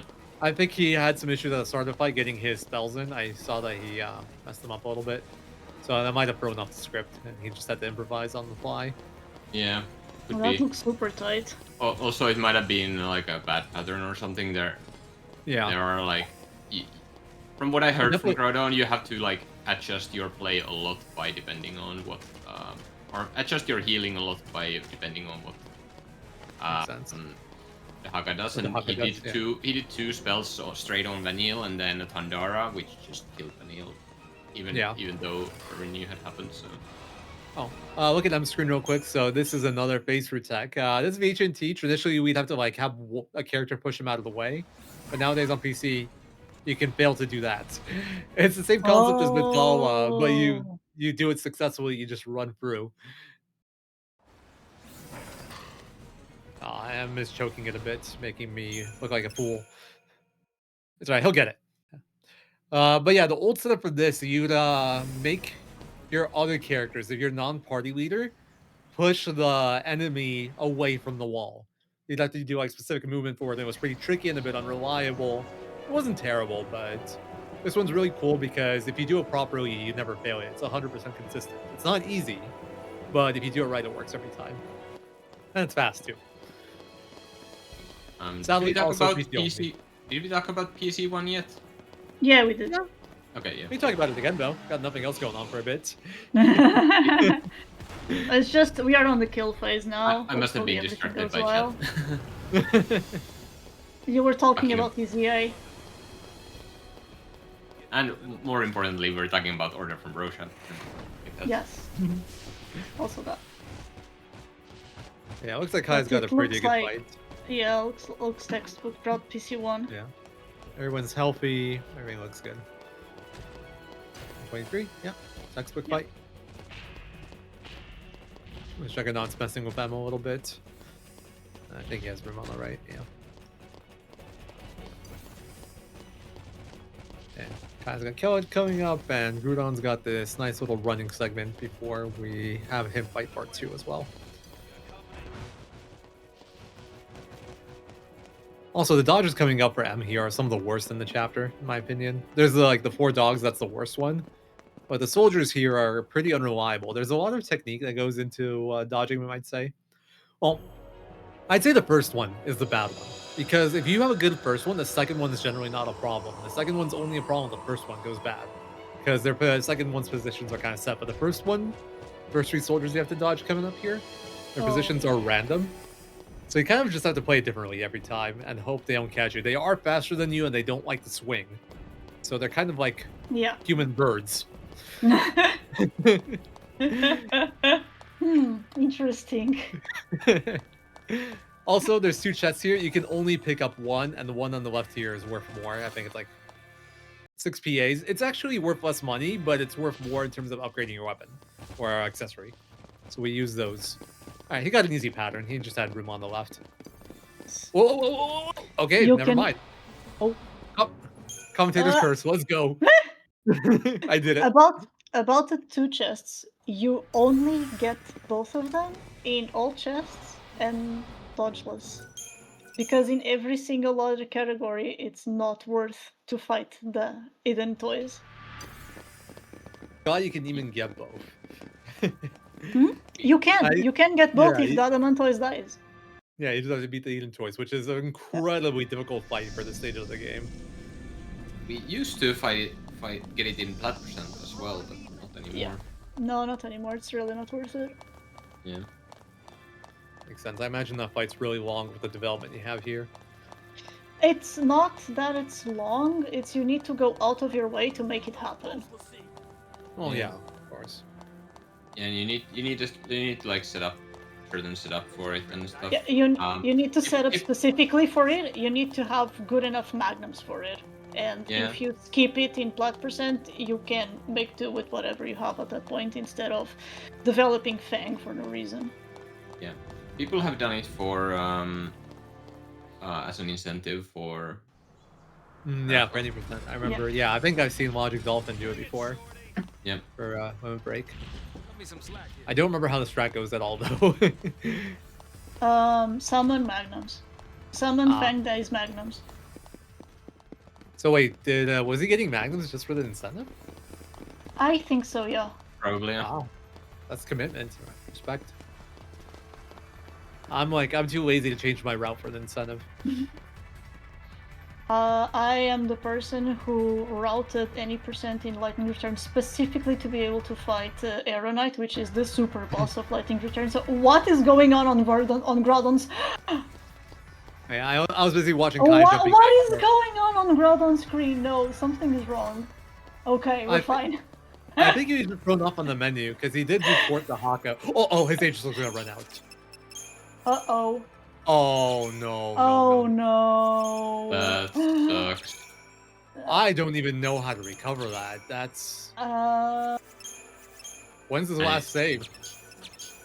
I think he knows his problem. Oh, I'm sure he does. I'm sure he does. I think he's trying to figure out what to do now. Oof. You can't really do this fight without an Aegisol. Prompts are trying, but it's not happening. Yeah. You deal too much damage. Like, look, your party's already pretty much dead, and that's not even like the biggest issue. Well, I guess vigilance you can apply manually, but that's the only one, though. Yeah. No veil is the biggest problem. Having protect and stuff is. Yeah, no protect, no shield, no veil, so he's gonna get debuffed much more often as well. Yeah.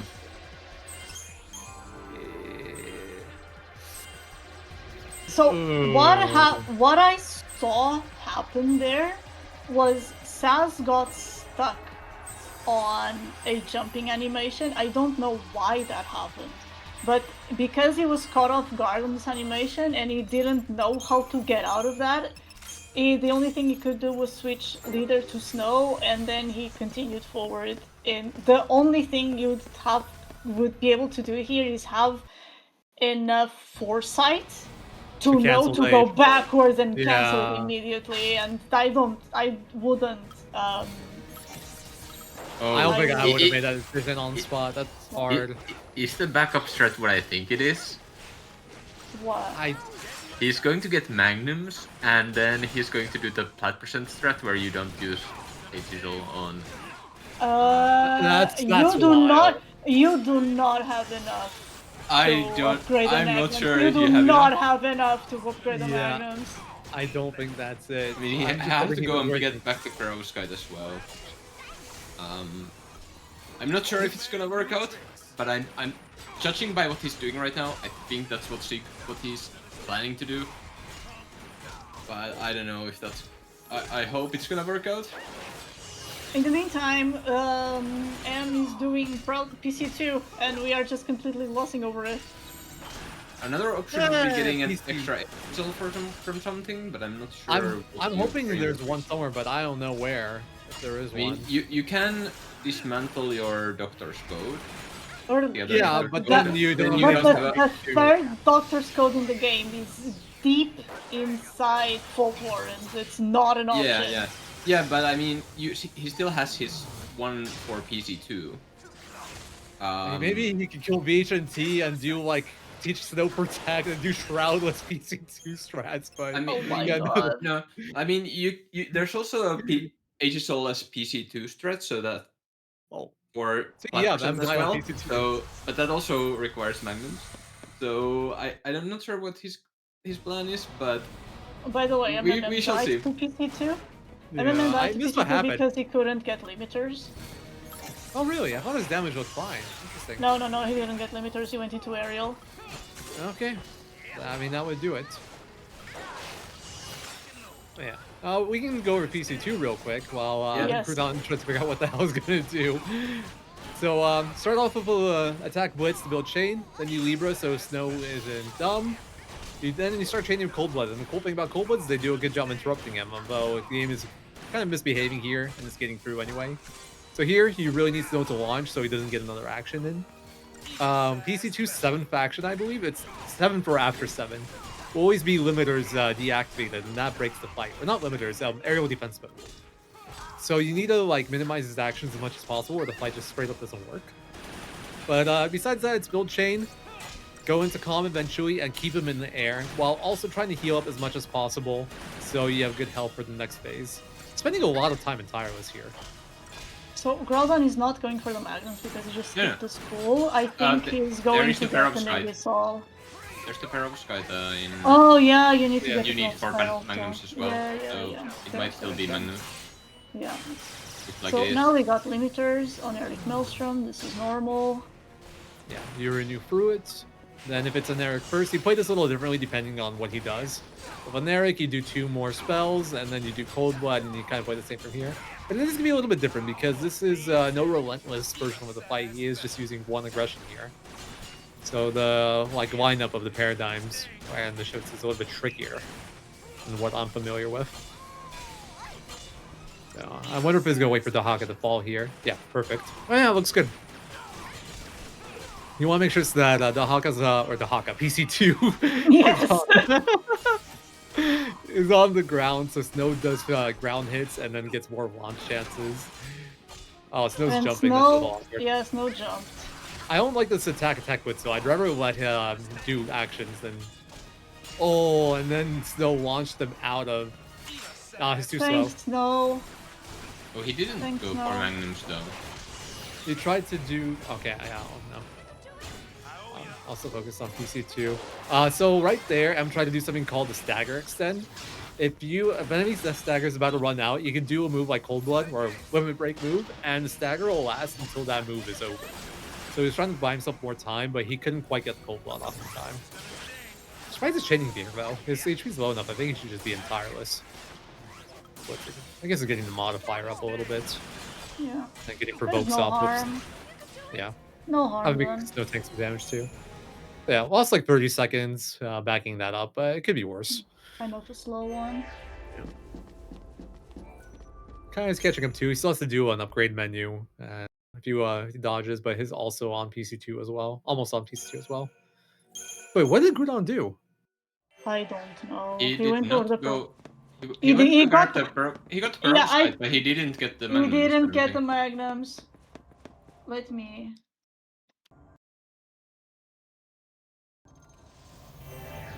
I don't know. I'm trying to think if the perovskite could be used for something. The peroxide could be used to upgrade something, like a weapon or something, maybe. Not. But it's Oh, probably. Champion's badge strat. Oh, that's an option. Yes. Okay. Yeah. Oh, he's going to dismantle the Champion's badge. Okay, yeah, that Yeah, gives yeah. you. That also That Can gives someone gives you. explain this one to me? Yeah. Yeah. So, So- you can go Chap- zero. I don't really remember what So it does. in chapter. Oh, no, I don't know. In chapter 11, there is a chest that has the champion's badge, and if you dismantle it, you need the max and dismantle it, and then you get a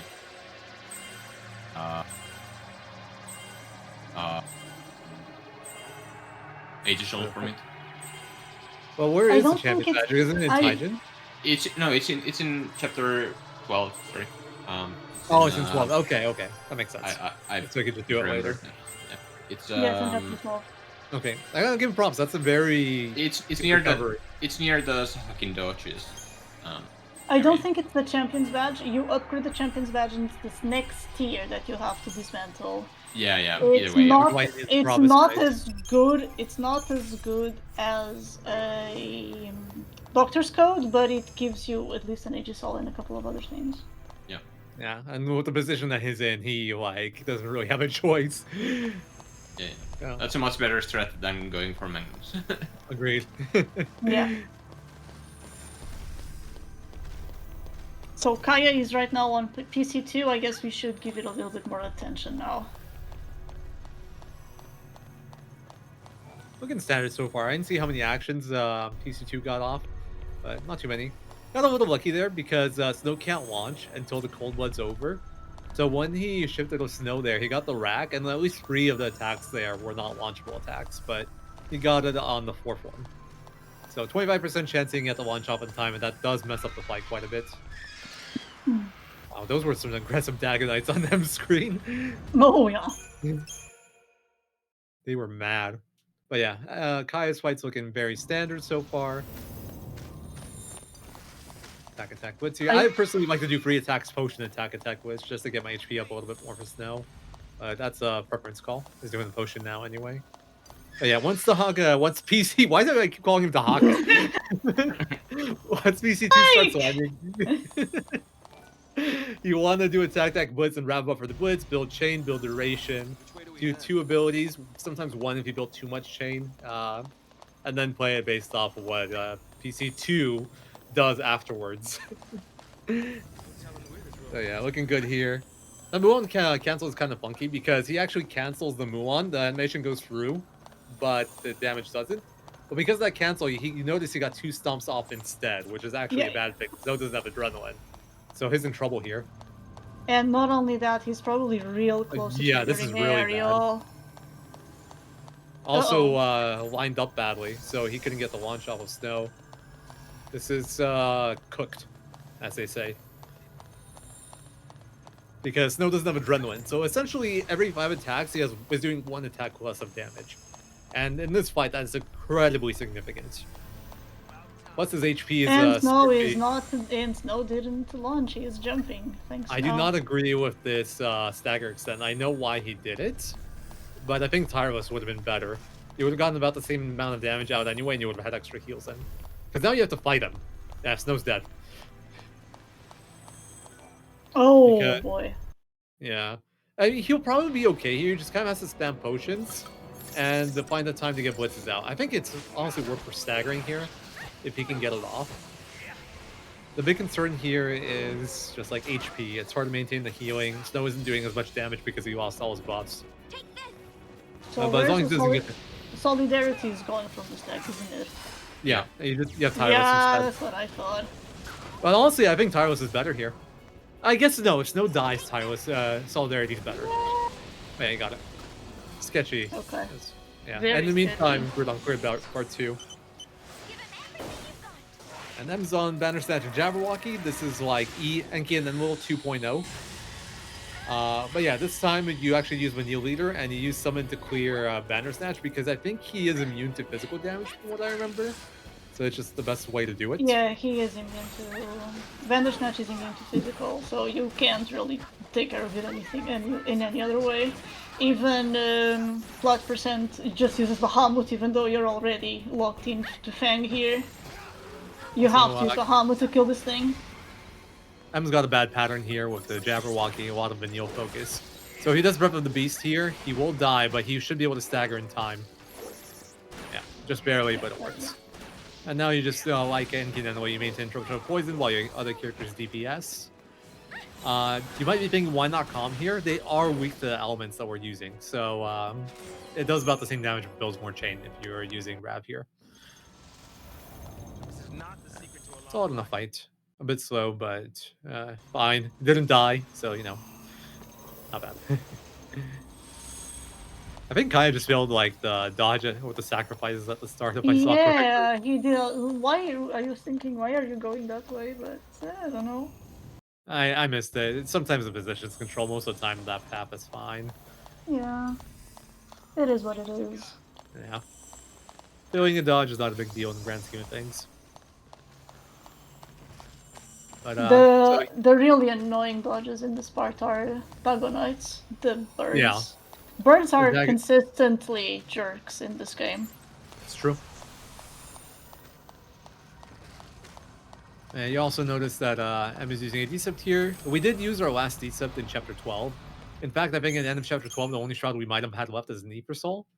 Or 2 Ether Souls, I forget. But in Chapter 13, you unlock Eden's something. It's the shop for shrouds. Pharmaceuticals. Eden's Pharmaceuticals. Cool, thank you. Yeah, you can now buy Deceptive Souls, Fortis Souls, Aegis Souls, and Libra Scripts there. And we have the money routed so you can buy 2 Decepts, 3 Fortis Souls, and 3 Aegis Souls, which is enough to get you through the next 3 bosses. And then you use the rewards from the Tiamat, what was it, Imperial Crown or something like that. It sells for 50k. You sell that to get the final shroud, which we need for final bosses. Imperial it's not Yara. Something else. Yeah. It's Imperial something. It's Imperial Armlet. something. Armlet, yes, Imperial Armlet. It's a relatively useless accessory as well. It's just not that good. I think I found a use for it in like Magnum's 80% or something. I forget. It's super niche, but in like our current routes, yeah, it doesn't do anything. Interesting. Yeah. So this is what we call skill issue. We are not getting the protect on. There we go. We got one. We're fine. A little bit late. Let's see. So this is Vladislaus. This is the one enemy you are never going to stagger. Mounting Contempt is his trademark skill. It removes 1 or more buffs, as you can see, or sometimes it misses. And if it removes Protect from Snow, sorry, you might be in trouble because he might die. And then he no longer has the benefits of Fortizol, and it makes the fight real wonky. He can, if you mess up your provokes he can also target Vanille. And if he ever targets Vanille with Mounting Contempt, you might as well just retry the fight because she's gonna die. Yeah, you have to just kill him before. And generally, if you're in a position where he does that, you're not killing. Yeah. Who wants to talk about Tiamat? Ooh, I'd like to. This is one of my favorite fights in the whole run. Go ahead. So Tiamat is a jerk. It's kind of like a bird, so it makes sense. It flies. Yeah, close enough. And as we learned from FF9, Everything that flies is a bird. So Tiamat can be separated into 2 phases. There's like the starting phase, and then there's Descent, where he's on the ground. In the starting phase, he is immune to all debuffs, so we can't really do much damage to him. It's kind of like PC2. In fact, it's pretty much exactly like PC2, where it's just a different move. PC2, it's literally deactivated, that gives him debuffs. Tiamat does Descent, he doesn't debuff himself, you have to actually have to inflict them, but you have to wait until that point to really start DPSing. So first phase is all about pushing into Descent as fast as possible. He'll do Descent after Stagger, so what we're going to do is intentionally do a very short Stagger, so we can get into Descent ASAP. The way we're going to do that is we're going to do all Rav. But on top of that, we're also going to use Cold Blood because Cold Blood interrupts him. So you'll see here while Cold Blood's going, he can't get any moves out. There will be a gap after the Cold Blood boat. He will do either Ice Grenades or a Tail Hammer, and depending on what he does, we might have to adjust a bit. Ice Grenades can remove our haste or even slow us if it gets multiple procs, so luckily we didn't see that. And we'll have a textbook fight here. So he's going to shift back here, then you'll do 2 spells. He'll shift into Aggression on the second one, get the SSS, and still maintain interruption. Then we're going to do Blitz Attack towards the end of this, shift it to Tireless at the end of this. This is a refresh. And we're going to do 2 blitzes here. We're going to cancel the second one. We just want to queue 2 blitzes for later. And as he does Descent, we shift into Smart Bomb, and now this is second phase. So now we need debuffs, and we need to maintain interruption no matter what, because we're going to start doing a move called Laser Rain. And Laser Rain removes 2 debuffs for every character it hits, and that is really bad for us. So we're going to do Cold Bloods with ready animation cancels, very precise shift timing, so just maintain interruption while Vanille does debuffs. Ideally, we want to see Imperil, but the really important one's Deep Protect. Like, we can't do a fight without it. Imperil lets us stagger earlier, makes the fight safer, but there you go. We just staggered him, with him not getting any moves out in the second phase. We're going to go back to the Smart Bomb, try to give Vanille some chances to get Imperil off, and go into Aggression to launch. And from here, just DPS, and pretty straightforward. Just do Blitz, no attacks, Vanille builds a bit more chain. Hopefully she doesn't do an Aurora that knocks him like further up, makes no miss or anything like that.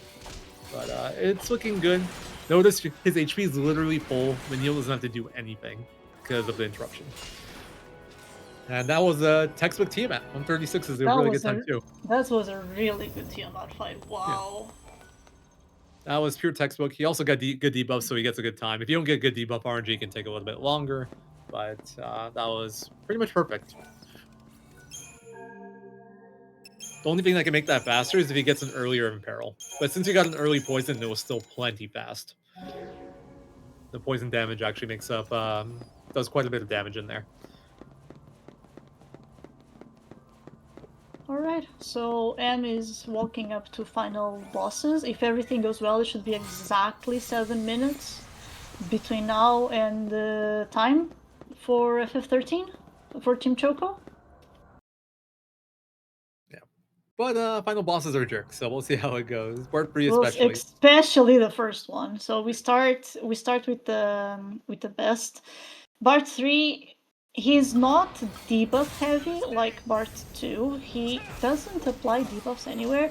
The biggest source of RNG in Bart in this is Vanille debuffs. This is the one fight where Vanille getting late to debuffs will just kill your fight.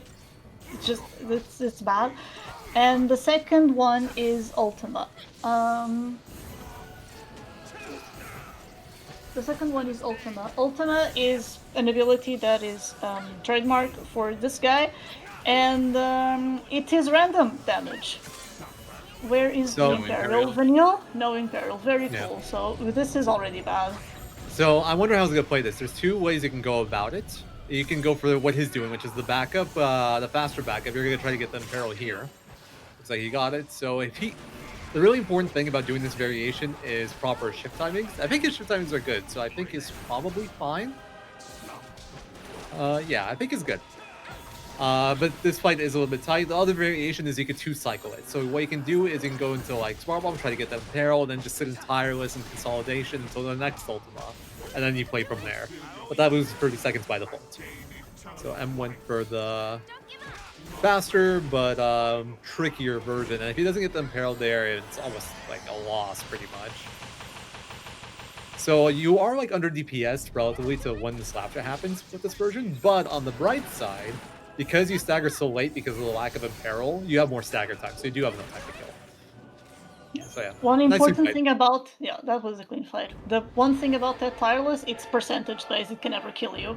Alright, Orphan 1, we want to start this fight by immediately summoning and shifting paradigms. This is extremely tight, almost impossible on console. On PC you have a lot more leeway because the loading is much faster for the summon. And he's going to shift immediately to Malevolence, and here comes Merciless Judgment. So this will always dismiss Brynhildr, which brings back your other 2 characters, and you can start buffing. The goal here is Haste on Vanille, Haste and Spell and Bravery on Saz and Snow. Oh, and also Vigilance on both of them. Yeah, and we gave Sass a couple of nodes in Sentinel, so Sass has the Sentinel role to take less damage specifically in this. Yeah. Mentioning secondary roles, we also gave Manil Commando in Chapter 12. Kind of glossed over it. But it's like the only useful role she has on besides Medic for PC1, PC2, and it's actually essential for those fights because you won't have enough damage otherwise. And You don't we use it don't for the probably use bosses. it anymore. Yeah. Yeah, but it was incredibly important there. So Ooh, early the Sentinel role for Saz is not so that he can be a tank. It's so that he can enjoy the benefits of having 2 Sentinels in one party, with one of them being himself. Yeah.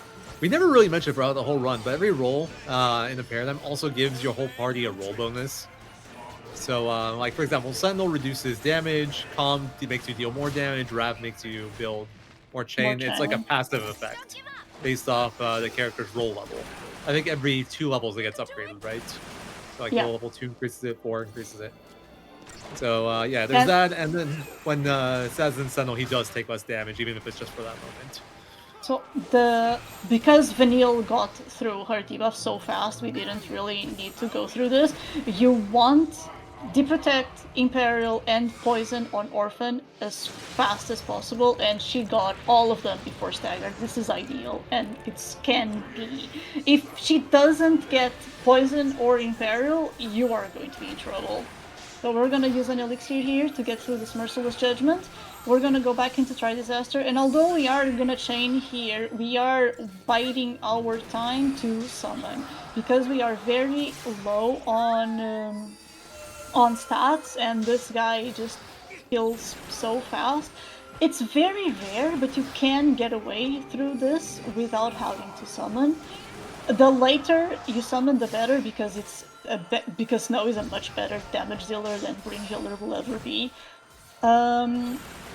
It's interesting that he hasn't done any of the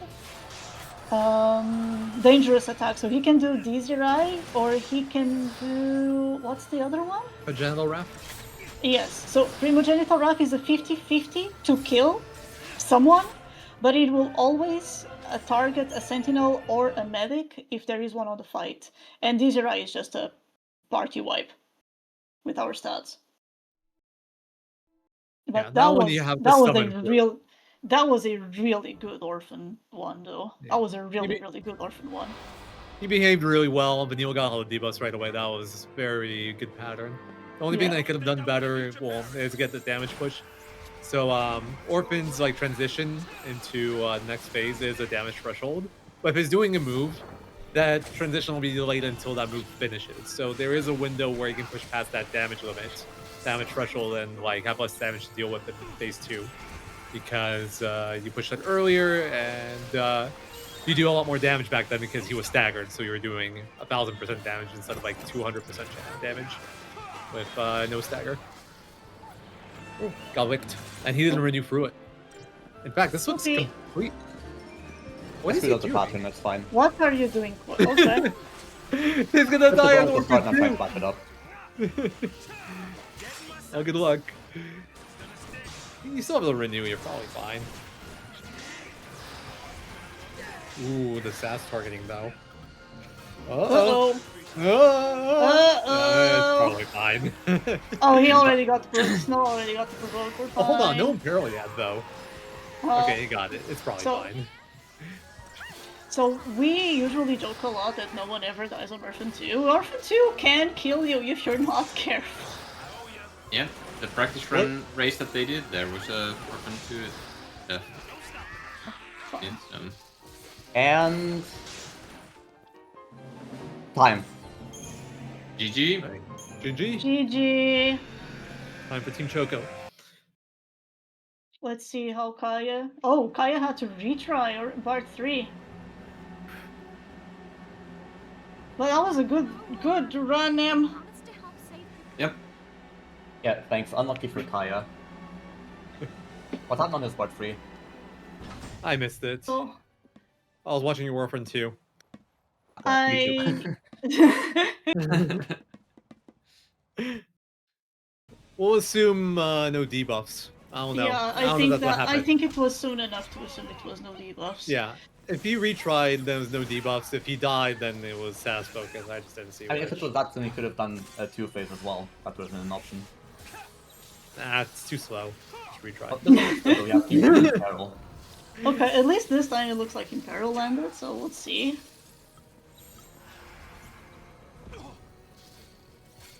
Yeah, this looks pretty So standard. just waiting for Ultima.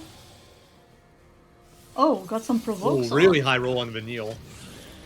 Ooh. Yeah, so ultimate damage is random and it depends on the character it's targeting. It's not just the damage itself. Each damage roll is calculated per character, so it can be very high on some characters, it can be very low on others. That's more or less what happened there. And you want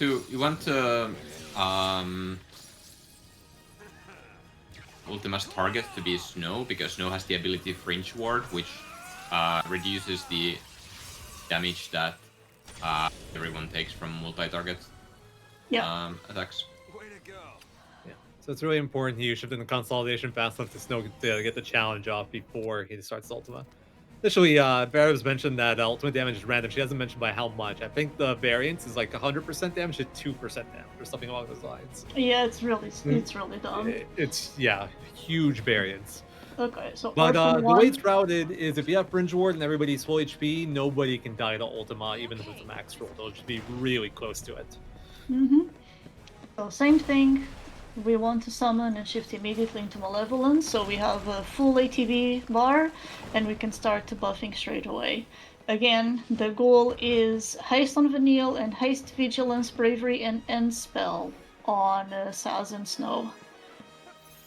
And this fight is very rhythmic. You can do under haste, you can do 2 strings on Saz before you have to shift to consolidation to tank the slap. And it is very, very important that you shift to consolidation for every slap, otherwise you are not gonna have enough... Wait, that was close. You are not gonna have enough HP to be able to tank every single thing you should until you can get a renew off. Yeah, here you had Kaya having to go into Tireless just because Vanille's on too low HP because of She did Nothing the else shift gets too on slow, yeah. So here we want to go into Smart Bomb as soon as the buffs are done, so Vanille can start fishing for debuffs ASAP. M had really good debuff luck, and Kaya is not. Vanille does not want to land debuffs for Kaya. Yep. He also has much not- lower chain right now, and Vanille hasn't Yeah. had as much time with the tireless shifts. So. Yeah, Vanille has not had time to get debuffs off because of the low HP. And so we're almost diving, but there's no debuffs, so we're really gonna have to pray for some good Vanille RNG. We have to Yeah. take Oh, there it poison, is. that's pretty good. We just need Imperial now. Oh, there we go. Imperil, I think, is easier to land than Poison. I want to say, but I'm... Don't Well, quote me on that. You should tell that to Kaya's Vanille right now. Thanks, Vanille. She didn't get the better memo. in the last hit of the strength, so now we're just meant to go to damage phase. This we're helping up should the be detective okay. class. Yeah, it should be fine. This should be okay. Yeah, don't know if it was mentioned, but we want to stay in Tireless because Progenitorial Wrath can target either a Sentinel or a Medic in your party as priority, and otherwise it's random. And we wanted to not target Saz because that's a game over. Yeah. On the other hand, we saw Requiem, so it should never be Progenital here. Yeah, okay. So the goal here is to push for around 45% HP on the second Merciless Judgment, because this is what pushes Orphan into his Dark Phase, which is where you want to be for the summon. And you know that he's on his Dark Phase when the text opposite extremes appears, so you know we are good. And this is the Yin-Yang phase. You can also get the Dark phase, which is different. And you can potentially get two Merciless Judgment in a row if you get into Dark phase and then Oh, into yeah. the Yin-Yang phase. Yeah. Yeah, That was always yeah. funny. The Merciless Judgment to Merciless Judgment combo. So MMM stayed without the summon for a very long time. Kaya just immediately summoned. Green Hilder can keep you alive much more reliably than Vanille can.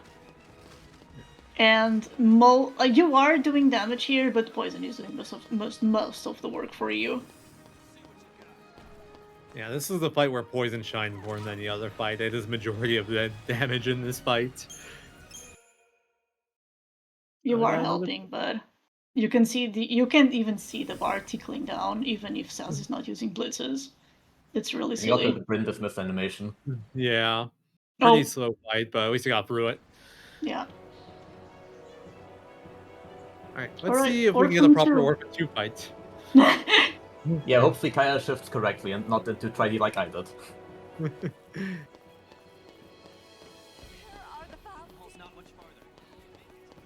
So you always open this with an attack, just so your characters get info that this guy's immune to physical, so they start doing magic. And we haste Vanille right away because she's slower, so you want to speed her up first so she sings up better for the others. Haste ourselves. Haste Snow. We want to rack Snow, but I like to make sure Vanille gets one more spell out before the rack. I find that lines things up better. Shift right on her 5th here. He plays a little bit differently from I do, apparently. Yeah, that's how I would do it as well if I had done the correct shift at the start. Yeah, so the problem is that Vanille got one more spell out here, and if he did lick, that she would have been in a pretty bad spot. She would have been interrupted like midstream by the lick. All right, So, get yeah, ready, it's fine. Tonberry. If Hi, she Kaya. inflicts Vanilla the got- protect, also high. Yeah. There we go. Yeah, hi, by the way. Roughly Oh my 15 God. seconds. Vanille, please. Nah, we're good here. It's fine. Vanille doing Vanille things. She did good here. I have no complaints for Vanille in this fight. All right, time for more Tonberry now. Time. GG. GG. No Meanwhile- problem. Meanwhile, Groudon did get his champion's badge, so Okay, so it's gonna be a while before Team Mog's next big fight, so maybe we will send it over to Stranger of Paradise for a bit? I think that's a good idea. Yeah, hello. I'm Denho. I'm here for commentary. We can see D wins on the first boss, and MrZwanzig starting with the tutorial section. It's a pretty fast-paced game, going through worlds of all the different Final Fantasy games from 1 to 15. Of course, the first one is basically like FF1, beating someone who looks like Garland, but it's actually called Chaos Advent. It's a lot of like quick movement. There's like movement tech. You can dash cancel. You can dash into pressing the sprint button to like cancel some end lag, and then you can dash really quickly. You're gonna see that a lot. And there's job system, changing between jobs, leveling up different jobs to unlock stuff like haste and flee for faster movement, and like of course whatever you need for offense, things like that. We do also have another one on commentary. Hello, good morning, everybody. My name is Zik. I'm going to be joining Denho here, talking about some Stranger of Paradise. We're going to be killing chaos this morning. But yeah, so we like Denho said, we're just kind of getting started here on the run. MrZwanzig's going through the mandatory tutorial section, teaching you all about the game. So if we pay attention to MrZwanzig, you'll know everything you need to know about how the game works. Yeah, one a core mechanic in this game is the soul shielding. It's like you're pretty much the primary defensive option. It's like a way for you to get MP, like not only current MP but also max MP. You start with 2 bars, but it can go up to 6 bars, and soul shielding is one of the ways to get that, and then soul bursting like you saw there. You can like finish off enemies with soul burst. And max MP is very important. It, allows you to cast buffs and also just like attack abilities. That's going to be our primary source of dealing lots of damage and taking care of bosses quickly. Yeah, it's definitely one thing that throughout the run, if you pay attention to the runners in our MP bars, a lot of the run, at least, is like very MP management. and that we have a lot of setups that we're going to do on a lot of these bosses. A lot of them are going to require 3, 4, 5 MP bars to set up before the fight. So it's a lot of making sure you're killing enemies, doing your soul shields, and setting up for those boss strats at the end. Because once you set up for the boss strats, we're just going to see bosses disappear in a blink of an eye. Yeah, this is also played on the story difficulty, as you can see on the overlay. Though, even on hard mode, the bosses do die pretty quickly. Like it just requires a bit more setup. But it's like, regardless of the category, they go down really fast. But especially on the story, which, you know, of course, fastest category, most convenient to put into a big relay like this.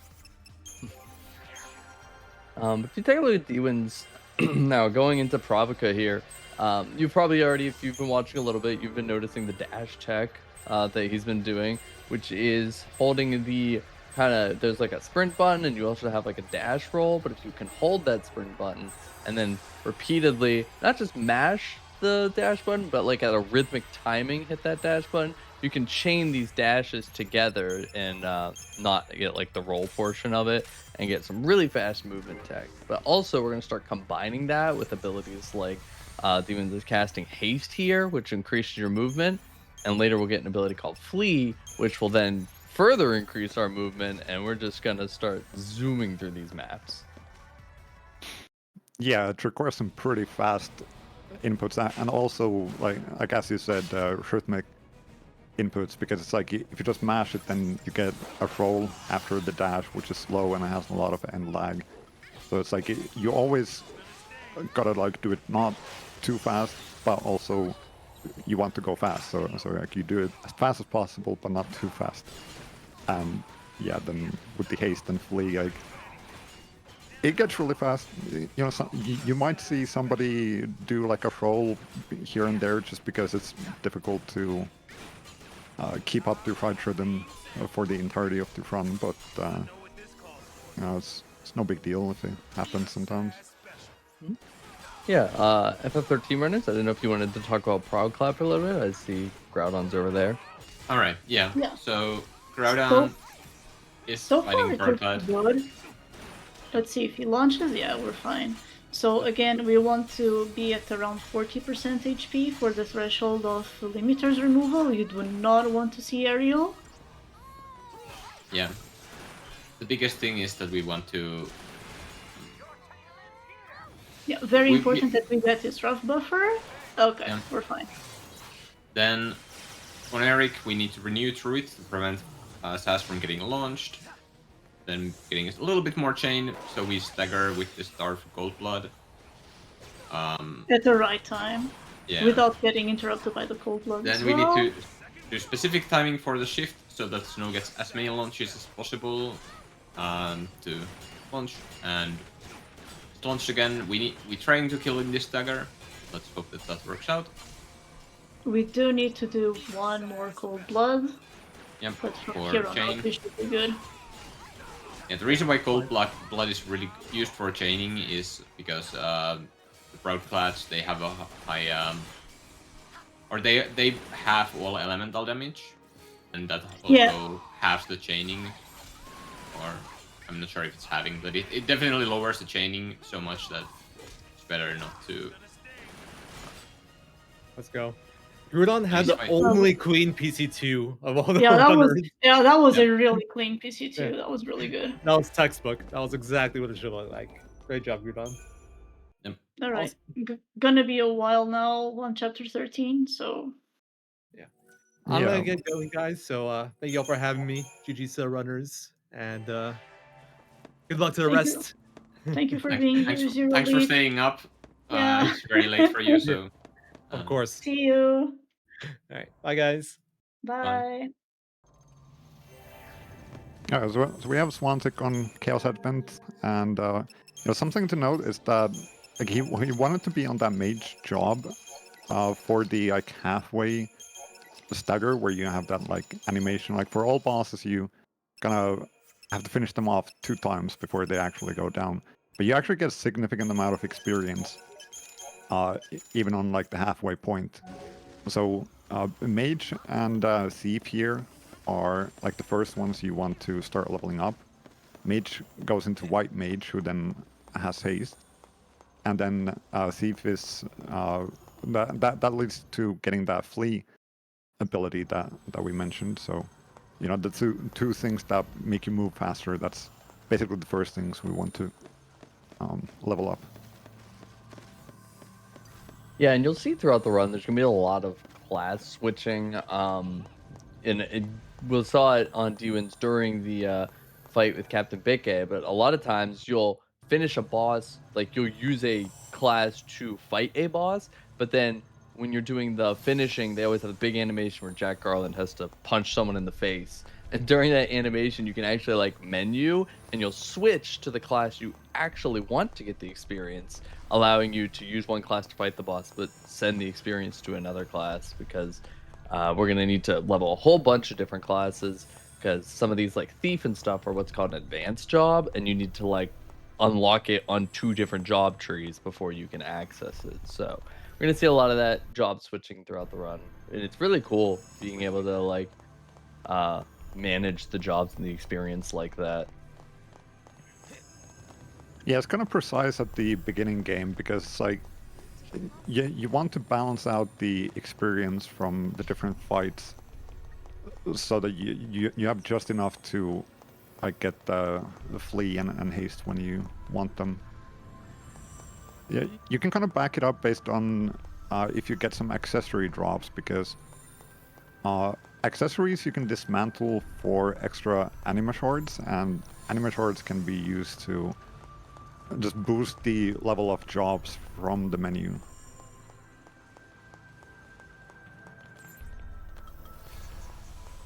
Yeah, so if you missed it in the Captain Bikke fight, you'll actually probably get to see it here on D-Win's screen here at the end of Western Keep.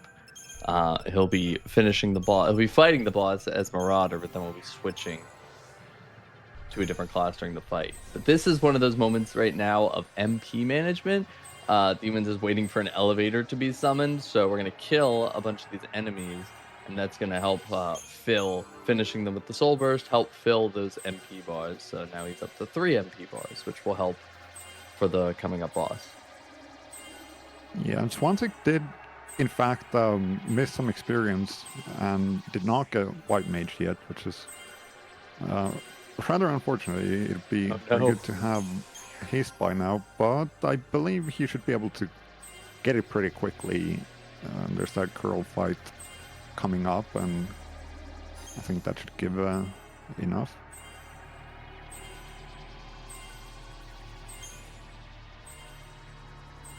Alright, we have D-Wins going into the Black Knight fight up here of the Western Keep. So we're going to be just very simple fight here. Going to be using attack and then chaining into a Sundering Blow hit. That will take us into the phase 2 of the fight, where we're going to do a lot of the same. He's going to do an attack with the axe, hold a charged Sundering Blow. Oh, I think that missed. Yeah, I think it did too. Yeah, it's a bit. So you see, there's a Lightbringer buff. Well, it just expired, but it was replacing the yellow bar at the bottom with like a red one. That makes it so you have like infinite break gauge. So you're not going to get phased by enemy attacks, but also it increases the break damage that you deal. So, like, you might want to like just put that up, then you can ignore what the boss is doing.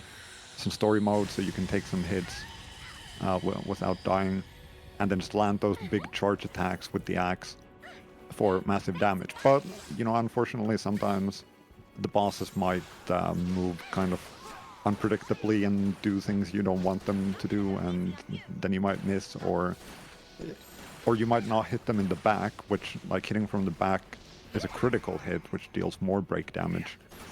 And break damage is generally how we want to take down these bosses rather than HP damage. Yeah, it's a very interesting way that every boss has this health bar, and every boss also has this, break damage bar, and you can kind of drain either of them, which, in most cases, the break damage is just much faster to get to that point. So you can just hit them with break damage, soul burst, and move on. D-Win's making his way through Referum Wetlands here. Conveniently our Final Fantasy 13 level of Stranger of Paradise. Every level in this game is modeled after a kind of different game, and Referum Wetlands is our 13 level. Yeah, it doesn't look much like Sunlight Waterscape, but it definitely has the the rain mechanic from 13. I mean, it's a little bit similar, but it definitely feels a little bit different though from Sunlight Waterscape in 13. Well, it's because of the chaos. Yeah, I mean, I guess true. that's true. Yeah, it's what Sunlight Waterscape with chaos would be. Then here in the bottom left, ZwanZig's going in for the Captain Bikke fight. This can be actually a kind of scary fight early on. We don't have a lot of the tools that we'll have later on. Especially also, he summons all these little pirate lackeys around, which can mess up your targeting. They can get in your way. But it looks like he's handling this fight very smoothly, not getting hit by any attacks like Yo-Ho-Ho or anything. Very clean fight. Is Yo-Ho-Ho the one that makes him invulnerable for a moment? Yeah, and he like grabs you and then throws you across the room. I remember seeing that. Bikke is an exception that you don't have to like finish him off 2 times. He only has 1 gauge, so just 1 full HP or break gauge, and he goes down. But yeah, there are he spawns the enemies, which kind of makes things harder. Something that you might have noticed is that actually our runners have kicked out the other party members, and that's because the game actually scales based on the party members you have. So if you don't have party members, the enemies are weaker. They die faster to your attacks because it's compensating for not having extra party members attacking. But for the speedrun, obviously we're gonna go all in on our own build, and we're gonna be very strong. But even if we had the party members, they wouldn't do a whole lot. So it's just better to get rid of them. Yeah, Groudon had a little bit was he a little bit unlucky in Vladislaus, taking a little while to inflict Deprotect, but the second round of Deprotect took a while, and it allowed Blood to target Saz, thankfully, and Saz did get 1 shot because he lost Protect. But we're good. Actually, since we're here, we can see how the Tiamat is gonna go as well. Oh, there's Crystarium. This one, no, it's the next one that is optional, but this Crystarium is very much not optional. You get way too much strength on Snow and Saz in this one. And we also get a commando level for Saz, which is and the Sentinel vital. for Saz. Oh yeah, and the Sentinel. And although we don't use consolidation in this fight, we are going to. It is mandatory for the next ones. Another important thing is resetting accessories here to make sure Saz is the one with the highest strength and not Snow. Yeah, and we already set up the paradigms for the final bosses here, so that we don't have to do another menu after Tiamat. So yeah, even though there probably would be a more optimal fights if we had some other paradigm for Tiamat, we just do it with the final boss paradigms. It's good enough. It works just fine.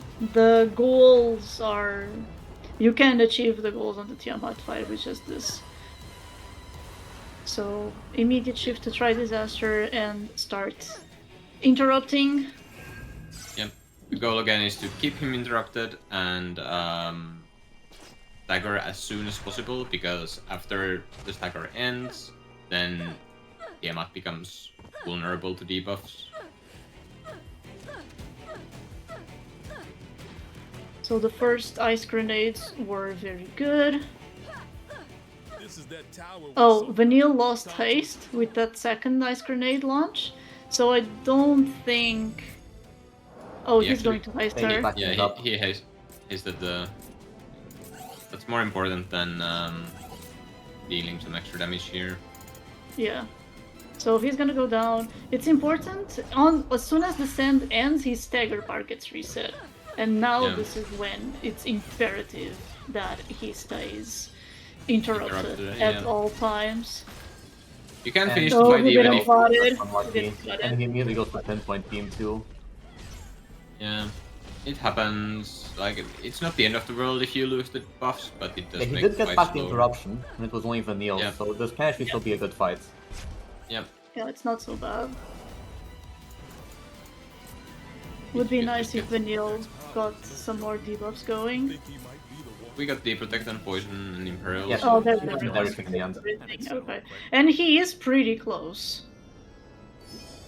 Yeah, that is nice, so that all the blitzes are definitely hitting. Yeah. So I think it's gonna be a good fight regardless. Yeah. Nice. Yeah, very good. So this Imperial Armlet sells for 50k, as we've said before, and we are gonna use this 50k to buy 1 Libra Scope, 1 Fortizol, 1 Aegis Toll. And these buffs are only going to be used for Bard 3, really, because the other two, as they get out of cutscenes and not from out of the overworld, you cannot use Shroud anymore, which is why Orphan 1 is such a tight fight, because you don't have the benefits of Deprotect and D-Shell, and you need to manually buff everyone. Yeah. Groudon did buy 2 Libra Scopes, so he's going to Libra Scope both Orphan 1 and Bard 3. The Libra Scope is slower to execute at the start of the fight, but he can still have the Quake as a backup instead of having to use Provokes, which is a bit better for keeping the chain safely on Bard. Yep. Yeah.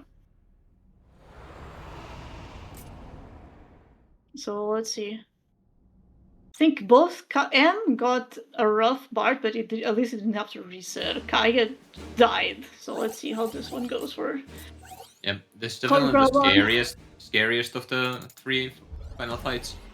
I guess they made him stronger because you have access to Shrouds, maybe.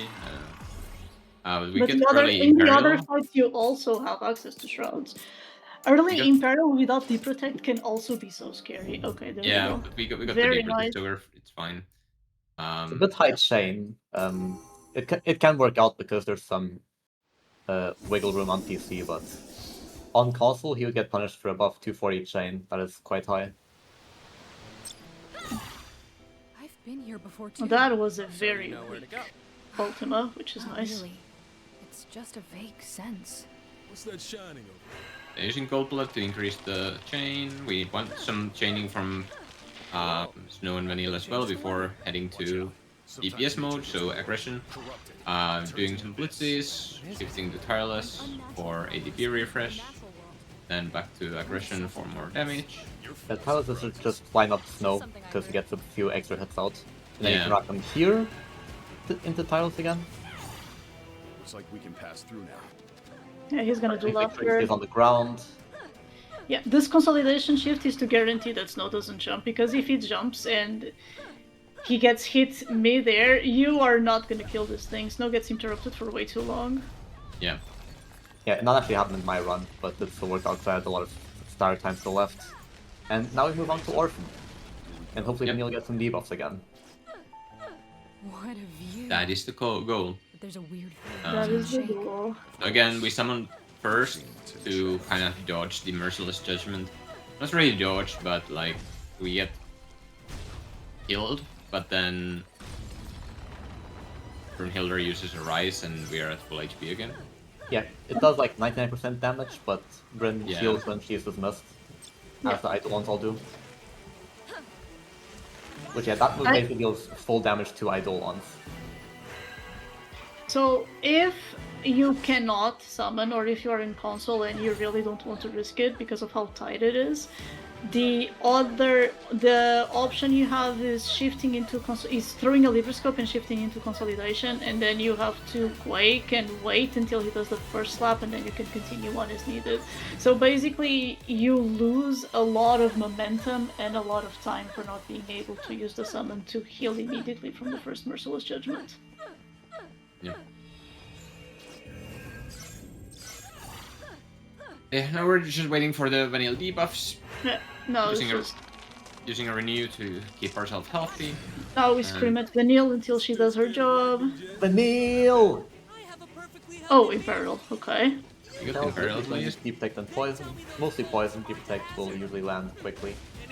Deep Protect is Yeah, That right Deep there. Protect landed.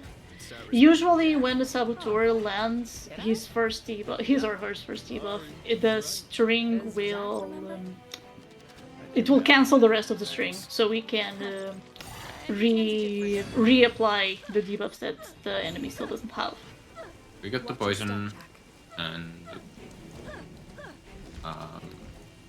now we're just waiting for the. Now we're we dealing put damage. We'll deal damage and try to push him to the Merciless Judgment.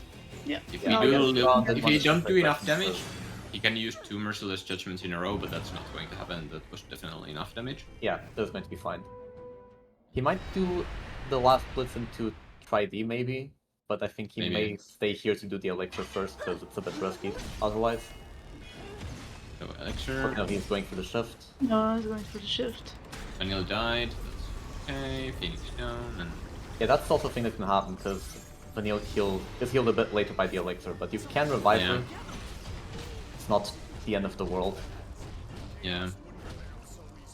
And she's probably also going to die again, yeah, because there's a Vile Exploitation. And Renew revives her again, so there's a lot of Vanille going into ground and getting back up. A lot of Vanille suffering in this fight. So Vile Exploitation will kill her again, and we are going to summon, and Yeah, that's going to be the fight. Yeah. Now, only thing we have to worry about is that we kill him before summon ends. And And if like, someone's no, ending, we can go into Gestalt mode. There's also that as a Yeah. backup in case it's very bad. The boys and backup. but we shouldn't need to do that. Like, it's good enough. With the Elixir, yeah, usually not. Yeah, and like, I mean, this one, that's appropriate original of Wrath. I think they're... Oh, that was not on Saz. Okay, never mind. It was on Brunhilder. If it was on Zaz, it would have still been fine because Brunhilder would just arise. So. Yeah. Yeah, or you can Gestalt. Yeah, that's too. Alright. Yeah, now it's time for Orphan 2. Orphan 2. Hello, guys. The fight where no one dies to. Yeah, no one would ever die to this fight. Especially not me. So, we open with an attack so Snow knows that Orphan is immune to physicals and doesn't run close to Orphan, because if Orphan inflicts slow on any characters that are slow or close to him, so then we just use spells to chain, shifting to Malevolence to get buffs for everyone, Bravery and Thunder, then Didn't like this start. Libra to dodge the move that would launch. Nice. Renew. That's very tight. And the thing is, if you lock yourself into a technique, you are stuck on that technique. Yep. Okay, Stagger cancelled the second leg. Ground's went for Aurora Arrow instead of Cold Blood, so he's not locked into that as well. So that's same thing, same as the techniques. You can't exit out of that once you start it, and that's all debuffs, so we should be able to call time soon. Yeah, this Orphan is... Well, Vanille behaved better in this Orphan than in any of the others.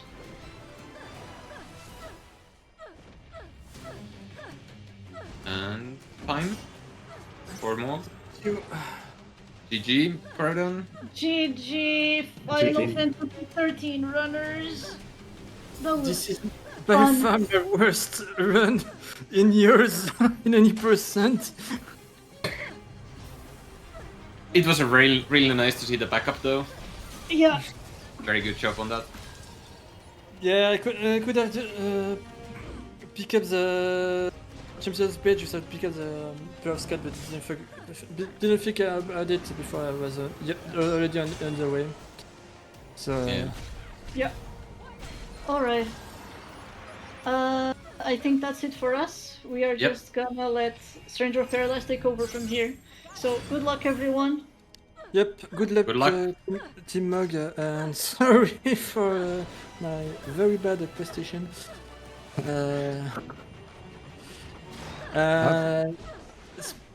For the anecdote, I died on Orphan 2 3 days ago in the practice the race against M and Kaya. And I have a a little bit less than an hour, I guess, before I'm back for 12. So, yeah. See you soon, everyone. Take care. Bye bye. Okay, take care. GG's, 13 runners, 13 commentators. Thank you all so much for that.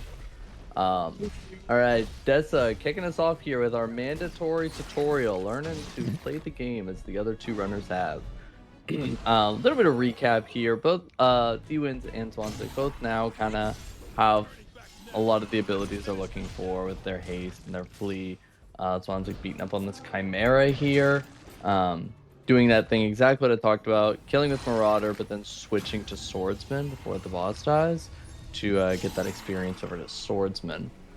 D-Wins up here at our Final Fantasy X level of the run, starting to make his way through. You know, funnily enough, in the tutorial, like when you start the game, you're immediately thrown into a fight against Tiamat, and D-Wins was actually fighting a Tiamat at the same time as we saw. Yes, at the start of the game, it's they do that kind of thing that you start with like a kind of mid boss at the start, and like then you fight for real later on. We have a lot of better strategies for taking that TM out via that second time around. Yeah, so the main weapon you see for this run is the axe. It's basically because axe has these charge skills. So if you charge it for a bit, it goes up by like 3 stages if you wait long enough. After that, the damage you get out of those is just on a completely different level than, you know, attacks that don't charge, basically. And when you have haste active, that also speeds up the charging. So it's actually not even that slow to do those attacks. So something we haven't gotten to mention yet, but something you'll see down on XIII's screen on the bottom left there, is he has not only White Mage equipped here for the haste, but also the Mage class. And something that's interesting you can do with the Mage class, you'll see in this elevator, is he can queue up a spell like Quake and just hold it, and while you're in this casting animation, your MP actually refreshes. So he's never going to cast this spell, but we're just going to use this little trick here to refresh the MP so that while we're just waiting in these elevators, so when he comes out, he can cast another haste and flee because they each use 1 MP bar to just keep that movement tech going as fast as possible. Yeah, all the jobs in this game have some kind of specialty, like something that makes them special, and it's like Mage compared to the other mages has a much smaller selection of spells, but you do have the benefit of charging MP, and that's specific to Mage and none of the others. D-Wins is now getting close to the dragon zombie fight. It shouldn't really be a problem, much like most bosses in this run. Something that's interesting about Dragon Zombie is that in phase 2 it has multiple parts that you can break. So then, as long as you're able to do something that breaks all those parts, the boss is definitely going to go down instantly. And this thing gave me so much trouble. Yeah, it's you know, actually something to mention also at this point is that you get a choice between like which crystal you want to go after first, and like this is one of the choices. So especially if this is like the first one you choose, this can definitely be a hard boss casually. Yeah, I remember casually this thing messed me up, and then yeah, you look at the speedrun, it's like, oh yeah, you charge brutal tech when it dies. Yeah, I mean, there's a lot of things that you can do. As long as you break those parts, right? It's gonna be fine. The brutal tackle is like the strongest attack that we will have available for the speedrun. It's just generally very strong. It costs 2 MP bars if I'm not mistaken. Yeah. And like the damage kind of corresponds to the amount of MP being spent. It has this like running tackle animation at first that deals multiple hits while you like ram at the enemies, and then it also has like a big slash at the end that does the majority of the damage. So sometimes there is the risk that like maybe the final hit can whiff, and then you don't get the kill when you want to get it. It's like that's something to watch out for. So sometimes, even though brutal tackle is available, the runners might not use it because, for example, Cyclone Rush comes out much faster, and it's like much easier to hit on the enemy in some cases.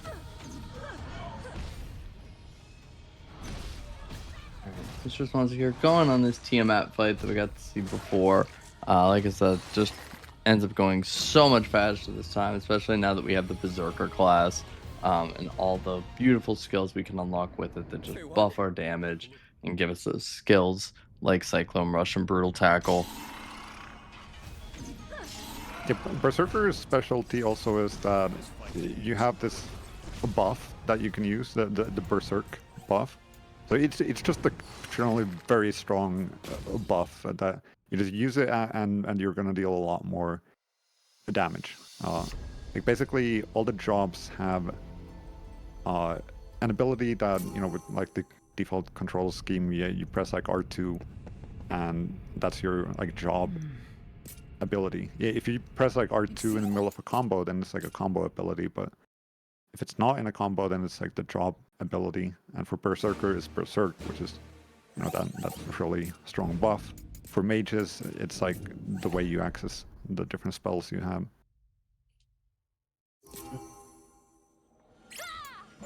D-Win's making his way through the Cavern of Earth. This can be a very like kind of confusing labyrinth area with a bunch of traps, you know, modeled after what Wraithfall's tomb from FF12. So you kind of have to make your way, navigate through this area, fight some of the demon walls along the way. We can never escape demon walls. And just making short work of these little vents here with Cyclone Rush. Yeah, now we have Lich coming up, which is going to be our next split of this game, and of course one of the fiends. We already took down Tiamat, and now it's time for Lich. Yeah, Lich is pretty straightforward. The only thing that can really trip you up is Lich likes to teleport sometimes. So you may find, we'll see how it goes for D-Wins here. Sometimes you may find yourself that you like get it just to dead or even ready to soul burst, and then he teleports away, and you may have to run across the room and find him to finish it. Like for phase 2, one trick that you can do is stay a little bit away from the boss first, and you'll probably see Putrid Ground, in which case you have a big opening. D-Wins rushed in and didn't get Putrid Ground, but in the end, you know, that was a pretty fast phase 2. Yeah, that was great.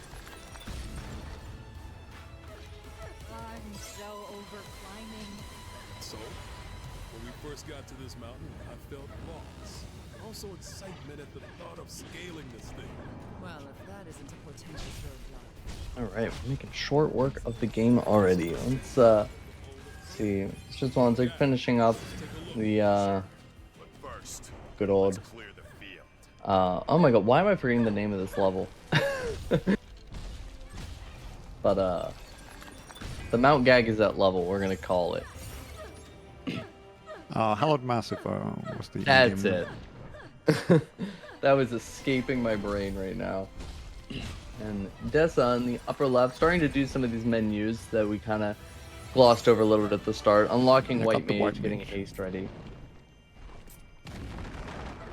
Got some good. So yeah, we did talk about how you can manipulate your party and remove the party members, but you also have the ability to change the appearance of Jack to any of the other party members. So Desa gonna be rocking Ash up there in the upper left. Oh, do we have 3 different ones? Did the runners decide on? I think they were ones? supposed to, but it looks like D-Wins and Swansig both picked Neon. Yeah, I mean the problem is that at the start, what? No, actually, yeah, Neon you don't even have until you beat Chaos Advent. So actually, Demons and Swansig switched to Neon after that, and no one wants to play as Ched, I suppose.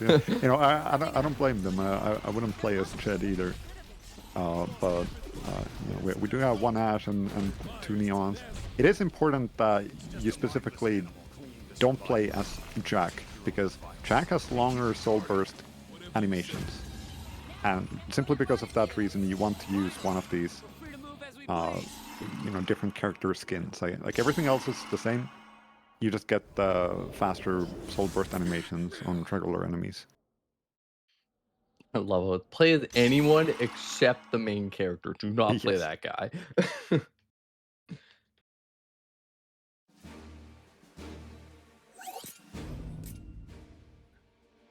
Alright. D-Win's make his way through our FF9 themed level, the forest here. The main kind of mechanic in here, there are these the plants that have these vines, and you have to kill the plants to be able to clear the vines to move on. You can kind of either just like take them out with a charged attack, or you can either like pick up fire from some of the bombs around, which will also kind of just one-shot the flowers. It's just trying to take them out as quick as you can. Nice try. Yeah, something we haven't mentioned is that this game has these instant abilities, which is when enemies use an attack and it shows up in like a blue background. That means that it's an ability that if you soul shield, then you get a few uses of that ability that you can just instantly use for no cost. And you know, those fires is like something that you can grab from enemies, that way soul shield their attack and then use that fire yourself. It's kind of like a blue mage sort of thing. And the DLC did actually add a blue mage job as well, which lets you kind of get extended use out of those instant abilities. Meanwhile, D-Wins is in great Malboro. This boss can be kind of rough. It can be difficult to get behind him to get crits, and you might end up having like not like a whole lot of MP to work with sometimes going into this fight. Desa just finished up the Captain Bikke fight, and something that Desa really showcased well in that fight that I'm not sure if we mentioned or not, but that Lightbringer that we talked about that can deal extra break damage also has this cool effect to it where, because they like power up, it sends like a shockwave out, which knocks enemies back. And Desa used it really well to just push away all of the pirate ads that Bikke was spawning to just continue to keep pushing damage. It's a very clean fight. Hey Jack, are you mad at us? Yeah, it's like that's kind of what the game teaches you initially. Like, use this to like if you're surrounded or something, but it's pretty difficult as a casual player to rely on it because it does reduce your max MP. So, if you used it at the start when you have only 2 bars, you'd be down to 0 bars of MP. You wouldn't be able to do anything, really. So it's like, if you go in with that, you want to know that you're going to get some like soul shields or soul bursts off to like refill that MP, or even just like have something or a decent amount before you use that Lightbringer. And MrZwanzig here on the Lich fight. Phase 1 looks pretty smooth. We're gonna do a cyclone easy. We saw Zwanzig wait there a little bit before going in, and then the Putrid Crown came out, and that's where Lich just like doesn't move anywhere. It's just like putting out this goop on the ground. And that's a great opportunity to finish the boss. You'll see here in the upper right, D-Win's making his way through the Cavern of Fire at Merilith. And there's kind of all these lava patches that kind of are supposed to block your way from advancing very quickly, and you're supposed to navigate around it. But with Haste and Flee, we're moving so fast with the movement tech that we can just kind of tank our way through the lava, and it barely even deals damage to us, making this a really short dungeon. Actually, the iframes of the dash apply even to lava, so that's like, sometimes you just manage to iframe through the hits too. Anyway, we have Merilith on D-Wins, another one of the fiends, as you as I'm sure you know. And it goes down fast. Phase 2, Merilith can sometimes kind of like get away with something, but that was fine. Perfect. So sad. It's Marilla Phase 2 is one of my favorite boss themes in this game, and we get to hear approximately 3 seconds of it. Oh, we get to hear even less of the field themes. There's for all these areas, there is 2 or 3 different tracks that play while you're like exploring the environment. But if you're in combat, then it just plays the standard battle theme. So, especially in the speedrun, we're pretty much always going to be in battle because like somebody's always going to be aggroed on us because we're not finishing them off. So a lot of great music that you're not going to hear in the speedrun. This game is very impressive on all fronts. Like, the story was impressive, the gameplay was impressive, the music was great. For a game that, like, when it first got announced, I was like, oh, this is gonna be stupid. It turned out to be a absolutely fantastic game. Yeah, for sure. It's like, everybody knows the memes, but like that, there's a lot more to it than just the memes. But there's also a lot of memes. It's fantastic. Yeah. All right, that's enough childish daydreams out of you two. Yeah, grow up. All right, Desa playing catch up here, but doing a really good job at it. Gonna start the Black Knight fight here on Western Keep. Let's see how these axe abilities land. Okay, he got charged. That's unfortunate. Charge is that's like one of the things that you don't want to see if you're in front of the boss, especially. That's great. Amazing phase 2.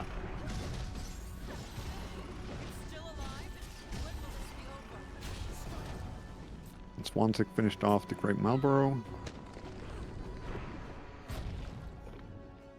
Yep, and D-Wind's going through the ruins of Machina, an area where you have to turn on the power basically to be able to advance.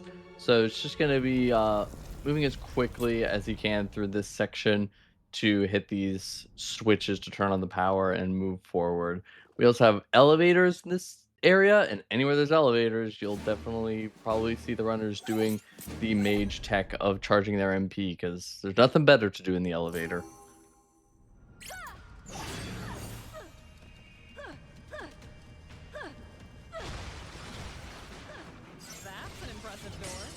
Alright, Desa has access to flee now and starting referring wetlands. A whole lot of dashing to do for him in a very fast pace. Swansea got his Cyclone Rush canceled midway through before he could finish off the Darkman. Had to start a second one.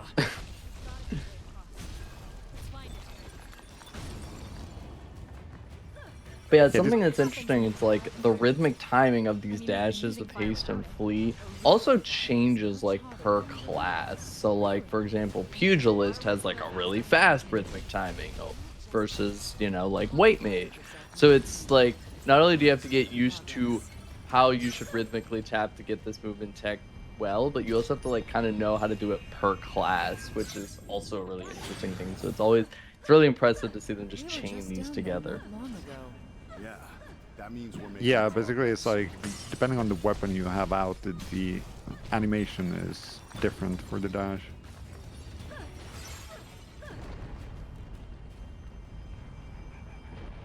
We're pretty high up, aren't we? So these dark vents, they're kind of intended that, when you beat up some of the enemies that are spawning, then the dark vent itself grows weaker, but for the speedrun, our intent is always going to be to just rush the dark vent, like we have enough damage. But there is always the risk that, something might give you trouble, like interrupt you from destroying the vent. But another cool feature of those vents is like, those vents do spawn those enemies, and when you kill the vent, it also is like, so when you soul burst the vent, it also kind of soul bursts the enemies that the vent spawned. So sometimes you may see runners like wait for the vent to spawn an enemy before finishing it off, just to help boost their MP count.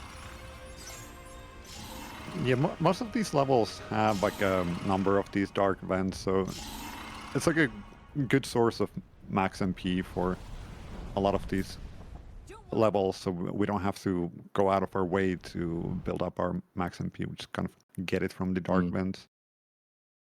We have Crayclaw on D1 stream, and that's another boss that has multiple parts that you can break, so you might see, like, you know, starting up an attack and it's like, you know, suddenly it just like goes down very quickly. It's just like in the initial animation of Brutal Tackle where it's like just like running into the enemy before even the big hit. It's already breaking the legs and like dealing also just like direct break damage to the boss, and like it just like takes out the boss so quickly. Yeah, for sure.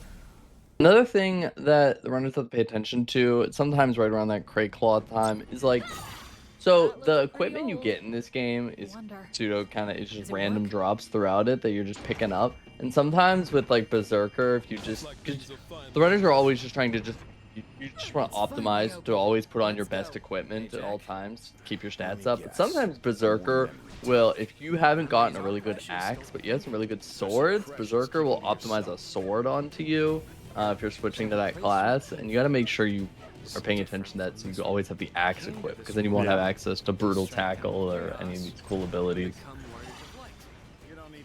Okay, we have Diffused Elemental split coming up for Desa. Clean phase 1, you just kind of hit it with a big charge attack right away, and yep, phase 2 is done. Yeah, something to note about the equipment is that,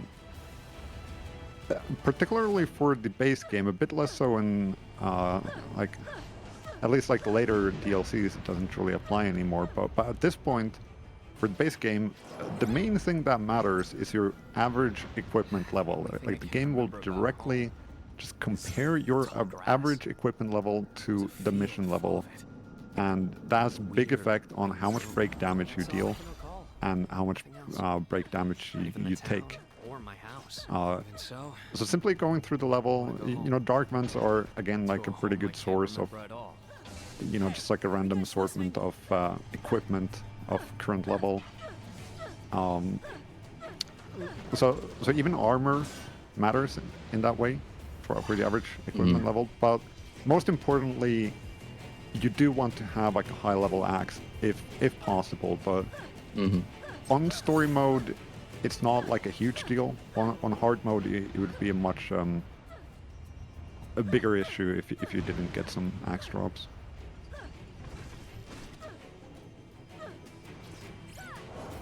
Yeah, and sometimes you can also do things like if you're really desperate for a higher level axe in the later game, you can use the anima shards that you would use to power up your skills, to power up your weapons. Usually though, you end up getting a pretty good axe drop somewhere in this mid to late game that you can end up start using. Yeah. And also that fight that Desa just did always drops an axe of current level, so at this point you're not really worried at all, but it's like later in the game that you might hope to get some axe drops. Look at that one. Demon's having an interesting time here with this Malboro. Kind of came into this area with no MP bars and had to use some pretty good soul shields to get the MP bar charged up to end up finishing it off. Yeah, you can blow up those canisters at the side of the room if the Malboro cooperates, and I think he managed to make use of some of those, but yeah, it's definitely like if you go in unprepared, then it's gonna get kind of messy with that Malboro. Completely single-minded, huh?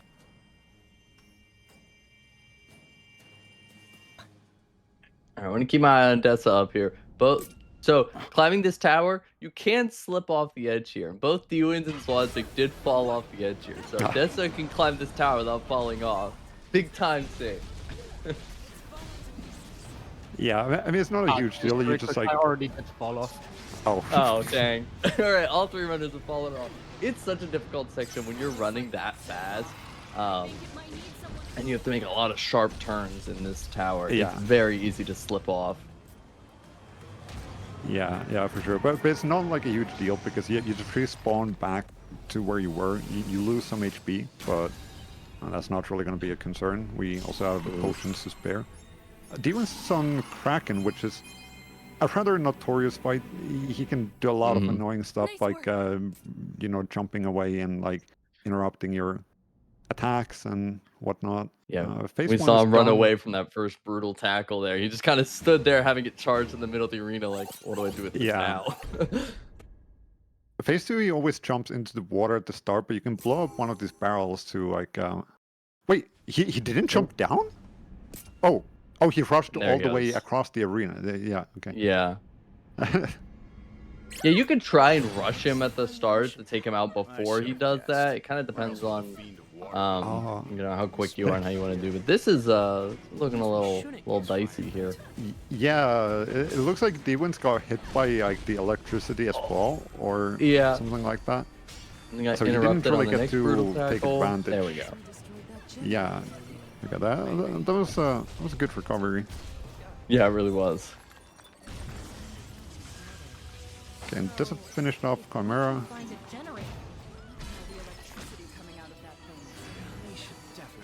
MrZwanzig is pretty much right behind Dewins. You know, in the Sunken Shrine, the FF7 level that has Kraken in it.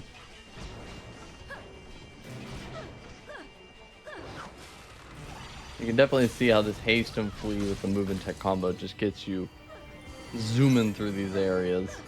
There's a dark aura in the air.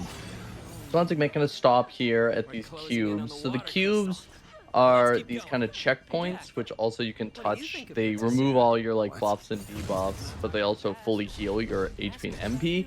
So you end up using cubes a lot of the time before areas where you really need your MP to get yourself that nice refresh. And coming up on this Sahagin Prince fight, Swanzig's going to want that full MP refresh to have as much MP as possible to take it out, which was very quick. I'd expect they'd give you work that requires a less delicate touch.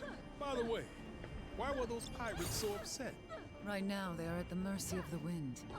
But if we revive the water crystal, we can restore the Dewins is in a sort of story segment going back to Cornelia. There's a couple segments like that. If you were doing like a co-op speedrun or something, you can't actually even do these together. It's always forced to do them solo. So we have a couple of these segments. We have to do some fights in Cornelia.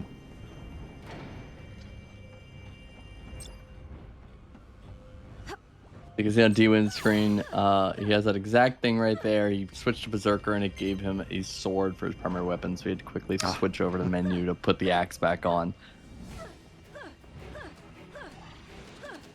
And he's going to be fighting Captain Bitgay for the second time. Now it's more of a corrupted version of Captain Bitgay, but his moveset's pretty similar to the same. There's that sinking feeling. This fight should go pretty straightforward. You just want to charge up a brutal tackle and take him out. Yeah, and what you saw him use there is Seal of Blood. Yeah. Seal of Blood is a great ability that it basically doubles the damage of your next attack, and you know it doesn't run out, so it just applies to the next attack or like the next combo ability that you do. So. You know, D-Wins fortunately managed to land the final hit of Brutal Tackle, which was more than enough to take care of the Possessed, or the Chaos BK, if you will. Yeah, that's one of those moments where, like we said, Brutal Tackle has this animation where you're like charging forward for a while, and then you do the finish attack. And a lot of these bosses are these big hulking beasts that you can just kind of point it forward and go. But BK is like a much smaller target, and it's very easy to just like, you know, slip off of him and you start charging around him and you have to get back to him to hit that final hit on him.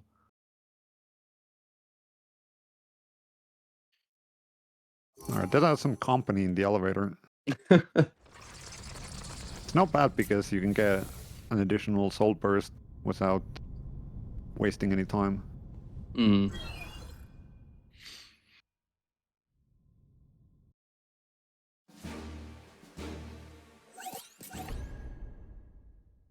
And D-Win's making his way through the Ancient's Tower now, our Final Fantasy XI themed level. The kind of gimmick here is there are these 3 crystals scattered throughout the map that you will have to activate before the teleporter to the final boss is going to be open. There are also kind of traps on the floor, like, well, I guess not on the floor, but there are these sections where you'll get trapped in with some enemies that you want to avoid where possible.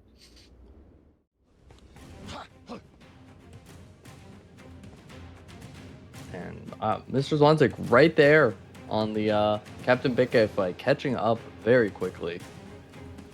Right on D-Win's heels.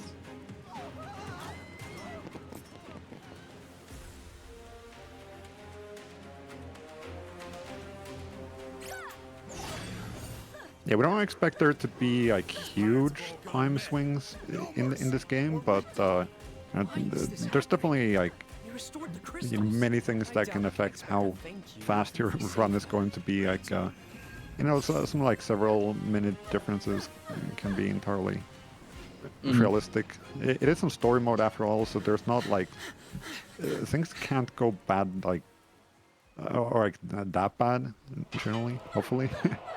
Yeah. D-Win's making a small detour here. There are these keys we have to pick up. So like the key of phantoms to unlock the doors to these crystals. Just gotta make a few small detours. And Desa doing the team out fight very clean. Doing the cool return to title screen strat. Oh yeah, you can kind of skip some like story stuff that like, you know, take stuff to like load and be able to skip and progress through.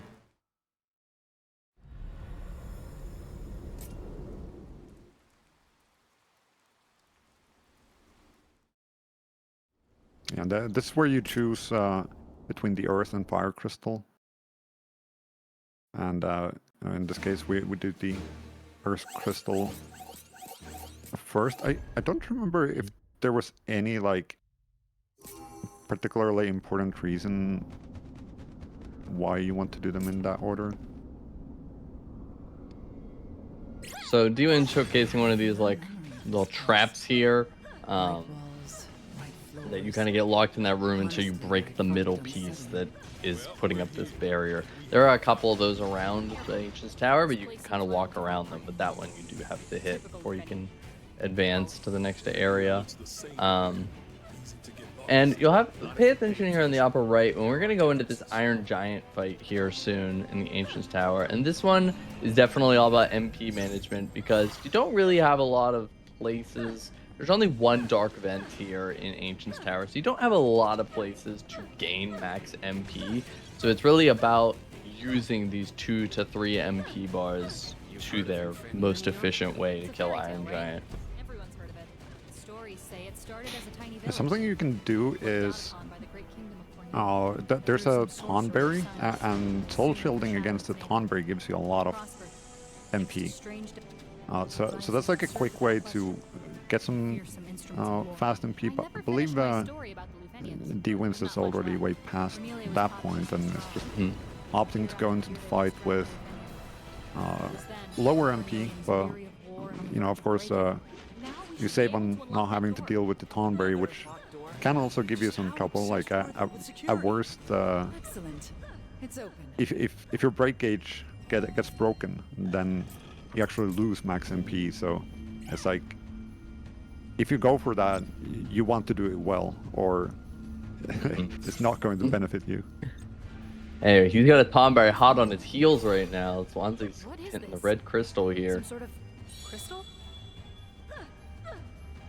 Yeah, Iron Giant is also tough in the sense that it basically has higher physical defense than magical defense, but our build is physical.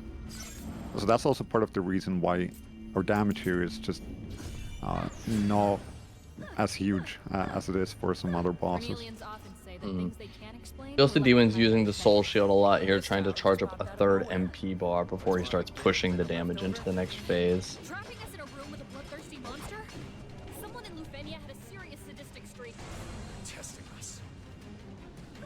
Just bastards.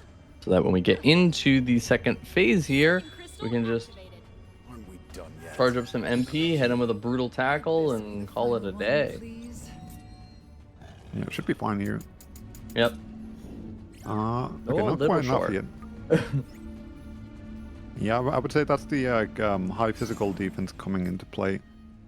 Probably any other boss would have gone down from that, but you'd also notice, like, when he opened the menu briefly, you could see in the top right there was kind of like a warning sign, and that was next to the average equipment level, which was indicating that you're notably below the recommended level or the mission level. So that's also, if you see that, then you know that your break damage is not going to be as good as it could be.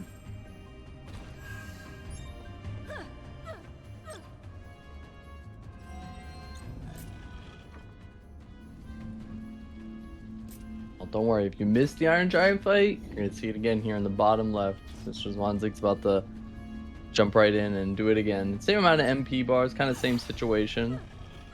So we'll see how the fight goes for him. Maybe it's only Desa that's that does the Tonberry MP My instincts are telling me farm. Bastos behind this door. I think he does it, or I don't know if it's only on hard mode or something. Hard mode does it, yeah. Oh.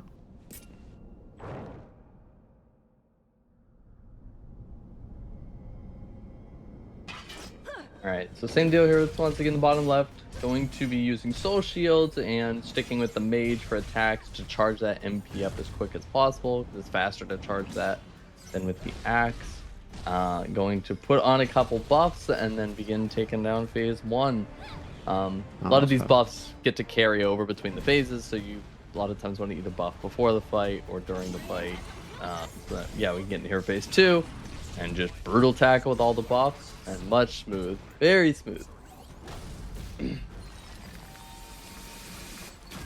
gonna do another good old return to title screen to skip some loads and cutscenes.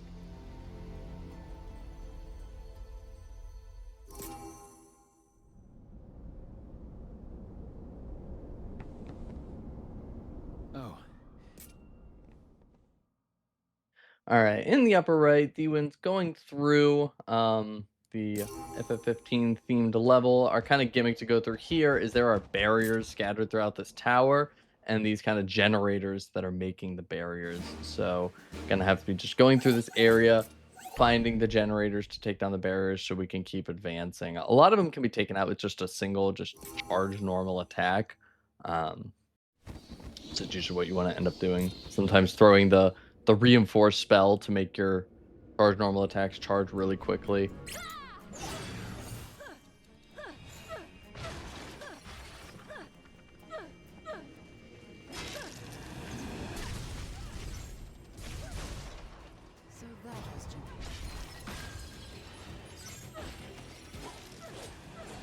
We have Desa here in the upper left, in the about to get into the Lich fight here, making short work of the Cavern of Earth.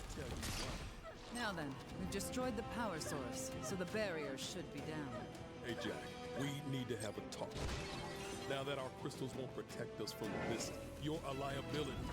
You depended on your. You notice a lot of time here in the Vigilia Court that again, there's a lot of these elevator rides, and while we don't necessarily need to be charging the MP as often, the runners are going to be optimizing their equipment frequently, because it's another good kind of practice when you have downtime. Is either you need to charge your MP, do that, or just keep optimizing your equipment to keep the best stuff on.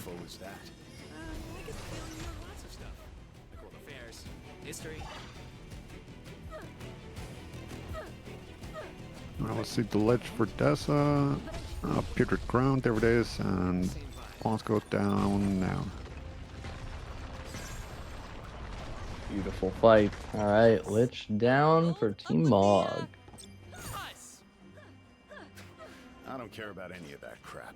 If it's not chaos, killing chaos, or light and dark, who cares, right? Wrong. All of that's just background noise. All I care about is... So Lufenia sends its refuse here to generate yet more darkness. would they want to make the stuff? I have the feeling I wouldn't understand, even if someone explained it to me.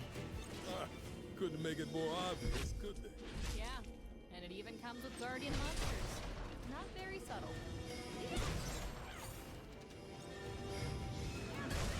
Are demons in that section where there's 3, or was it 2 dark? I think it was 3 dark vents 3, in the yeah. same room. And you have these big ogres also that might try to get in your way. So yeah, you hope that they don't give you too much trouble, and you can just immediately take care of all the vents. So I'm pretty sure I didn't see. So there's an opportunity in this area where you can get maybe a really high level, like 100 level axe from one of the chests in this area. I saw this once. I got a save the queen sword from it. I didn't see what D-Win's got. Looks like maybe the shield from the shield he has equipped. But yeah, there is a chest here that you ideally, in a perfect world, would drop you like a level 100 axe, which would be great for your equipment. But again, the equipment drops are random here, so you're kind of at the mercy of what the game wants to give you. Yeah, any axe at this point in the game would definitely be enough to carry you all the way to the end. What do you see in that tower? Yeah, so you're either going to get it here, or you're going to get it in the next area, the floating continent. We're better off than remember where we come from.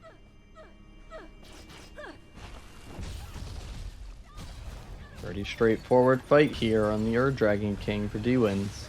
Nice. Big scary guy. Pretty simple boss. Goes down quick. It didn't look like any axe drops from that boss. MrZwanzig is indeed right behind him, currently dealing with the dark vents that I mentioned about just a moment ago. Yep, at the start of the game you have to be a little creative killing them. Okay. I think D-Wins had better, like 80 or something.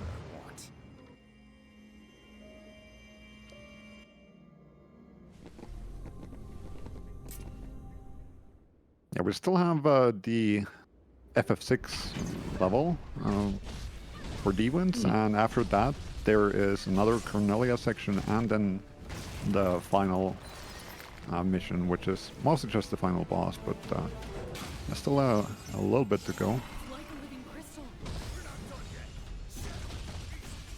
The Dragon King goes down nice and clean there for MrZwanzig.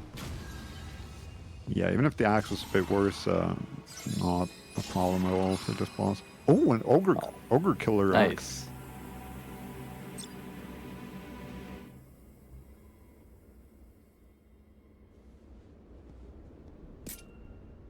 D-Win's gonna be making his way through the floating continent here. You know, there's of course in Final Fantasy VI you have your, you know, the warring triad, and here we have there's a statue for each of the warring triads. So we have to just go through the section and take out each of the statues before we can advance to the boss fight of this section.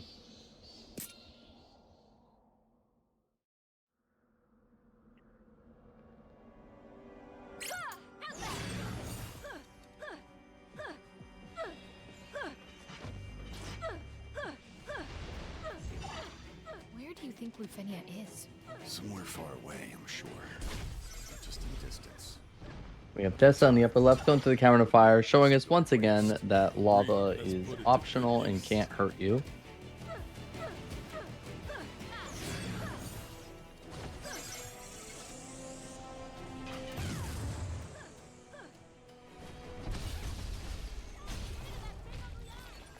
But yeah, towards the start of the run, you have to almost get a little creative and with how you take out these dark vents, either using, you know, a charged regular attack or like Raging Slash with Swordsman. But here at the end of the game, you just, with the axe, you can just use Cyclone Rush and just take out every single dark vent easy with Cyclone Rush now that we're all set up.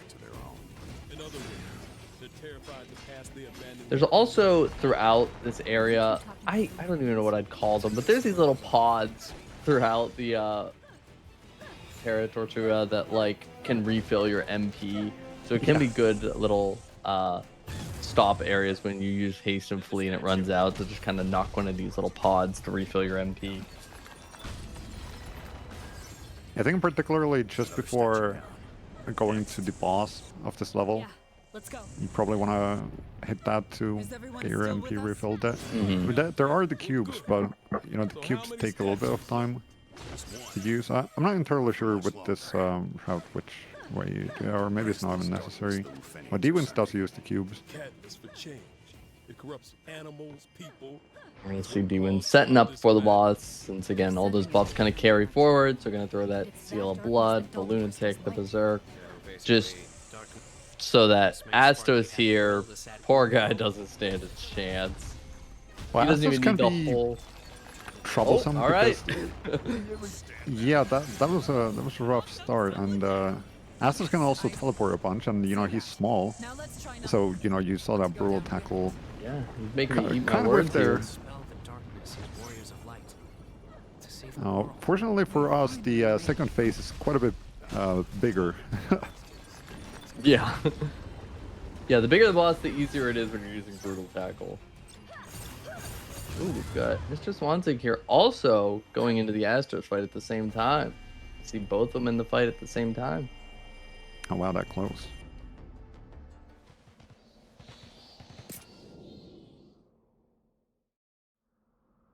Yeah, there we have Ultima Weapon Origin. You know, it doesn't really look a lot like Astos anymore, but you know, much easier to land those hits. It goes down. The Zwanzig, I didn't catch the whole thing, but seems like had a pretty fast-paced one. Yeah, I went through the section so fast. Yeah, I missed all of it. Yeah, it's like blink and you miss these bosses in this game.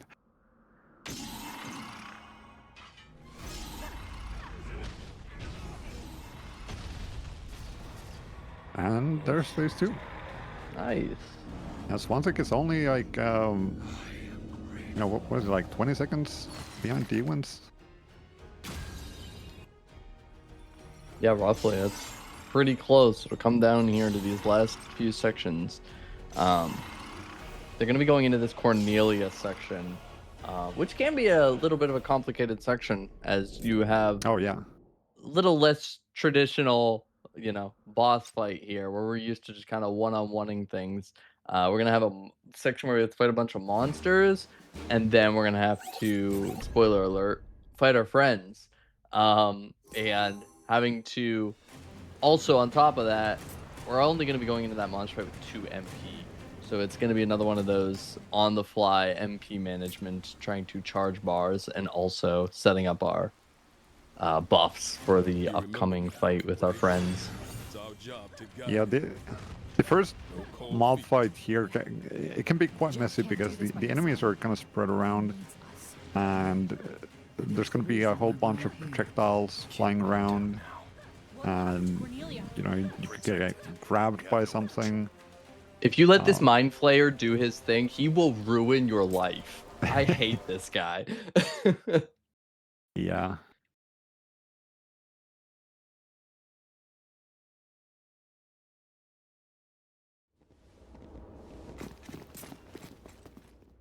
Alright, meanwhile, Desa is going through the Ruins of Machina, coming up on Crayclaw.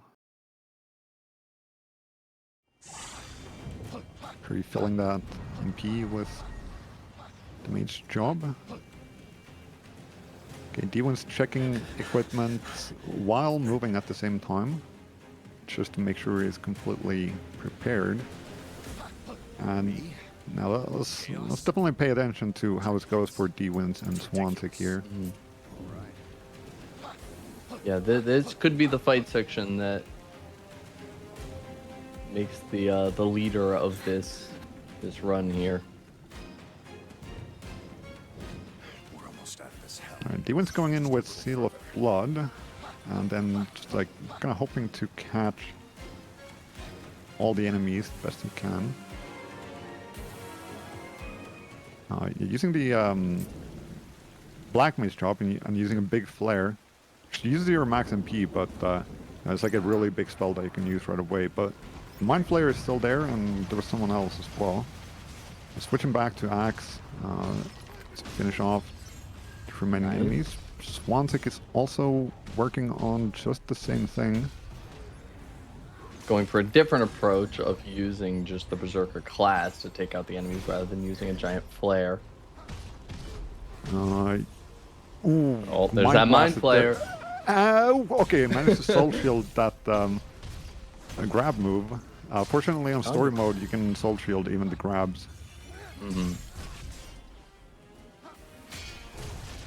Alright, and then D-Win's going into this fight where you have 4 different targets to work with here. So, kind of have to just try and catch as many as you can in your big attacks and start soul bursting as many as you can. Okay. It was not looking very ideal for D-Wins. They were kind of scattered and giving him a hard time. You can't die in this segment, so that's one good thing. But yeah, this doesn't look very good. There we go. Okay, good Cyclone Rush. Yeah, that's good. So that might have killed all of them. But yeah, I think. We aren't warriors of light. Yep, XIII seems to be a little bit ahead. Yeah, he's got a lot of them early. I think just one of them didn't get caught, so he needs to. Oh, and he got it right away. Yeah, well, we have XIII taking the lead. Team Tonberry. He still has Ash. Oh, there we go. Defeat the darkness, Jack. So, still, you know, only like 5 or 10 seconds behind. Okay. Yeah, about 5 seconds. Okay. Lead didn't quite change yet, but very close. A final boss,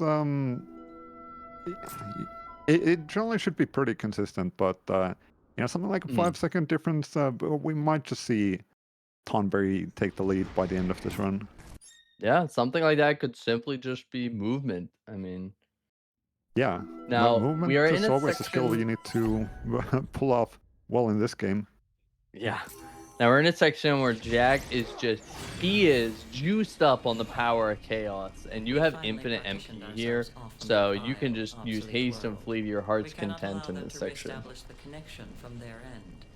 Yeah, basically the idea is that like Jack killing his friends kind of like tips him over the edge of like just completely getting consumed by chaos, and then like now it's like channeling that power of chaos to like get his revenge on the Lufenians. Speaking of movement, it does look like XIII is doing the movement faster and catching up. Yeah, he is. He's we had a now, lead change. ahead. Got stuck on the door, but it's okay. To become chaos. All right, so MrZwanzig going to be our first runner into the chaos fight. Not by much. We just still have the crystals. And we do have the crystals. You're right. A terrifying boss just before the final boss.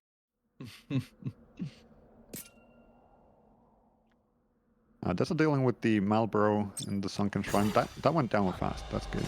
Yeah, it was very good. Okay, there we go. Crystal Matrix. It can be difficult to find like where you can actually finish, do the finishing animation. Yeah. Everything kind of looks the same in there. XIII was looking for that for a bit, but yeah, he didn't make it to the final boss first. Okay, kind of getting kicked around by Darkness Manifest and missed the Cyclone Rush. That's okay. We have D-Wins back in the lead. Yep.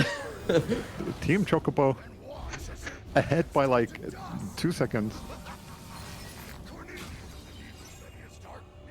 Just passing this lead back and forth here.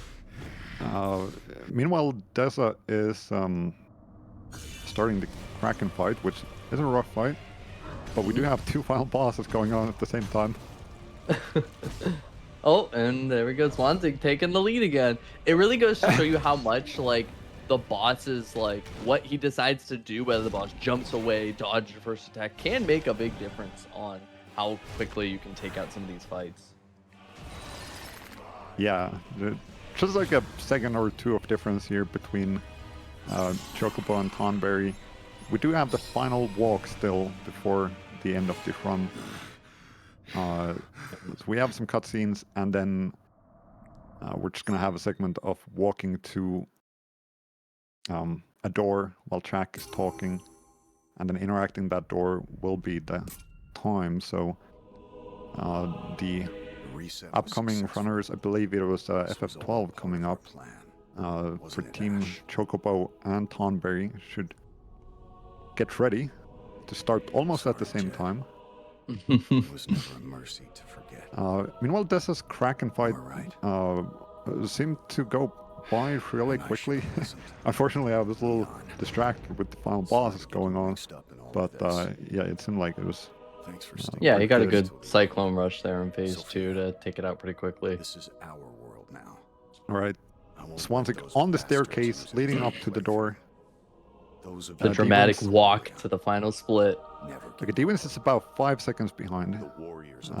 It seems like 4 or 5, something like that. And time for Tonberry. And time for Choco. That will be time. All right, and good luck GG's, gentlemen. FF12 runners. We have 0 starting for Tonberry and Hopkine and Name for Chocobo. Yeah, do our FF12 commentators want to introduce themselves? Kind of introduce the game? Oh boy, Yeah, that was sure. fun. I'm Madeline. Good luck, I Team run. Chocobo. Yeah, I'm Madeline. I run FF12 among some other Final Fantasies. Nikasa, FF12 is the only Final Fantasy I run. I love it very much. It's a good game, yeah. And indeed, our runners that started right now are Hopkine and Name and Zero Scar, and later will be joined by Roost as well. Those are more experienced FF12 runners. And Zero Scar will be using a newer route that will use his guns in the late game, so we will refer to it as gun route, while Hopkine and Name is a bit of an older route on the sword route that uses more swords in the end of the run. Very nice Also, having that little shorthand for it. Yeah. Yeah, it's kind. There's more differences between them that we'll see soon enough. But that's kind of a big difference that it's kind of named after. The other thing. Oh, you go. Sure. As you can see, they are already walking quite fast. So this version of the game actually has a built-in speed up that makes everything ×4 go faster when you put that on. So that's also different between the original PS2 version. These are all on the Zodiac Age, which has a couple of these quality of life differences. So the ×4 speed up makes a big difference. That makes the run also a lot shorter. It does take some learning to get used to navigating all of the closed spaces with it. Definitely, like, a lot of room for execution there. So in that weird way where even though it is this thing that actually just is an easy mode in terms of your overall speed, it does actually need a bit more skill to execute than the movement in PS2. Yeah, I think the movement gets like slightly more tricky with that, but otherwise this is an easier version than the run than the PS2 version, because like fight strategies are not quite as involved. It's still not a super easy run, but it's definitely more doable than the PS2 version. Yeah. Also, auto Oh, saves helps. That's another quality of life Yes. difference between this Yes. and PS2. If you ever die or are in trouble, like you can just load the lost auto save. It's between every screen transition, so that also really helps. Yeah, it doesn't work for bosses except for the very, very final boss. But you can still just go and autosave one room before, and it's obviously a huge difference compared to just having to look at the game over screen, and God knows when your last safety save was. Yeah, exactly. So we can see both runners basically on the same pace. At this point, the routes are identical. The divergence doesn't come in until about another 5 minutes or so, depending on how quickly they're going. But it does meaningfully affect the early game. Hub is going to be taking a route that requires more leveling from your characters, and so is going to be doing a little bit more level grinding with Dustia, sort of an infamous rare game enemy. Beloved by power gamers as well as speedrunners, because you can just kill this high-level undead instantly with a Phoenix down. Zeroscar will also be doing that, but mostly just as a little bit of a boost. And like if you happen to get any money from its drops, and that doesn't hurt. But it's much more important for Hub because is going to be relying much more on leveled combat. I think Sword Route uses more levels and Gun Route uses more setup for specific strategies. Part of it is that, hence with the nickname of it as the gun route, is that guns in this game do actually just completely ignore the user's stats and also ignore enemy stats when shooting. So literally the damage is entirely just based on how powerful the gun is and your ammunition. So very handy. Obviously in New Game Minus, where you can't level up at all, they're sort of semi-required, but as it's turned out, they're also very, very useful just for standard speedruns, even when you can gain levels, just because the way that they're tuned and the way that you can get them, they just happen to line up quite nicely for doing a lot of damage very quickly when you've got a low HP Berserk set up. Yes, which we'll see more of later. Right now, they're still in the early game, just did the Rogue Tomato Hunt, both of them.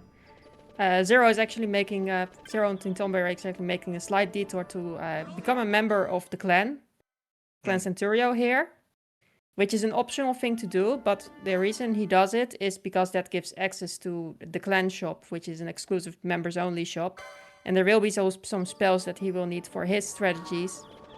So therefore, he's close now, so he will already become a member now, so that he can buy the spells later. Hub doesn't need those spells, so he can immediately continue on through the story. Yeah, so we are going to see some interesting positions in terms of who's where. Due to the routing differences, it's going to be a bit deceptive. There will be some points when it looks like one player's ahead, but they just have not yet incurred some routing debt where the other player might not have. We are almost certainly going to see Zeroscar overtaking Hub briefly once they get down to fighting Dustier, because Zeroscar's going to do not that many, and Hub's going to do, I think, usually about 9 or so for, or maybe even more. For standard sword route. But for now, they've both got to head out to Giza Plains, sort of the first mini-game of the run. There actually aren't that many of them in 12. And I think we are also going to see trial mode pretty soon. So that's another big difference that we see in Zodiac Age specifically. Trial mode was introduced in the PS2 International Zodiac Job System version, but it was sort of a little self-contained thing. Whereas in Zodiac Age, due to the way the autosave works, you can take an autosave from the start of a trial mode stage and then just load that back into a main file, which is handy for a bunch of reasons. You'll see some use of it for LP grinding, but easily the biggest impact it makes on the speedrun is it's a great way to get easy money, because on the very first level, there's a chest containing a diamond armlet, and you can sell that for 6,000 gil. So we'll be seeing a few little goes through stage 1 of trials over the course of these runs. Quickly, Desa is on the Iron Giant, which is, a pretty rough boss for the Stranger of Paradise one. See how this goes. Got the brutal tackle ready. Yeah, phase 1 goes down quick.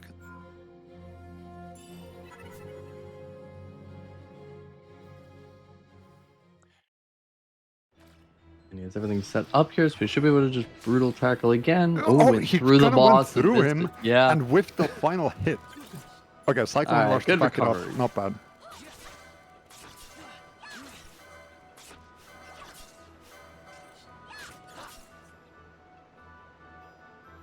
Okay, meanwhile in FF12 we have our first mini game where we have to gather enough energy from these crystals. Each of them gives a random percentage between 25 and 55%. And which means that if you're very unlucky, you need all 4 of them. And if you get very lucky, then you need 2. But you kind of expect to need 3 crystals. And getting the full 4 is worse than that. Getting only 2 is good for you. So mostly we hope to not see bad energy values where they need all 4. I think that was a 30% that Sarah got, so not amazing.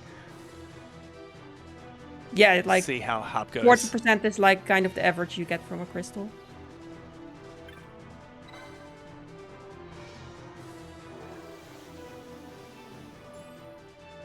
Oh, yep, so 35 there. We'll see how it goes.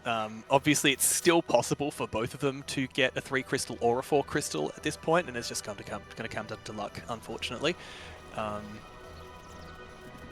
Generally speaking, like, yeah, 3 is the most frequent thing you're going to get. And the other big routing difference we're going to see is that Hub is going to run away completely from the critical path. I'd forgotten about this. And head off to Nalbina Fortress. So Xeroskar will cash in on the diamond armlet he got a bit later, but Hub's going to do it right now because the merchant here sells Phoenix Down. And you start with a few Phoenix Down, but Hub needs more than the initial. So we're going to see, yep, that's 12 total Phoenix Down, which is, yeah, going to be 12 Dustiers. Meanwhile, was that that wasn't a 2 crystal for Xeroskar, right? That was a 3 crystal. I was looking at Hub's screen a bit more, but I think that's the third. Yeah. Anyway, not a 4 crystal, because definitely would still be going at it if it had been. So that's solid. That first 30% I mean, his was a little bit worrying. percentage was for the first one was too low to have a 2 crystal anyway, so it must be a 3 crystal. Yeah. Yeah. So Hub setup there was 71%. You're feeling all right there. I think it's a completely even split across all the possible numbers that you can get. I think so, yeah. Oh, okay, good. But slightly less than 40% is kind of average. Yeah. So, 3 crystal there as well, no surprises. We're now going to see Xeroskar doing 2 very important purchases at the shop in the Nomad Village. Hubs will be on it very shortly. So the first one was buying Onion Shot. You just need to make sure you have ammunition for your weapons.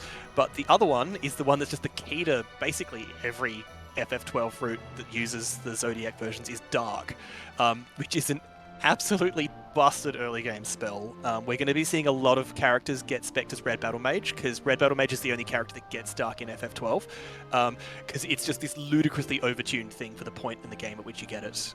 It's AoE, it's got way better firepower than the T1 Black Magic's, Fire, Ice, Thunder. It just lets you tear through enemies. Really, it feels like cheating. Yeah, like the Red Battle Mage even get it's a license point directly next to where you start your license port, so you can pretty much immediately get it, and it's very good.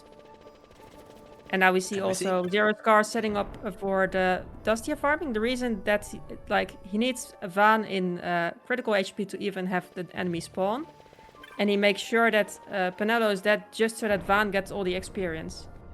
And once other characters start joining, their level will scale off the members that you already have, and after this Penelo will leave, and all of the other characters that will join later, and even when Penelo rejoins, they will all scale off of what you already have. So by leveling up only Van, I kind of end up leveling up everyone, and it's more go to one person than if you have to divide it over 2 people. A pretty clean execution by Xeroskar there. So Dustia is a little tricky. It'll only spawn if your character's below 10% of their max HP. And we've seen a few game mechanic exploits already to enable it by turning the game speed, so the battle speed, all the way down to the slowest, because it needs to charge up its attacks, but Phoenix Down and other items just fires off instantly. No charge time. So that lets you KO it before it can get you. And we're also seeing an interesting, it looks like Hub is playing Dustia in X4, but wait mode. So an interesting contrast, because I believe Xeroskar was doing X2 active. I like X2 active personally more as well. It's kind of preference what you like best, but it is possible in ×4 as well, especially on weight. So the reason why the speed is important as well, you don't just need to kill Dustia, and you need to leave the screen in time before the animation of him dying is fully over. Because otherwise you need to be 2 screens away in order to respawn the same enemy again. But if the death animation isn't fully complete, then the game doesn't really register that it isn't allowed to spawn again. So you do get the experience of it, but you can also immediately respawn it by just going back to the same screen again. That way. Yeah. And Hub here obviously taking a lot longer because you need to kill way more Dustiers. It's just going to keep on going until there's no Phoenix Down left in the inventory. Just to get a smoother start to the next section. More levels on Van, which means more levels on the rest of the party. Yeah. Hub will also try to pick up the drops because some of them are worth some good money. And obviously, if you're lucky, the Flame Staff just saves you having to buy it later on as well. Yes. But all the drops are at least like 500 gil each. Yeah, so. yeah, they're all worth it. But yeah, the X4, of course, it is a bit punishing because you've got very little time if you slip this. So we've also seen, I think, a few times retreating, not KOing Dustier because wasn't confident could make it. But it looks like we're all done there. That safety potion to stop getting bopped by a wolf on the way back. And yeah, we're both off to the races. So Zeroskar's just finished the first sewer section, which is pretty trivial, and now messing around the palace, picks up that elixir. I don't think it's strictly needed, but it's definitely gives you a lot of safety that you might otherwise not want. It's That's a good point, actually. 777 gil. I think that Gunroute just sells it because it needs the MP a lot less than Sword Route. I think Hub will take the elixir for just refilling MP. But it's also the good only thing money. I was thinking is maybe you'd want it as safety for the Belias summon, just in case you forget to take the Dawn Shard off. But yeah, the money's true, you're right. Yep. There's also the next mini game here where you have to like get through this area, but you are not allowed to bump directly into the soldiers. So instead you shout at them and then they will go to the crossing where Vaan was shouting from. And that way make your way through. And we hope to hear some, hey, bucket heads. Oh, hello. I can't do Bobby Edna's voice. There we go. Hey, I bucket think head. Hey, Buckethead. One of these things where it's like, it's not hard in Zodiac Age, but it's a lot harder than it is in PS2 because you do have, if you do just get caught on a corner or whatnot, then they'll catch you, and you got to do the whole thing again. Yeah. And the hey bucket head is just for fun that you want to have it. It doesn't matter for time, but it's just the nicest shout. I hadn't even thought about the implications of longer. Is there actually any difference between them time-wise? I don't think so. I think it's just that the bucket head is the most fun. Yeah, it's funny. And you cannot have 2 in a row. So then, like, because we shout 4 times, the first one is just the tutorial of how it works. And then the 3 times you don't get 2 in a row. So the maximum you can get is 3 hey bucket heads, unless you mess up and have to do more shouts.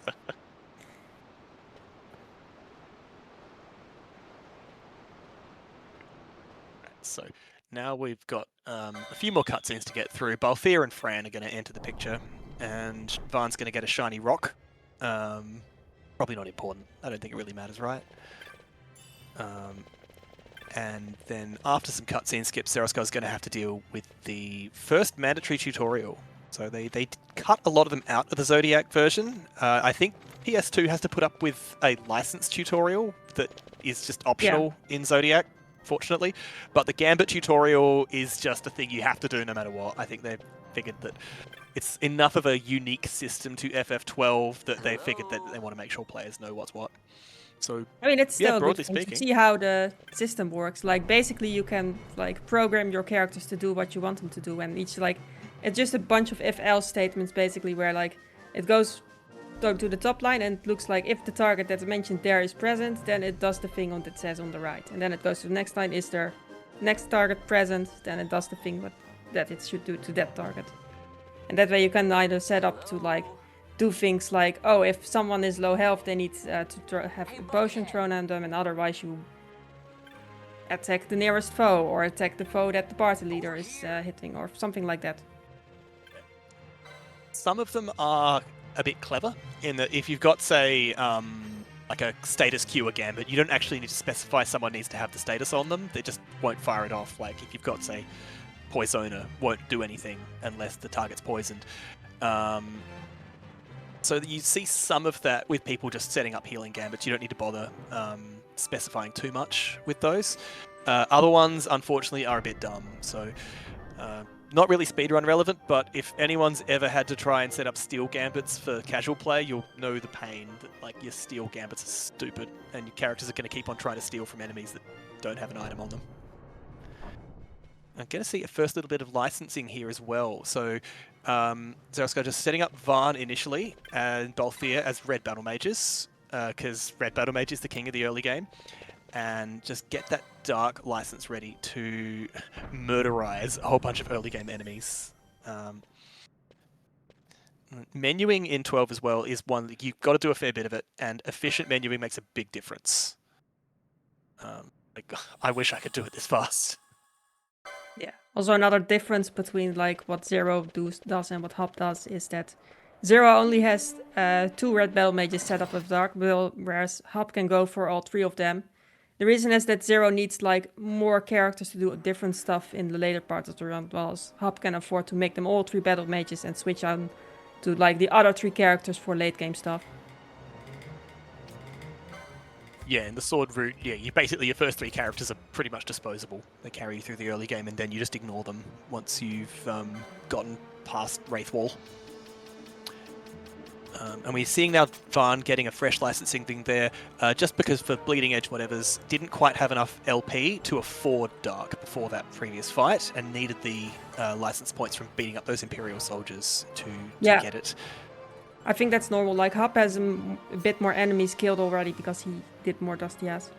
Yeah, got way more to play with in the early game, which also means that you've got a few little extra safety blankets for some early game situations. There is a little bit of swing in terms of exactly how many LP you're going to get. Like the big sort of early game one is Judge Geese. If you use a reflect strategy to beat him, then there's a chance he'll KO himself with his arrow, which means you don't get any LP for beating him, which never ideal. We got the Fire Main here, not being too uncooperative for Zero. It looks like it's 2 bushfires. That sucks. 2 bushfires. Yeah, that can happen on the route. That's just bad luck. Yeah, the one thing with Fireman that you try to do is you try to flee into the water where like Fireman does less damage. Like fire and water don't mix well together, so it's like easier boss if it's just in the water. And other than that, quickly, you just hope enough damage. We have this tough fight, this Cornelia fight coming up for Desa. Let's see how this goes for him. Yeah, we saw how this could change in between ZWANZIG and D-Wins earlier, how it really can depend on how you handle this. And it's really interesting that we're kind of seeing all 3 of the runners handle this monsters fight in a different way. You know, we saw the flare strat from D-Wins. We're seeing a nice arrow strat here, gathering up all the enemies. It's very cool. And then Everything go except Mind Flare got caught, but you know, that was pretty fast cleanup. Now let's also see if Desa manages to catch all the friends in the Cyclone Rush. Yeah, you ideally want to get all the friends here together and just kind of hopefully take them all out and as minimal attacks as possible. We saw D-Wins kind of had them spread apart, but yep, very good. Oh, our poor friends. Were they all in there? It was a bit hard to see. The one might have been outside the range of the Cyclone Rush. We'll see what we get out of this. It looked like one was straggling, but nope, it looks like we got them all. Okay, good. It was a very quick fight there. Now we just have like a couple minutes until getting to the final boss, but looking like a pretty good run for Desa. And I do want to know at this point, ZWANZIG's run earlier was actually like world record RTA for PC casual, so or story difficulty rather. So that was a very good run from ZWANZIG indeed.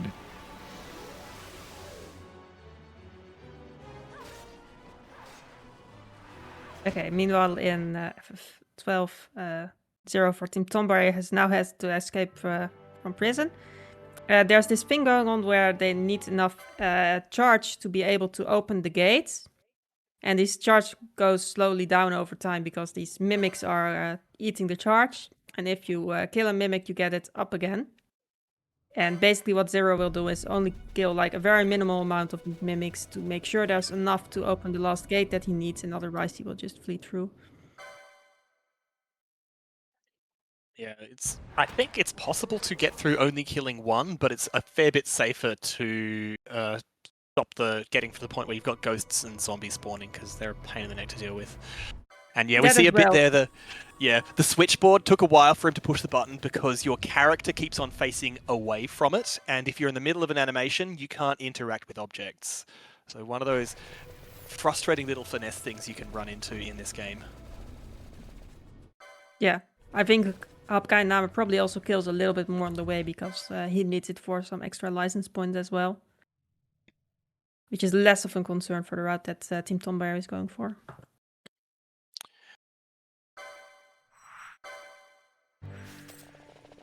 And we'll soon have the Mimic Queen fight coming up as well. Yep, Team Tonberry looking pretty happy on that split. Yeah. So with Mimic Queen, there's also these other little mimics surrounding the big queen. And if those smaller mimics dies, then typically the queen would want to like do some more healing for that.